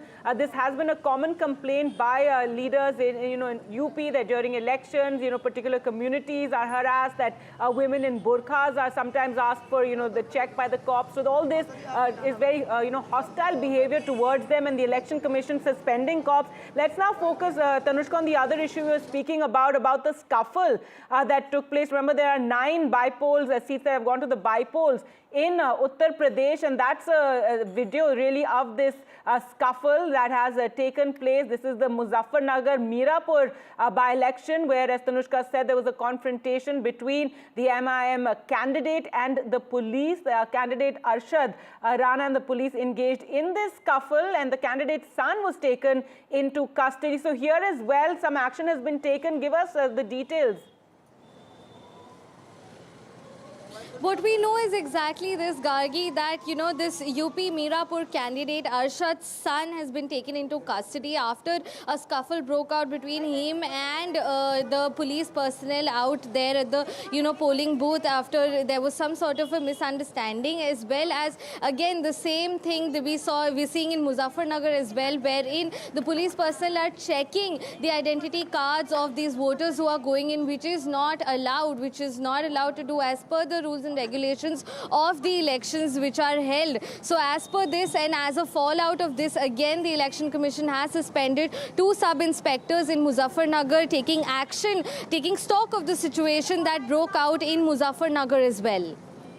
All right, so action taking place by the Election Commission. There were complaints of perhaps a mobile phone being taken also into the booth. Thanks so much, Tanushka, for joining us with all those developments in Uttar Pradesh, where voters were turned away, and the Election Commission has suspended cops. Also, cops suspended after a scuffle, and Akhilesh Yadav appealing to voters to return to those polling booths. Well, let's now turn our focus to Maharashtra, where polling is also underway, and to financial capital and maximum city Mumbai, where there's been some concern over slow voting in the morning time, but now at 1 p.m. the total polling turnout, voter turnout in Mumbai is at 27.7%. So hopefully Mumbai will not be struck by that low voter trend that one has often seen in our big cities, especially in Mumbai, where there's a lot of talk around apathy of the voters. There you can see some of the top leaders who came out earlier today. Aditya Thackeray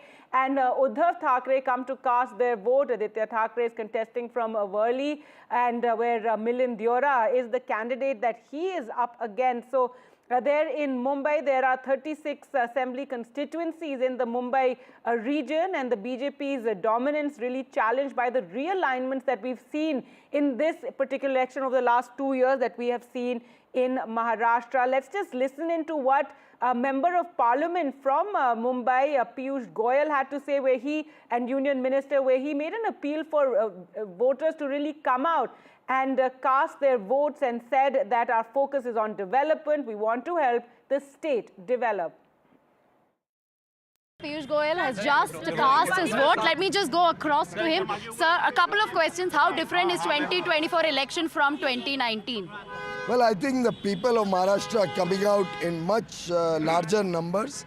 They are angry that despite having voted for a certain alliance in the past, there was a very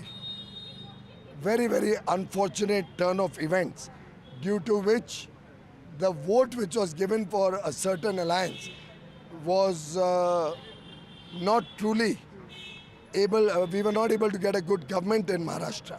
So I'm very confident that this time they will give a reply to all those who betrayed the trust and vote which people had given in 2019 to a particular alliance, to a particular leader. All those who betrayed that vote of the people in 2019 are coming out in large numbers. And what are the issues you'd like to focus on, and generally people are focusing on this time? Our focus is only on development. We believe that Maharashtra should develop. The people of Maharashtra, the people of Mumbai should get a bright future. On behalf of all of you, I would urge every voter in Mumbai and in Maharashtra to kindly go out and cast their vote. Vote for leaders, parties, alliances that have worked for you and will work for you in the future. I'm confident voter turnout in Mumbai will increase. Even in the Lok Sabha, early trends were not encouraging. They will be better. आज बहुत ही लोकशाही का एक पवित्र दिन है। ये उत्सव है, ये लोकशाही को समृद्ध और मजबूत करने वाला उत्सव है।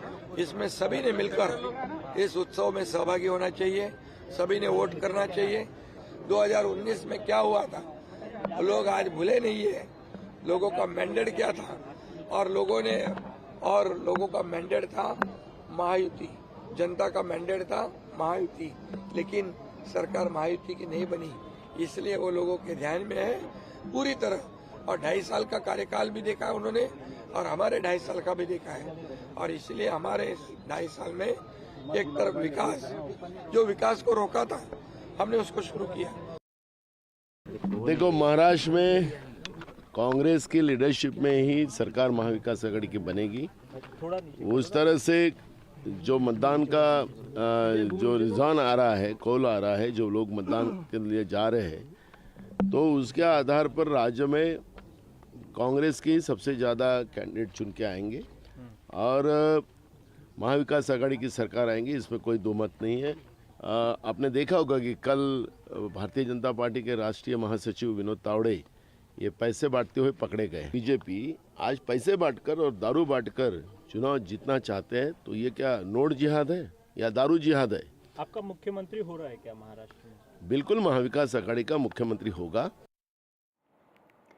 And when we talk about Mumbai, we of course have to talk about about Bollywood and the stars there. And Mumbai is known for voter apathy. This morning there were several celebrity voters, stars who had come out to cast their vote and also appeal to Mumbaikars to come out and cast their votes as well. And Bollywood A-listers like Akshay Kumar, Rajkumar Rao were all seen this morning coming out to cast their vote. Ranveer Singh as well, Karan Johar there also casting his vote. Master Blaster Sachin Tendulkar, who is something of a mascot for the Mumbai elections. There have been recorded messages of his going out to citizens, asking them to come out and make sure that they visit their polling booth and cast their vote. Let's just listen in to what some of them had to say this morning. मैं appeal करती हूँ सब लोगों से, जितनी भी जनता इस area में है, आपके घर के पास है ये वोट देने का, आप जरूर वोट देने के लिए आइए और वोट दीजिए। ये आपका हक है, आपका ड्यूटी है वोट देना, ताकि आप अपना हक जता सकते हैं अपने सरकार के साथ। सही पार्टी को आप चुनकर वोट दीजिए। मेरे ख्याल से महोत्सव होता है, प्रजातंत्र का, लोकतंत्र का महोत्सव होता है, इसमें सबको भाग लेना चाहिए। इससे बड़ा एक आज़ाद देश में इससे बड़ा महोत्सव और किसी चीज़ का नहीं होता कि जो आज मतदान में भाग नहीं लेंगे फिर उनको 5 साल तक शिकायत करने का कोई भी अधिकार नहीं है। It's cool to be a person who goes and cast his or her vote. Be cool. हमारा कॉमन मैन बहकेगा नहीं, ये आम आदमी हमारा वो सब जानता है, सब पहचानता है, अपनी ज़रूरत समझता है और मुझे उम्मीद है कि वो इस बहकावे में नहीं आएगा और उसी को वोट करेगा जो उसका अपना इशू है। The problem issues is even we have to be as responsible। बहुत सारे इशू हमारे खुद के भी है, सिविक सेंस हो, डिसिप्लिन हो। हम खुद मानते नहीं, हम मांगते सब कुछ है और डिलीवर खुद कुछ नहीं करते। लेकिन यही चाहूँगा कि मुंबई हमेशा एपी सेंटर रहा है बिजनेस का, हमेशा एपी सेंटर रहा है एंटरटेनमेंट का। वो ग्लोरी वापस आ जाए और इंफ्रास्ट्रक्चर का काम हो ही रहा है। ऑफ कोर्स यू सी बहुत ही अच्छा इंफ्रास्ट्रक्चर का काम हो रहा है, वो सही वक्त पे हो, सही तरीके से हो, क्योंकि क्या है रोड्स स्ट्रक्चर्स आएंगे ही आएंगे, लेकिन साथ साथ ग्रीन कवर हो, पार्क्स हो लोगों के लिए, वो बेसिक्स होनी ही चाहिए। This is supposed to be one of the most prime areas of the city, the country. And I think roads and infrastructure is of key importance, and I hope whoever comes to power takes care of that. All right, so there we saw some film stars talking about polling and coming out to cast their vote in Mumbai, and let's just listen into Ranbir Kapoor as well. यह आपका फ़र्ज़ है to vote. अगर आपने अभी तक vote नहीं किया है तो प्लीज़ आइए, जो फैसिलिटी है पार्लियन में, दिस इज़ ओपन टिल 8 बजे तक खुला है, so please come and cast your vote. Thank you. All right, so that's a look at Mumbai and seeing how Maximum City is coming out to cast their vote, and celebrities there making appeals, and let's really hope that that voter apathy one hears about in Mumbai is not seen this time around, and that people come out. 27.7% polling has taken place till 1 o'clock in Maximum City. But let's look at the larger picture, Maharashtra, and this is the big battle for Maharashtra, where the ruling BJP-led Mahayuti alliance vying to retain power, the Mahavikas Aghadi combine, hoping for a strong comeback. It's an election that is seeing, a very changed political landscape in the state, and one that can impact the national landscape as well. There's been 32.18% polling recorded in the entire state till 1 p.m. If we take a look at some of the key leaders, there's Chief Minister Eknath Shinde, who has really emerged as a tall leader after breaking away from the Shiv Sena, splitting it into two, taking a majority of the MLAs with him. And he is someone who recently announced the Ladki Behan scheme, which is said to be a big game changer, perhaps, especially getting that woman vote that everyone vies for. You have Deputy Chief Minister Devinder Fadnavis defending his stronghold in Nagpur Southwest. NCP leader and Deputy Chief Minister Ajit Pawar, who is seeking to retain the family bastion of Baramati, but a very, again, a split in the family there as he takes on his nephew and the candidate for the NCP, Sharad Pawar faction of the NCP. There are various factors that are being talked about in this election in Maharashtra. Everybody is also saying there's no overarching issue, that it is various mini elections, that each region has its own separate issue, whether it be agrarian crisis, the soybean farmers, whether it be coastal issues, whether it be urban issues, or even about jobs in certain urban centers. Also OBC consolidation, Maratha reservation are also something that could impact the elections. That will only, what really has played out will be known only on counting day. Also, the number of candidates has significantly increased, so many smaller parties and rebels there in the fray. Now, we spoke, NDTV's Anurag Dwari spoke to Nitin Gadkari, who in Nagpur, who hit out at the Congress for spreading a false narrative, saying that the Congress is the only one who ever tampered with the Constitution, and we will never change the Constitution.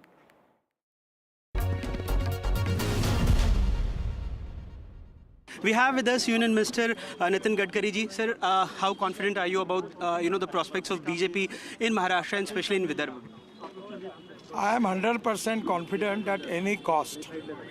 100% it is favor to BJP, and with the positivity and for the development, the people of Vidarbha will vote for BJP and Maha-Yuti. That I am very much confident about it. But during the last elections, we have seen, the performance of the BJP was not at, what used to be. So what was the reason during the last election? At that time, the voter was confused by Congress party, and they creating confusion in the mind of the people about the Constitution. And their argument was that if the BJP will get 400 seats, they will change the Constitution of Baba Sahib. And that was the argument. We don't want to change the Constitution. We are very much committed for that. By the time, particularly in Raebareli, when Indiraji got elected, after that the High Court, Allahabad, had taken the decision against them. That time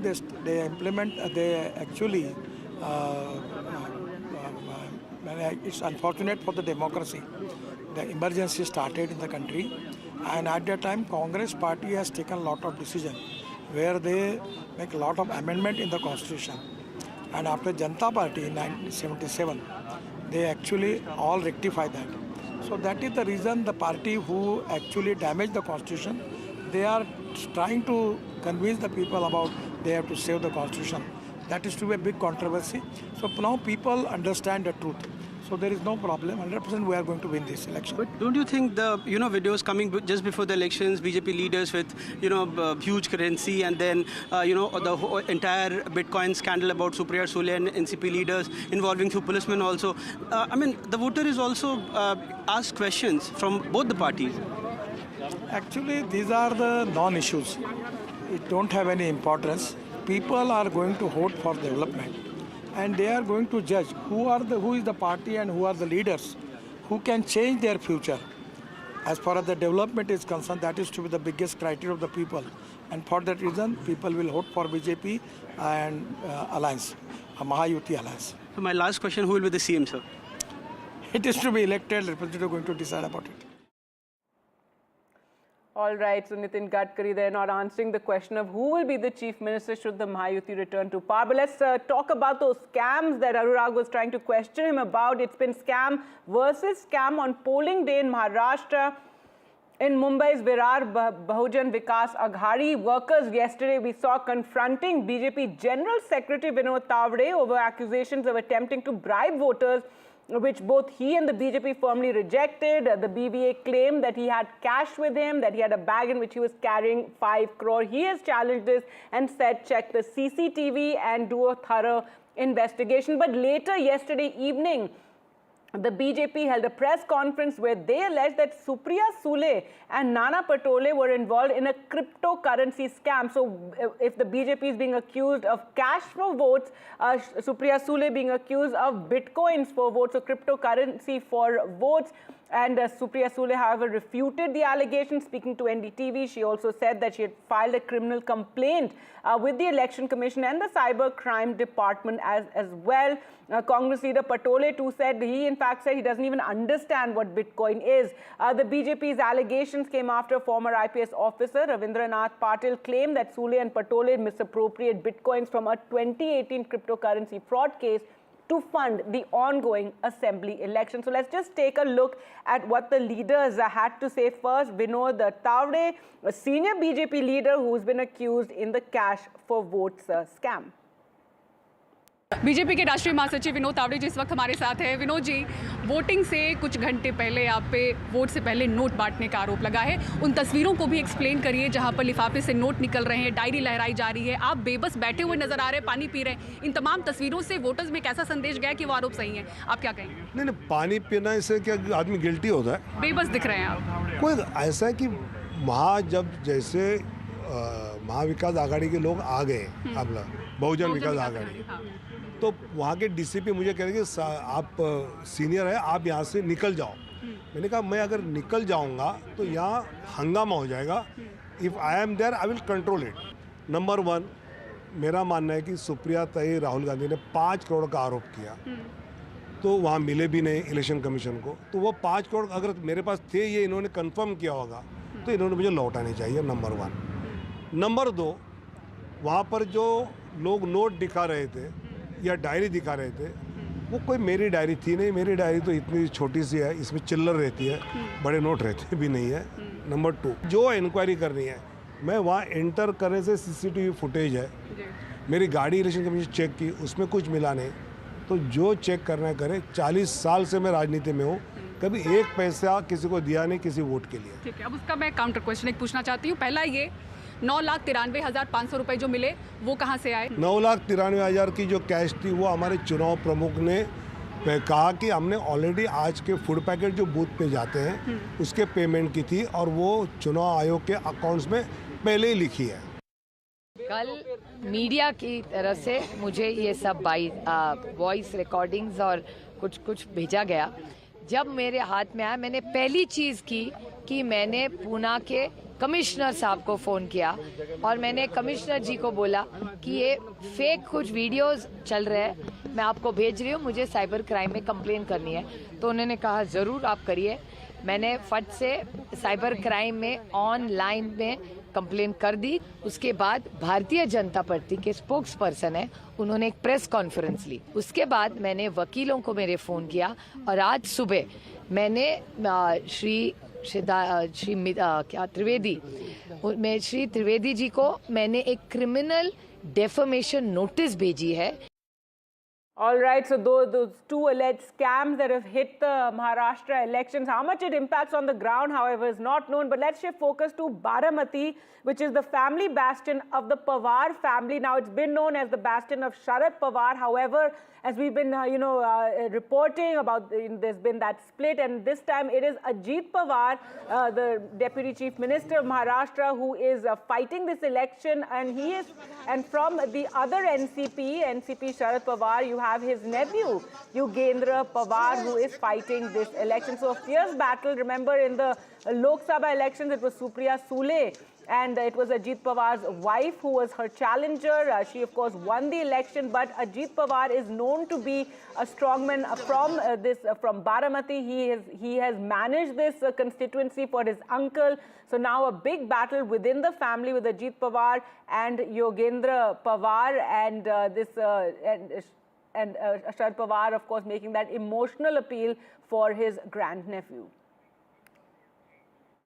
मैंने पूरे बारामती में सब लोगों को मिलने की कोशिश की और मुझे विश्वास है बारामती के लोग इस दफा मुझे अच्छे वोटों से जीत के दे देंगे। के सामने कुल 23 उम्मीदवार हैं इस कॉन्स्टिट्यूएंसी में, लेकिन सबसे कड़े उम्मीदवार जो है वो हमें लगता है कि अजीत पवार जी, जो कि 7 बार यहाँ से विधायक चुने जा चुके हैं।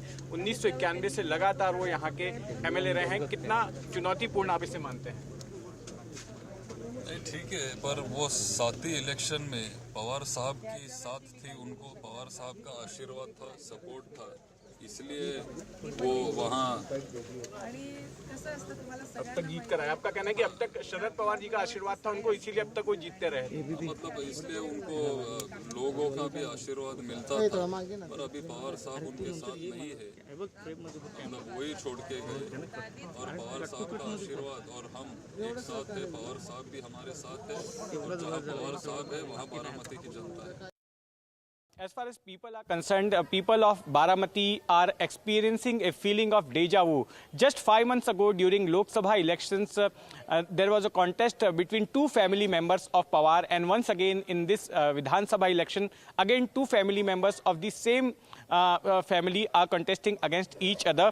Ajit Pawar, who is sitting MLA from the Baramati constituency, is being challenged by his own nephew, Yugendra Pawar, and there is a fair contest between uncle and nephew at this level and also at a broader level where Sharad Pawar's party is being challenged by Ajit Pawar's NCP, and at different constituencies there is a fair contest between the candidates of two parties.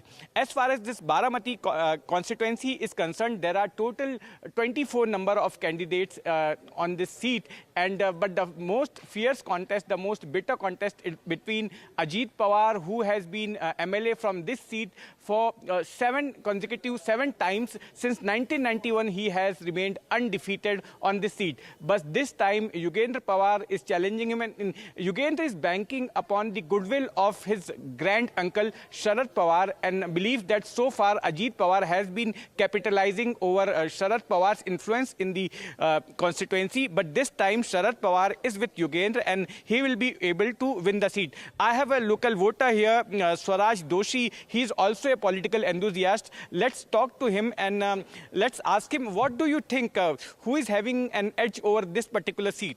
Okay, talking about Baramati constituency, dilemma is quite prevalent today also. As we see, Ajit Dada Pawar has a quite very well edge on this seat, considering the development policies and infrastructure which he has brought in. Also, the voters have a quite sentimental wave regarding Pawar Sahab. The narrative that went in was Lok Sabhila Tai and Vidhan Sabhila Dada. Let's see how this works out, but overall edge stands with Ajit Dada as of now.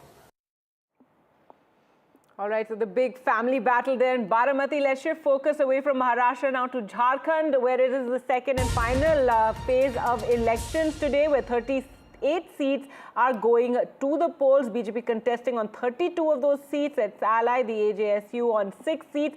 For the India bloc, the JMM is contesting from 20 seats.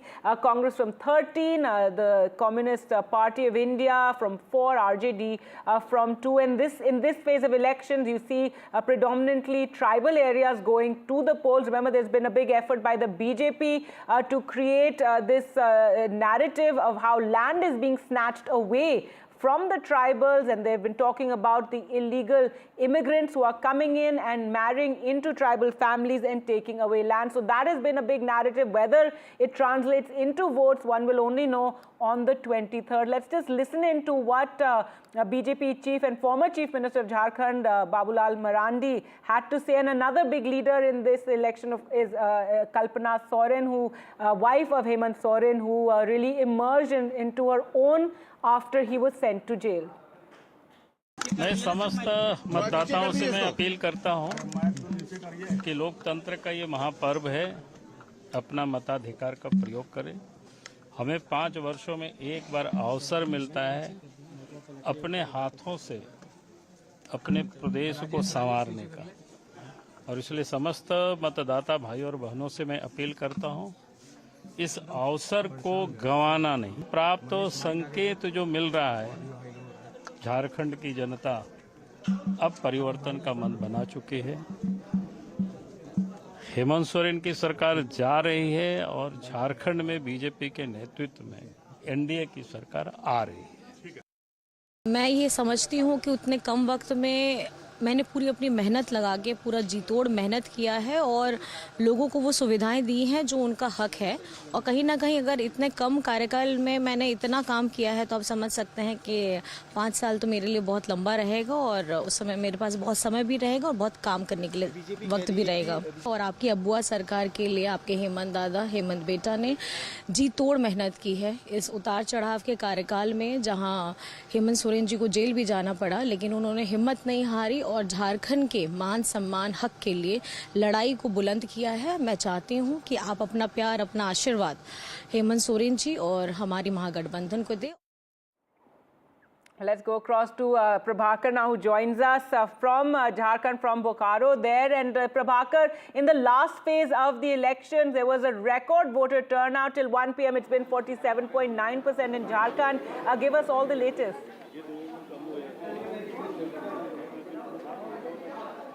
Yeah, even this time, if you talk about the rural areas, it's already 2:30, and you can see the queue of voters out here. It's a rural area. We are right now in Chandan Kyari, which is a rural suburb of Bokaro and Dhanbad. It lies between Bokaro and Dhanbad, and Amar Bavri is the candidate in fray from here, who is a BJP leader and a leader of opposition in Jharkhand Assembly. So the rural voter turnout is quite impressive.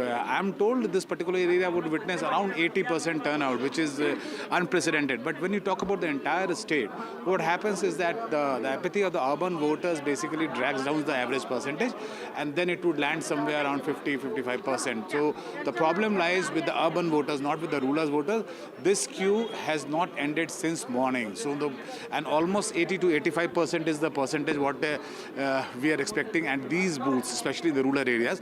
Now talking about the political importance of the second phase, we all know it's the Santhal Pargana which is politically most important, not only for BJP but also for JMM. JMM, it is the breeding ground for the tribal politics out here in Jharkhand. It is where the emergence of the JMM as a political party has happened, and also Shibu Soren and Hemant Soren, they practice their politics from that particular region.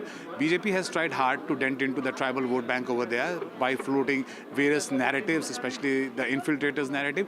So it would be interesting to watch whether that has worked on the ground or not, and whether BJP has been able to dent into the tribal vote bank.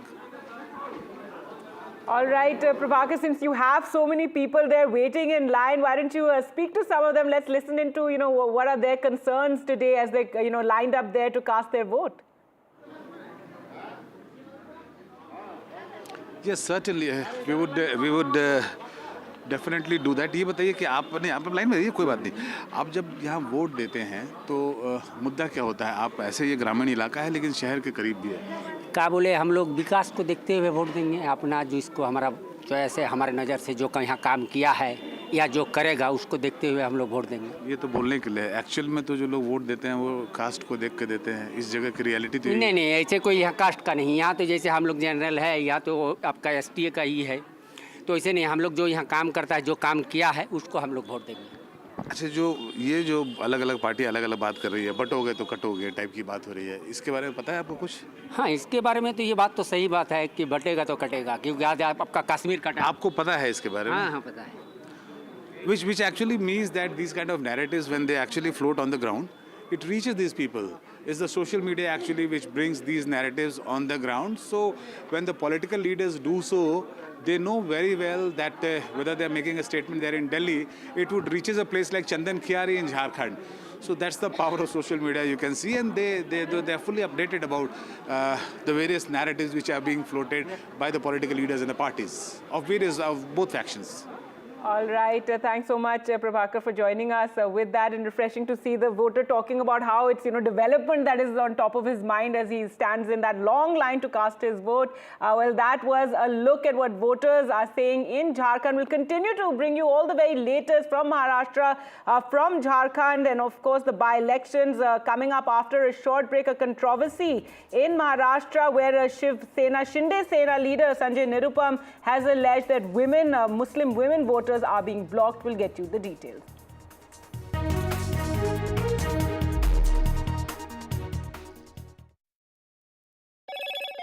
Hello, Moto. Motorola Edge 50 Pro, world's first AI-powered pro-grade camera.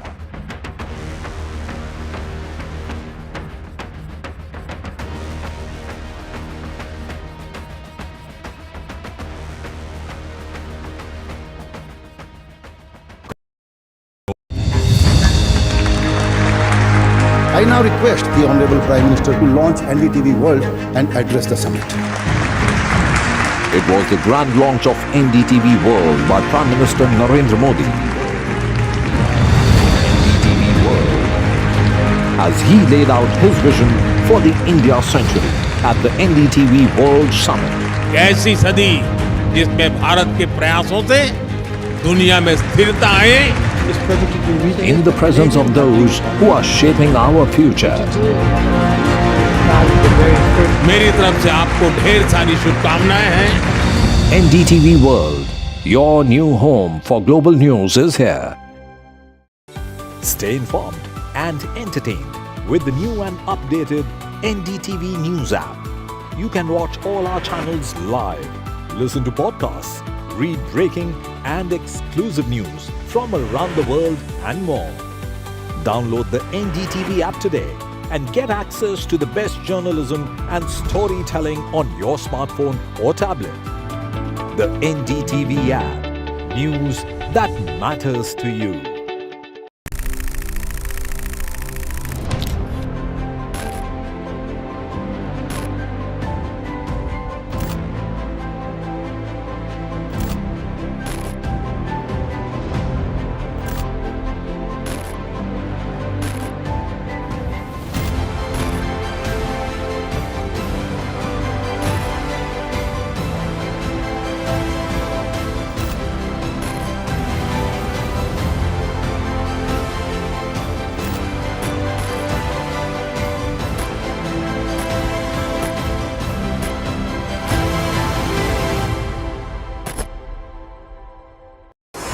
NDTV proudly upholds its legacy of trust and credibility. According to the prestigious Reuters Institute's Digital News Report 2024, NDTV is the topmost news platform in the country. Number 1 in both online and offline reach in India. Beating all its competition, NDTV stands for trust. Hello and welcome to India Sense, where I speak with global opinion makers. The United States has made a strategic decision over the last 20 years to move closer to India. So a $7 trillion economy seems a perfectly conceivable number. If you want to be a national party, it's that you sort of accept the way the world is rather than want to endlessly hark back to how it was. Modi is promoting the digitization of the economy, which is accelerating growth in the country. I want to thank the American people for the extraordinary honor of being elected your 47th president. Donald triumphs. What does Trump's win mean for America, for the world, for the wars, and for India-US relations? Non-stop coverage on NDTV. Top analysts and voices from the ground. Extensive coverage on NDTV.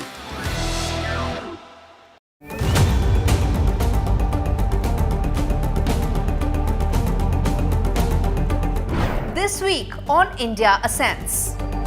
All eyes on upcoming Rio G20. India poised to mend emerging economies, G7 divisions. Trump 2.0. Is it time up Trudeau? Ottawa stares at fresh turmoil. Chinese security personnel in Pakistan. Is it Beijing's bid to colonize Islamabad? And in Bangladesh, why does Attorney General want secular removed from the constitution? All this and more only on India Sense with me, Gauri Dwivedi, at these timings on the NDTV network.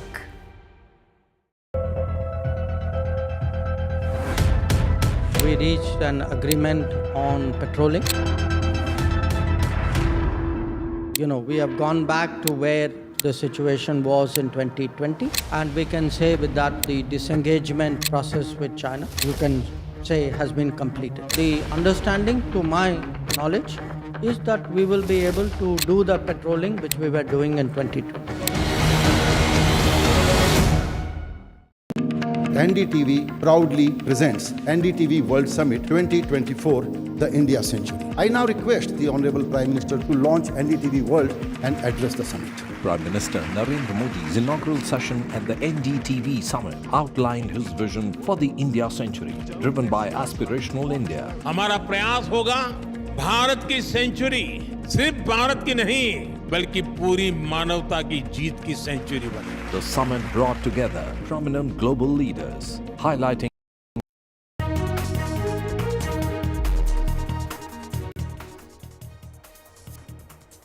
Welcome back. You're watching NDTV, and today is election day in Maharashtra and Jharkhand. Also, bypolls are taking place, and in Uttar Pradesh, bypolls in 9 constituencies are underway. This election is pivotal for both the ruling BJP and opposition Samajwadi Party, especially after the BJP setback in the recent Lok Sabha elections. It's also being seen as a litmus test for Akhilesh Yadav's Samajwadi Party.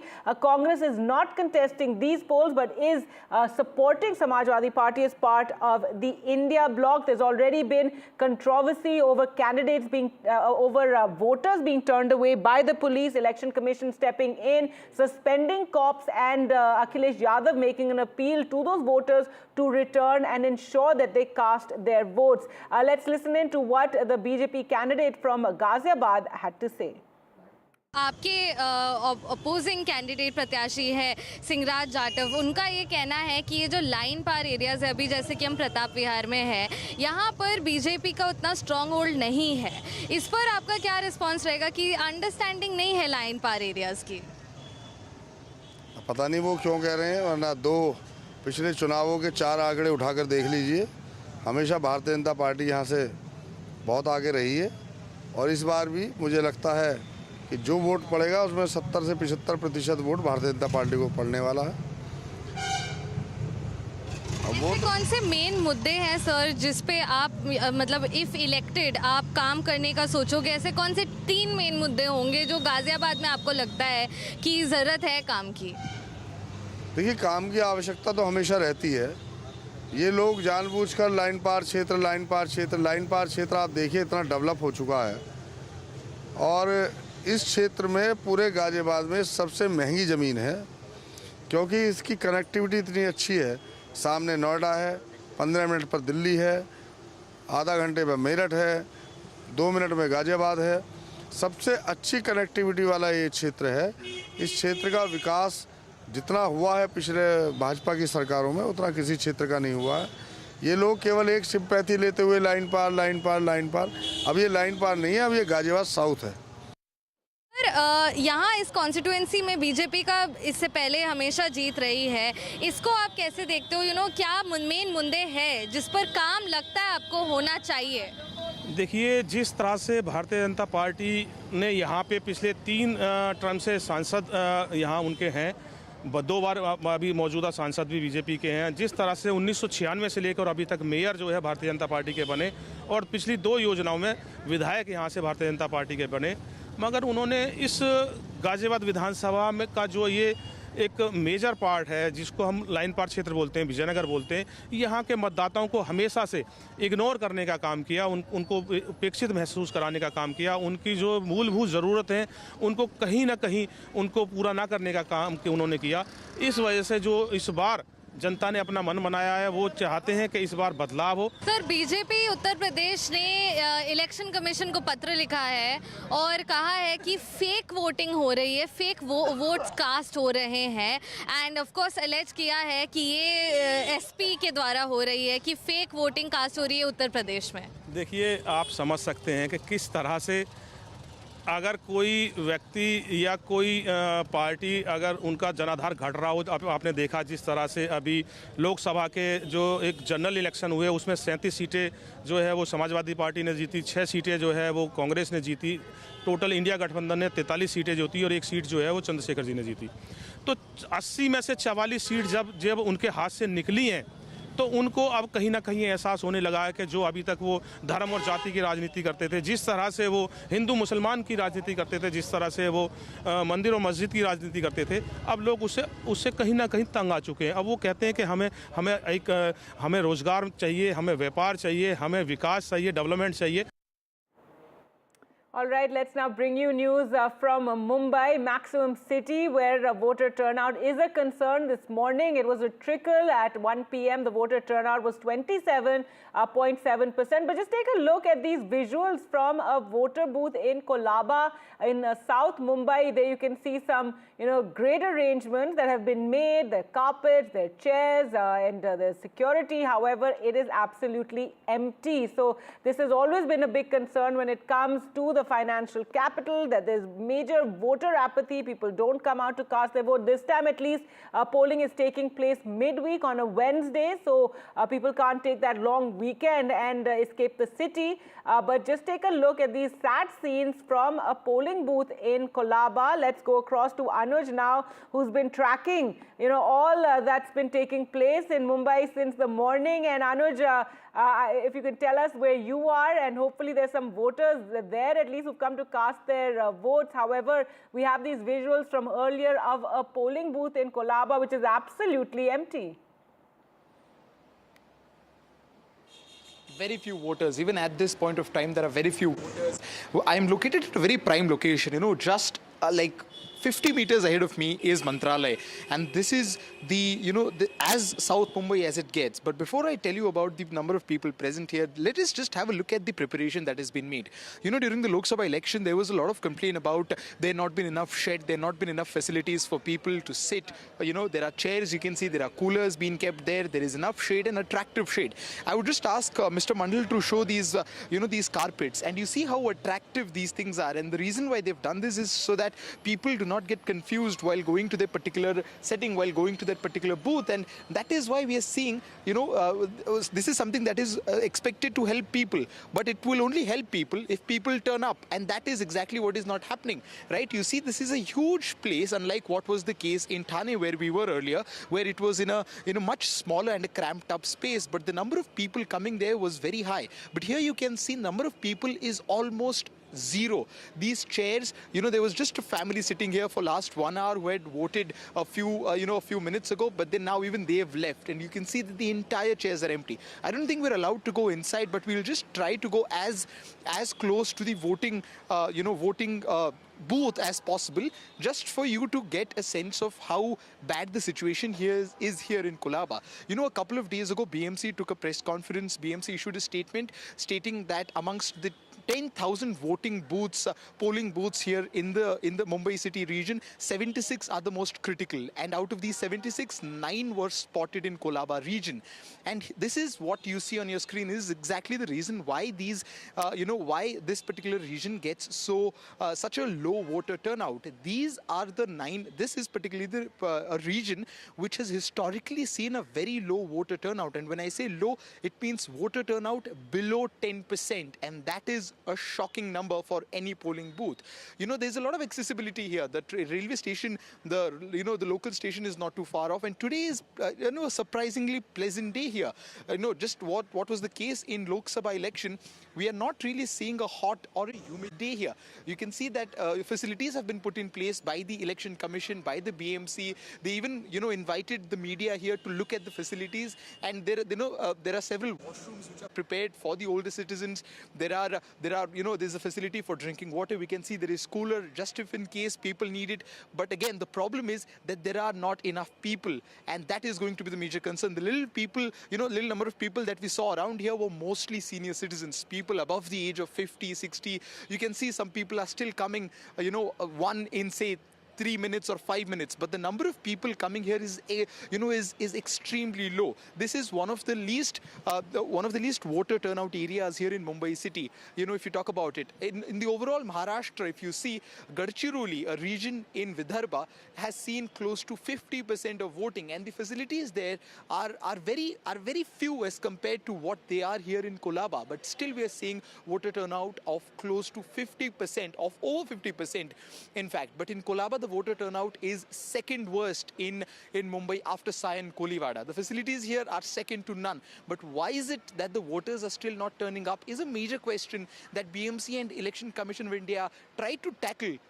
To be very honest, but it needs some sort of a self-responsibility, sense of responsibility from the voters themselves, which doesn't seem to be happening here in Mumbai, or especially here in Colaba.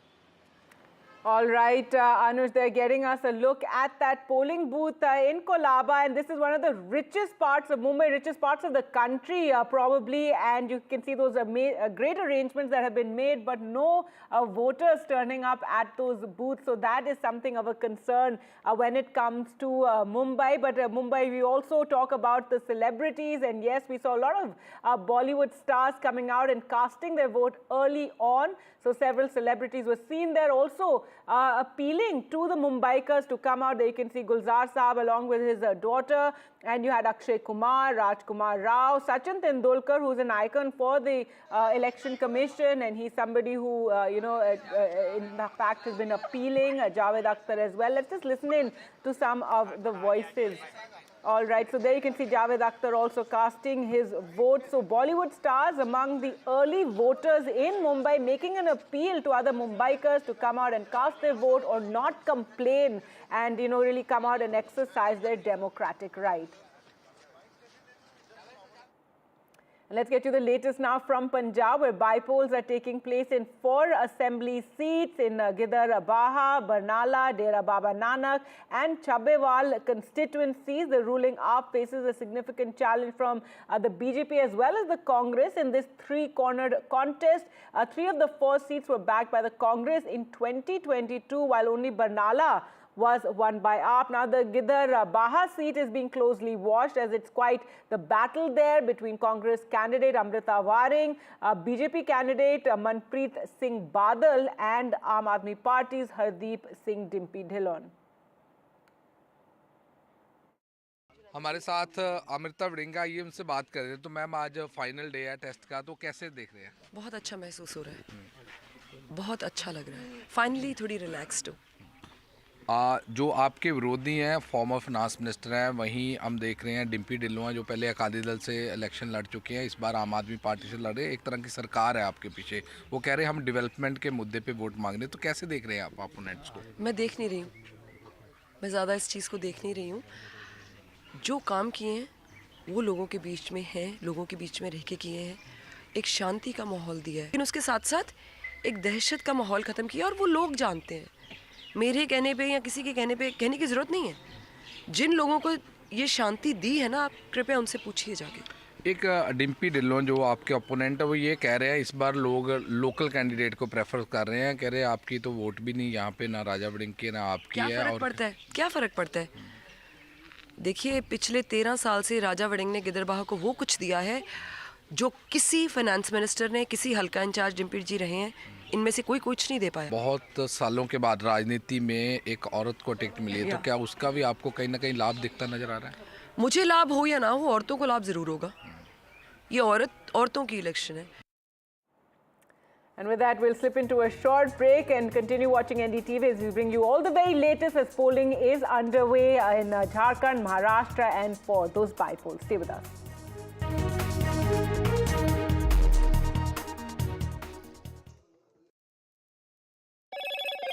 Hello, Moto.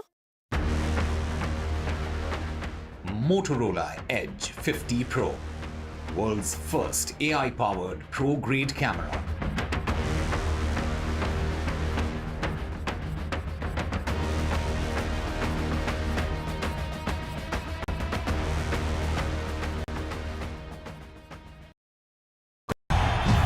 तालियों के साथ हम स्वागत करेंगे आदरणीय मोदी जी का। छत्रपति शिवाजी महाराज की।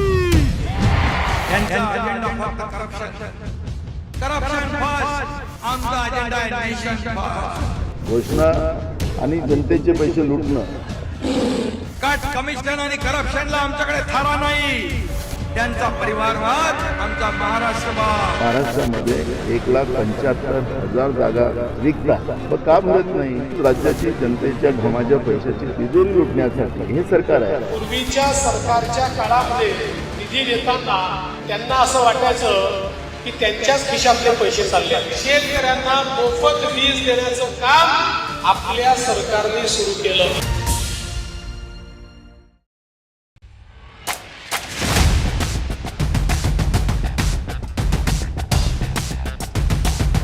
The last elections of 2024. It's the battle for India's economic heart.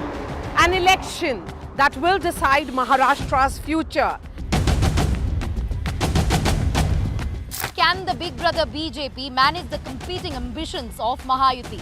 Can the Red Book rally the voters once again for Congress and its allies? So as Maharashtra's future trajectory takes shape, we report from the ground. Two visions, two ideology, one verdict. An election where no caste chemistry can yield a perfect formula. It's a state that is splintered with power battles. The big question, will Maharashtra poll outcome unify parties or divide them further? And who will emerge as Maharashtra's undisputed leader?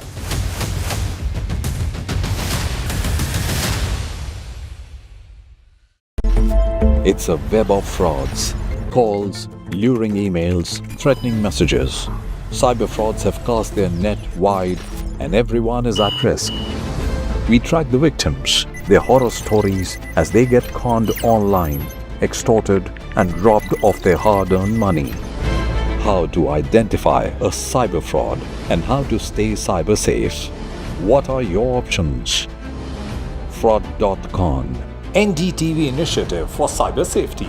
Only on NDTV 24/7. I've been reporting on all issues, big and small, from Andhra Pradesh, Telangana, rest of South India, bringing you all the action, all that you need to know, all that you want to know. The energy of Maximum City is infectious. I bring in that energy in our news coverage from financial capital Mumbai. India's IT capital is always buzz. It's literally a city that never sleeps. And I keep you ahead on all the Bengaluru buzz. Covering from the southernmost part of India over the last 23 years, I bring in-depth and 360-degree coverage from the Dravidian heartland. The land of Mishti is also known for its bitter politics. I have seen much water flow under the Howrah Bridge, covering Bengal in all its vivid colors. In today's interconnected world, India's voice is more crucial than ever. When India speaks, the world listens. At NDTV World, we are that voice, bringing you intelligent and insightful news from India and beyond.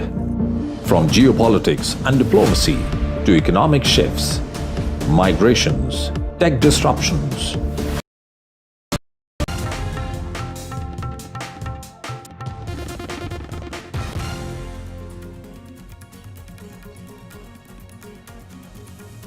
Big battle for Maharashtra underway in Maximum City, Mumbai. Voter turnout is 27.7% till 1 p.m. Empty booths are seen in South Mumbai. In polling stations in Kolaba, stars come out, appeal to Mumbaikars to come out and cast their votes.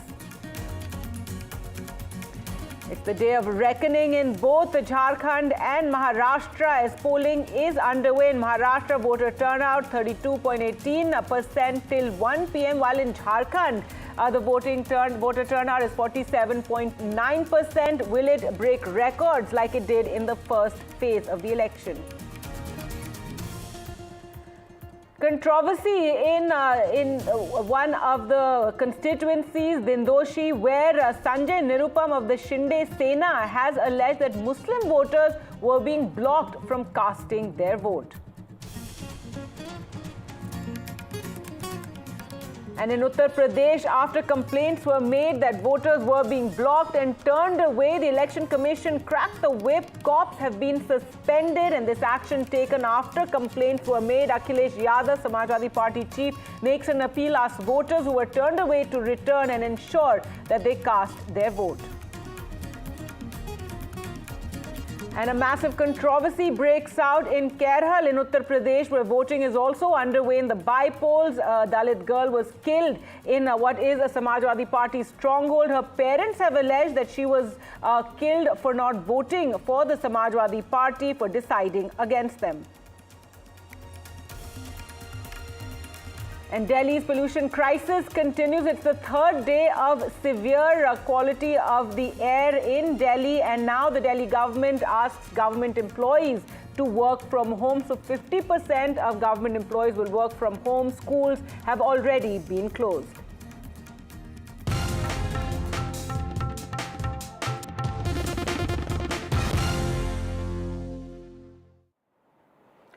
And welcome, you're watching NDTV. I'm Gargi Rawat. Up first, let's get you the latest from Uttar Pradesh, where polling is underway across 9 constituencies. It's the bypolls taking place, but now massive controversy in Karhal after the body of a Dalit woman was found near the Kanjara River there, and voting is underway in that area. The death has taken a political turn, with the family of the deceased alleging their daughter was murdered for supporting the BJP and deciding against voting for the Samajwadi Party. In fact, even naming those who they say are involved in this murder. Let's just listen into what the family and also the police had to say. बिटिया कह रही थी हम BJP में फूले vote दिए, मेरी colony बनवाई, तो जो वो लोग साइकिल में वोट डाल के नहीं डाल रहे, तो हमारे की तो हम तो दिखाई तू मर गया तो दुर्गिया तेरा नाम तो दुर्गिया को मर गया तो बनाइए हम कल ही लेगो 12 और 1 बजे के बीच में डल लेगो वोट साइकिल में। कहाँ पे मिली? अपने जब नदिया में डेड बॉडी मिली। अल्लाह की हालत किस बात को लेके? इतनी बात के ऊपर है, बता रहे जगह बहाने जगह हम किसी से डरते नहीं, मैं कमल में वोट देंगे, मैं किसी को नहीं देंगे। बहाने कही तू दुर्गिया है तो तू चुरगिया बना दी, कल वोट डाल के देख ली तू मैया की लाल और बस जाए पकड़ ला। ये मैं जब विश्वास मनते माय नेताजी के द्वारा वारे बेटी हुई है पालक दे बेटी राती।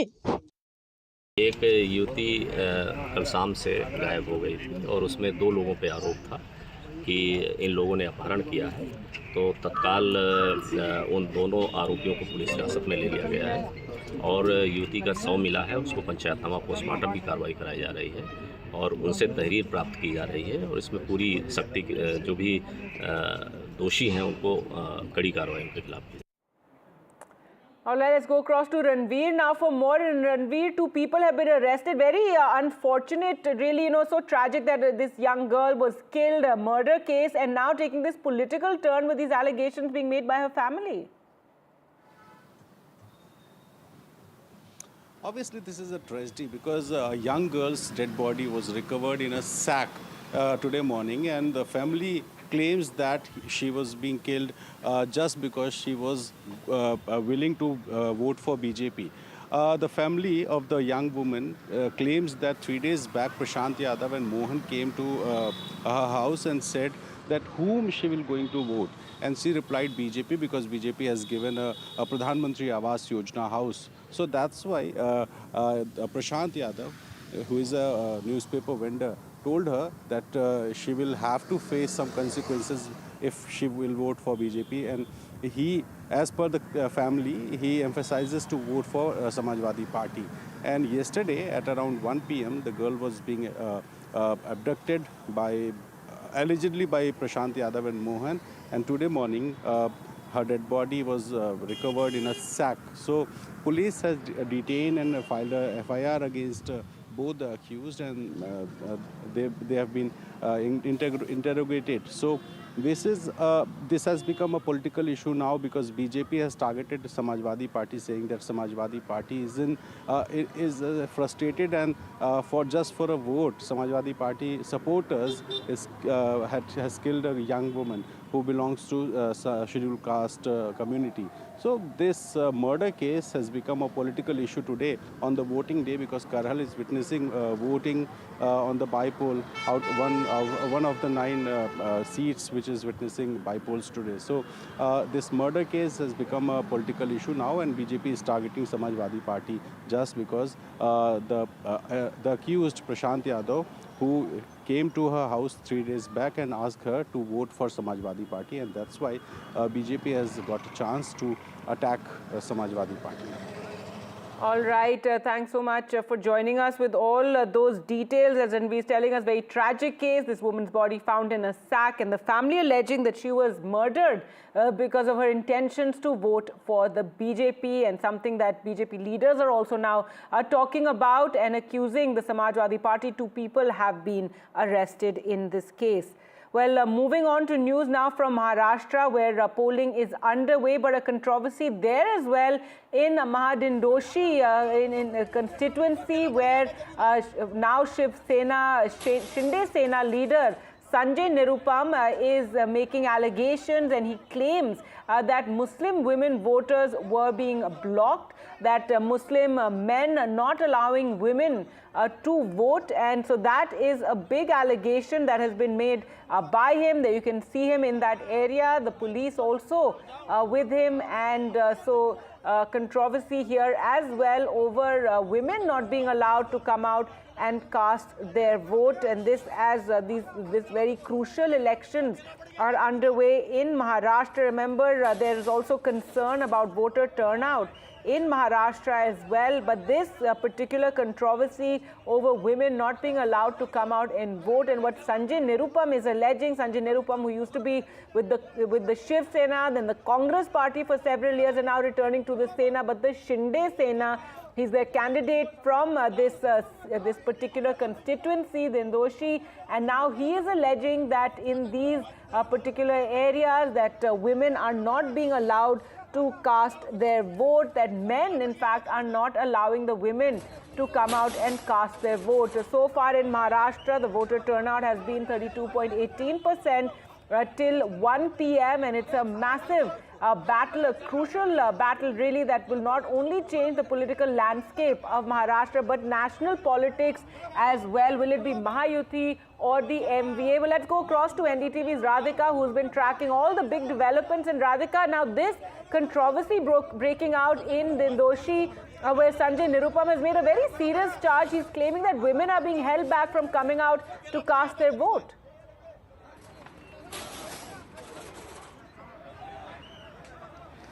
That's right. This is a serious allegation that has been made by Shiv Sena Eknath Shinde candidate Sanjay Nirupam. Of course, he is contesting from Dindoshi. As far as Nirupam is concerned, he did switch from the Congress party towards Eknath Shinde's side. And now, of course, he's leveled serious allegations against his contender, stating that Muslim women are not being allowed to contest there. Several people are apparently taking objections to Muslim women contesting. He did go to that particular polling booth in Dindoshi. Of course, he's a candidate there, and objected to the fact that these women are not being allowed. Now, will there be a case registered?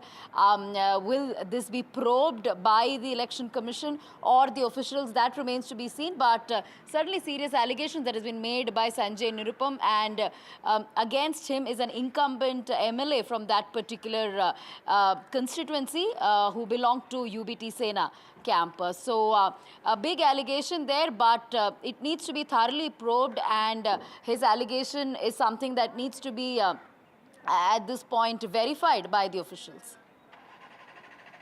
All right, so you're saying this claim of Sanjay Nirupam so far has not been verified. We can see those visuals, Radhika, in which, you know, he's walking across the barricade. There are cops with him. It is what one can see, probably a Muslim majority, colony there or locality, and he looks very angry. So all this taking place, but so far we don't know what the reality really is.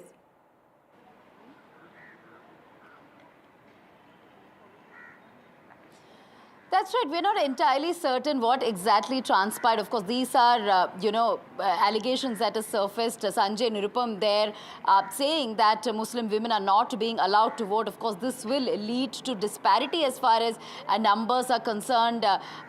So therefore, him saying that several of the men there are not allowing Muslim women to vote. And he's creating a ruckus there. Those are the visuals of him taking objection to that, and also making these allegations allegations. There is violence that is being witnessed there. Of course, Sanjay Nirupam there, angry at the people, at especially the officials in that particular polling booth as to why some of the legitimate voters, legitimate women voters are not being allowed to cast their vote. So yes, some sort of foul play being alleged by Sanjay Nirupam. So, but all these claims and allegations need to be verified at this point.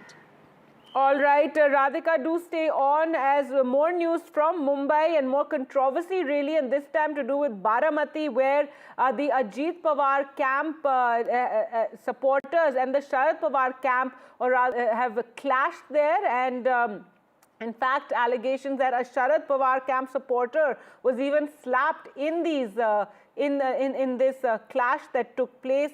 And remember, it's all in the family there in Baramati once again in these assembly elections with the family versus family. Ajit Pawar, Deputy Chief Minister of Maharashtra, facing his nephew in Baramati.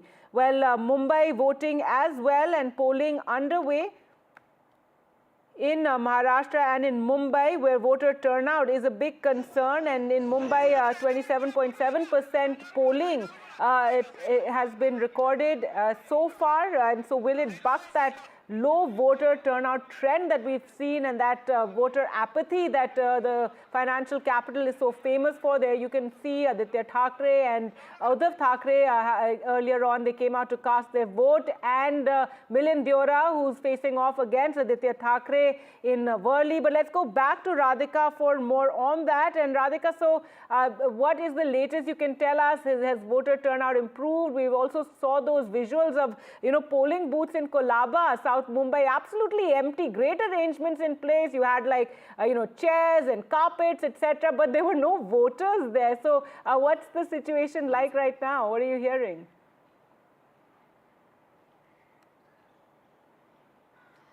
That's right, Gargi. Absolutely abysmal state of affairs as far as voting is concerned. I went to at least 4 to 5 polling booths in the city of Mumbai, right from South Mumbai till Juhu, where I'm standing at the moment. But there aren't any long queues.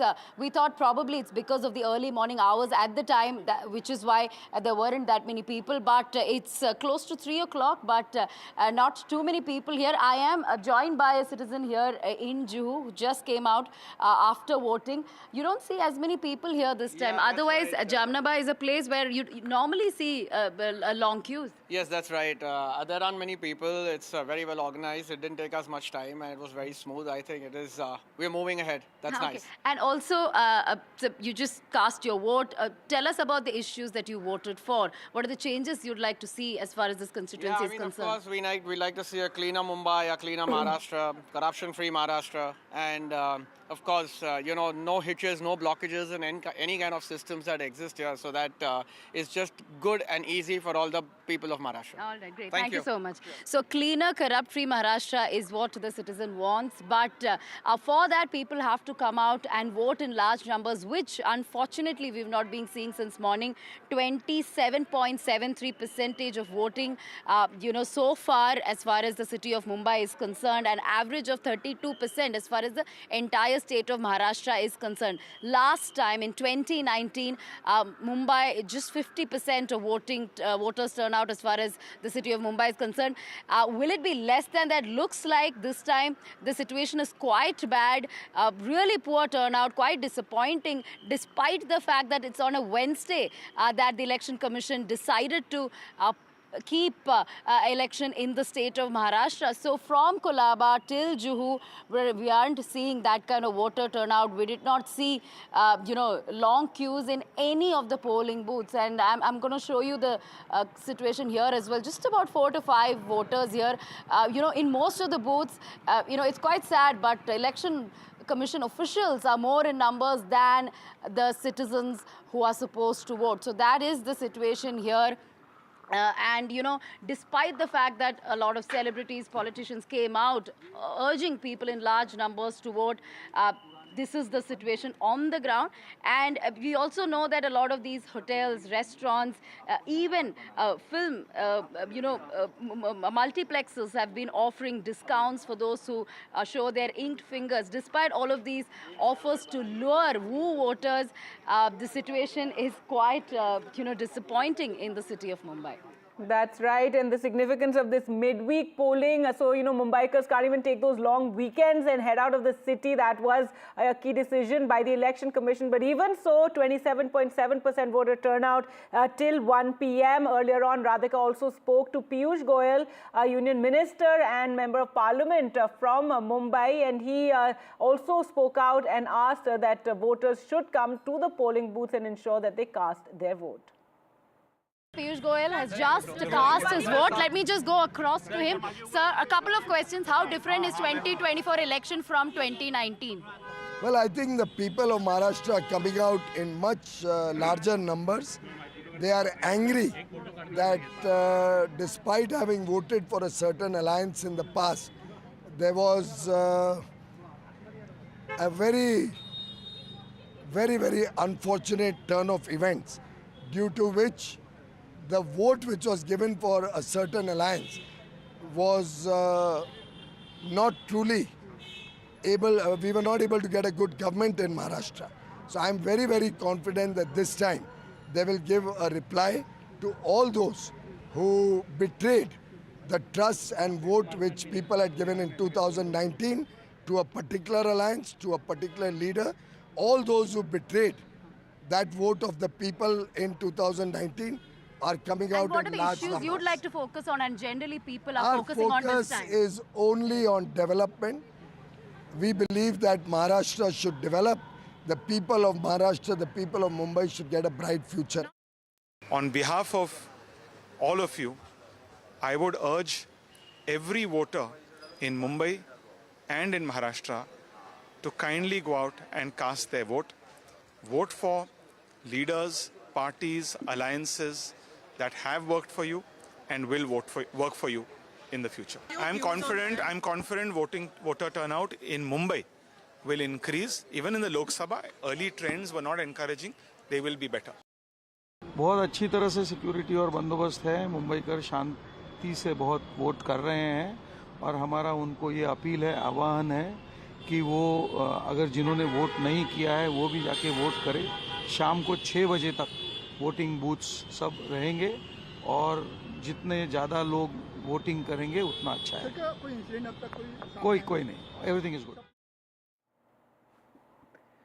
All right, let's get you the latest from Baramati, where reports are coming in of a clash between supporters of the Pawars, and this is the Ajit Pawar camp and the Sharad Pawar camp, the NCP there. So there you can see a clash taking place between supporters, and a supporter of the Sharad Pawar NCP also being slapped. Well, let's go across to Anuj for more on this. And Anuj, this is a key, election battle of this particular election. We already saw in the Lok Sabha, it was all in the family as well, where you had Supriya Sule taking on Ajit Pawar's wife, and now again you have Ajit Pawar and his nephew, or Sharad Pawar's grandnephew there in the fray, and things are really getting heated with even their supporters clashing. There are two constituencies where the NCP Ajit Pawar faction is in some serious situation here as far as the conflicts, and by conflict I mean direct physical conflict, is concerned. Number one is in Parali, where Dhananjay Munde's supporters, have gotten into some kind of controversy for entering the polling booth and for destroying the, trying to destroy the place there. And at the same time, we have Baramati, considered to be a much more sophisticated voters there. It's considered that usually the entire process takes place very smoothly there. But considering that the fight is, everything is at stake for both the factions fighting it against each other, be it the Sharad Pawar faction, where, where the nephew of Ajit Pawar is fighting Yogendra Pawar, and then of course the Ajit Pawar faction. So the stakes are very high, and we are seeing that the result of this is seen in direct clashes, not just electorally or politically, but also physically, especially coming from the Ajit Pawar faction of the NCP. At the same time, we saw that there are a few other things about the Baramati constituency which are important to understand. It usually has respectable voting turnout up until 1 p.m. But we are seeing that the voting turnout in Baramati Baramati till now has been very low. And we would only know by the end of the day whose worry is it going to be. The fact that the voting turnout there is so low. Baramati is the place where Ajit Pawar has been winning consecutively since last 5 to 6 terms, and that too with huge margin. During the 2019 election, he won the election there with a difference of a massive 1.5 to 1.7 lakh votes. And this time around, the low voter turnout coupled with pre-poll violence along with such activities surely suggests that things aren't as smooth as they were in 2019.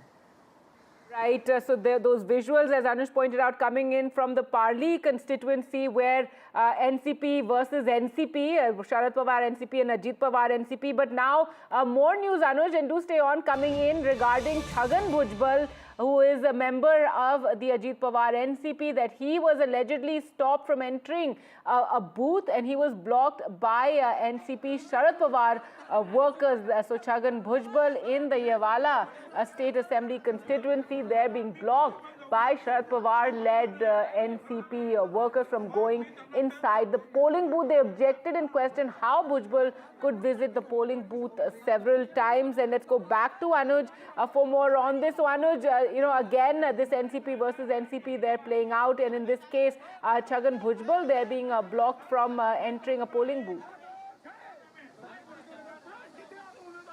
Yeah, it is happening in Yevala, which is the home constituency of Chhagan Bhujbal, where he is fighting it out against Manikrao Shinde, the official candidate from Sharad Pawar faction of NCP. And, much like Baramati, even Yevala has been a very, what do you say, like a cakewalk for Chhagan Bhujbal since 2004, and that is the first time he contested from that region. But as you're seeing that, as the clash is very high octane on the other 36 constituencies where both the NCPs are fighting it out against each other, even Yevala has no different story. There's a set of guidelines where the candidate who is fighting the election, he has to follow certain restrictions, limitations, especially on the polling day, considering that the rules and the regulations of the MCC become a little more stringent, especially for those contesting. We saw what happened with Taude yesterday, and there, while speaking against that, Hirendra Thakur was of the opinion that Taude should have been aware that one doesn't really visit anyone else's constituency just a day before elections, and that is there's a similar type of pattern that we are seeing in Yevala as well. Now in Yevala, there is a major concern in front of Chhagan Bhujbal this time around, because Chhagan Bhujbal has been on the radar of Maha-Jharkhand ever since he started his Maratha reservation. Chhagan Bhujbal has probably been the only top brass leader who's gone on to speak directly against Maha-Jharkhand party, something that many other leaders have tried to stay away from. Chhagan Bhujbal is a huge name in the OBC, amongst the OBC communities here in the state, and the Yevala election has specifically become has specifically gotten divided on the basis of caste, where in OBC, Chhagan Bhujbal is fighting it out against a Maratha Manikrao Shinde, who is the candidate of Sharad Pawar faction of NCP. We saw 3 to 4 days ago, when I was in Yevala, we saw that Maha-Jharkhand Patil had taken a rally there where a massive number of people showed up, and that increased the concerns for Chhagan Bhujbal, for whom this constituency, as I said before, was a cakewalk, from 2004 even till 2019, when he had some serious allegations against him. But this time around, it's not going to be the same, considering that caste consolidation is there in place. Maha-Jharkhand factor is going to play a very crucial role there, and especially because Chhagan Bhujbal has been very vocal against Maha-Jharkhand party, and now we're seeing that the restlessness is kind of creeping into the candidates as well, which is making them play along with the rules of the MCC right on the day of the polls. That's right. So there you can see those visuals of Chhagan Bhujbal. You would have never imagined being stopped or blocked, rather, by the workers from the NCP Sharad Pawar. So let's stay with news from Maharashtra and get you more on Maximum City, Mumbai, where we saw there's major voter apathy and the turnout is a cause of concern. But early this morning, you did have lots of stars coming out and casting their vote. We saw Bollywood stars like Akshay Kumar, Rajkumar Rao. There you can see Saif and Kareena Kapoor Khan also coming out to cast their votes. Many of them making appeals to Mumbaikars to just come out and ensure they ink their finger, that they practice their democratic right. And so many celebrities since the morning have been coming out. You had Sachin Tendulkar as well, who is a mascot for the elections, is an icon by the Election Commission for the elections. There you can see Javed Akhtar as well. Let's just listen into what some of the celebrity appeals have been since the morning as they came out to cast their vote. Well, I think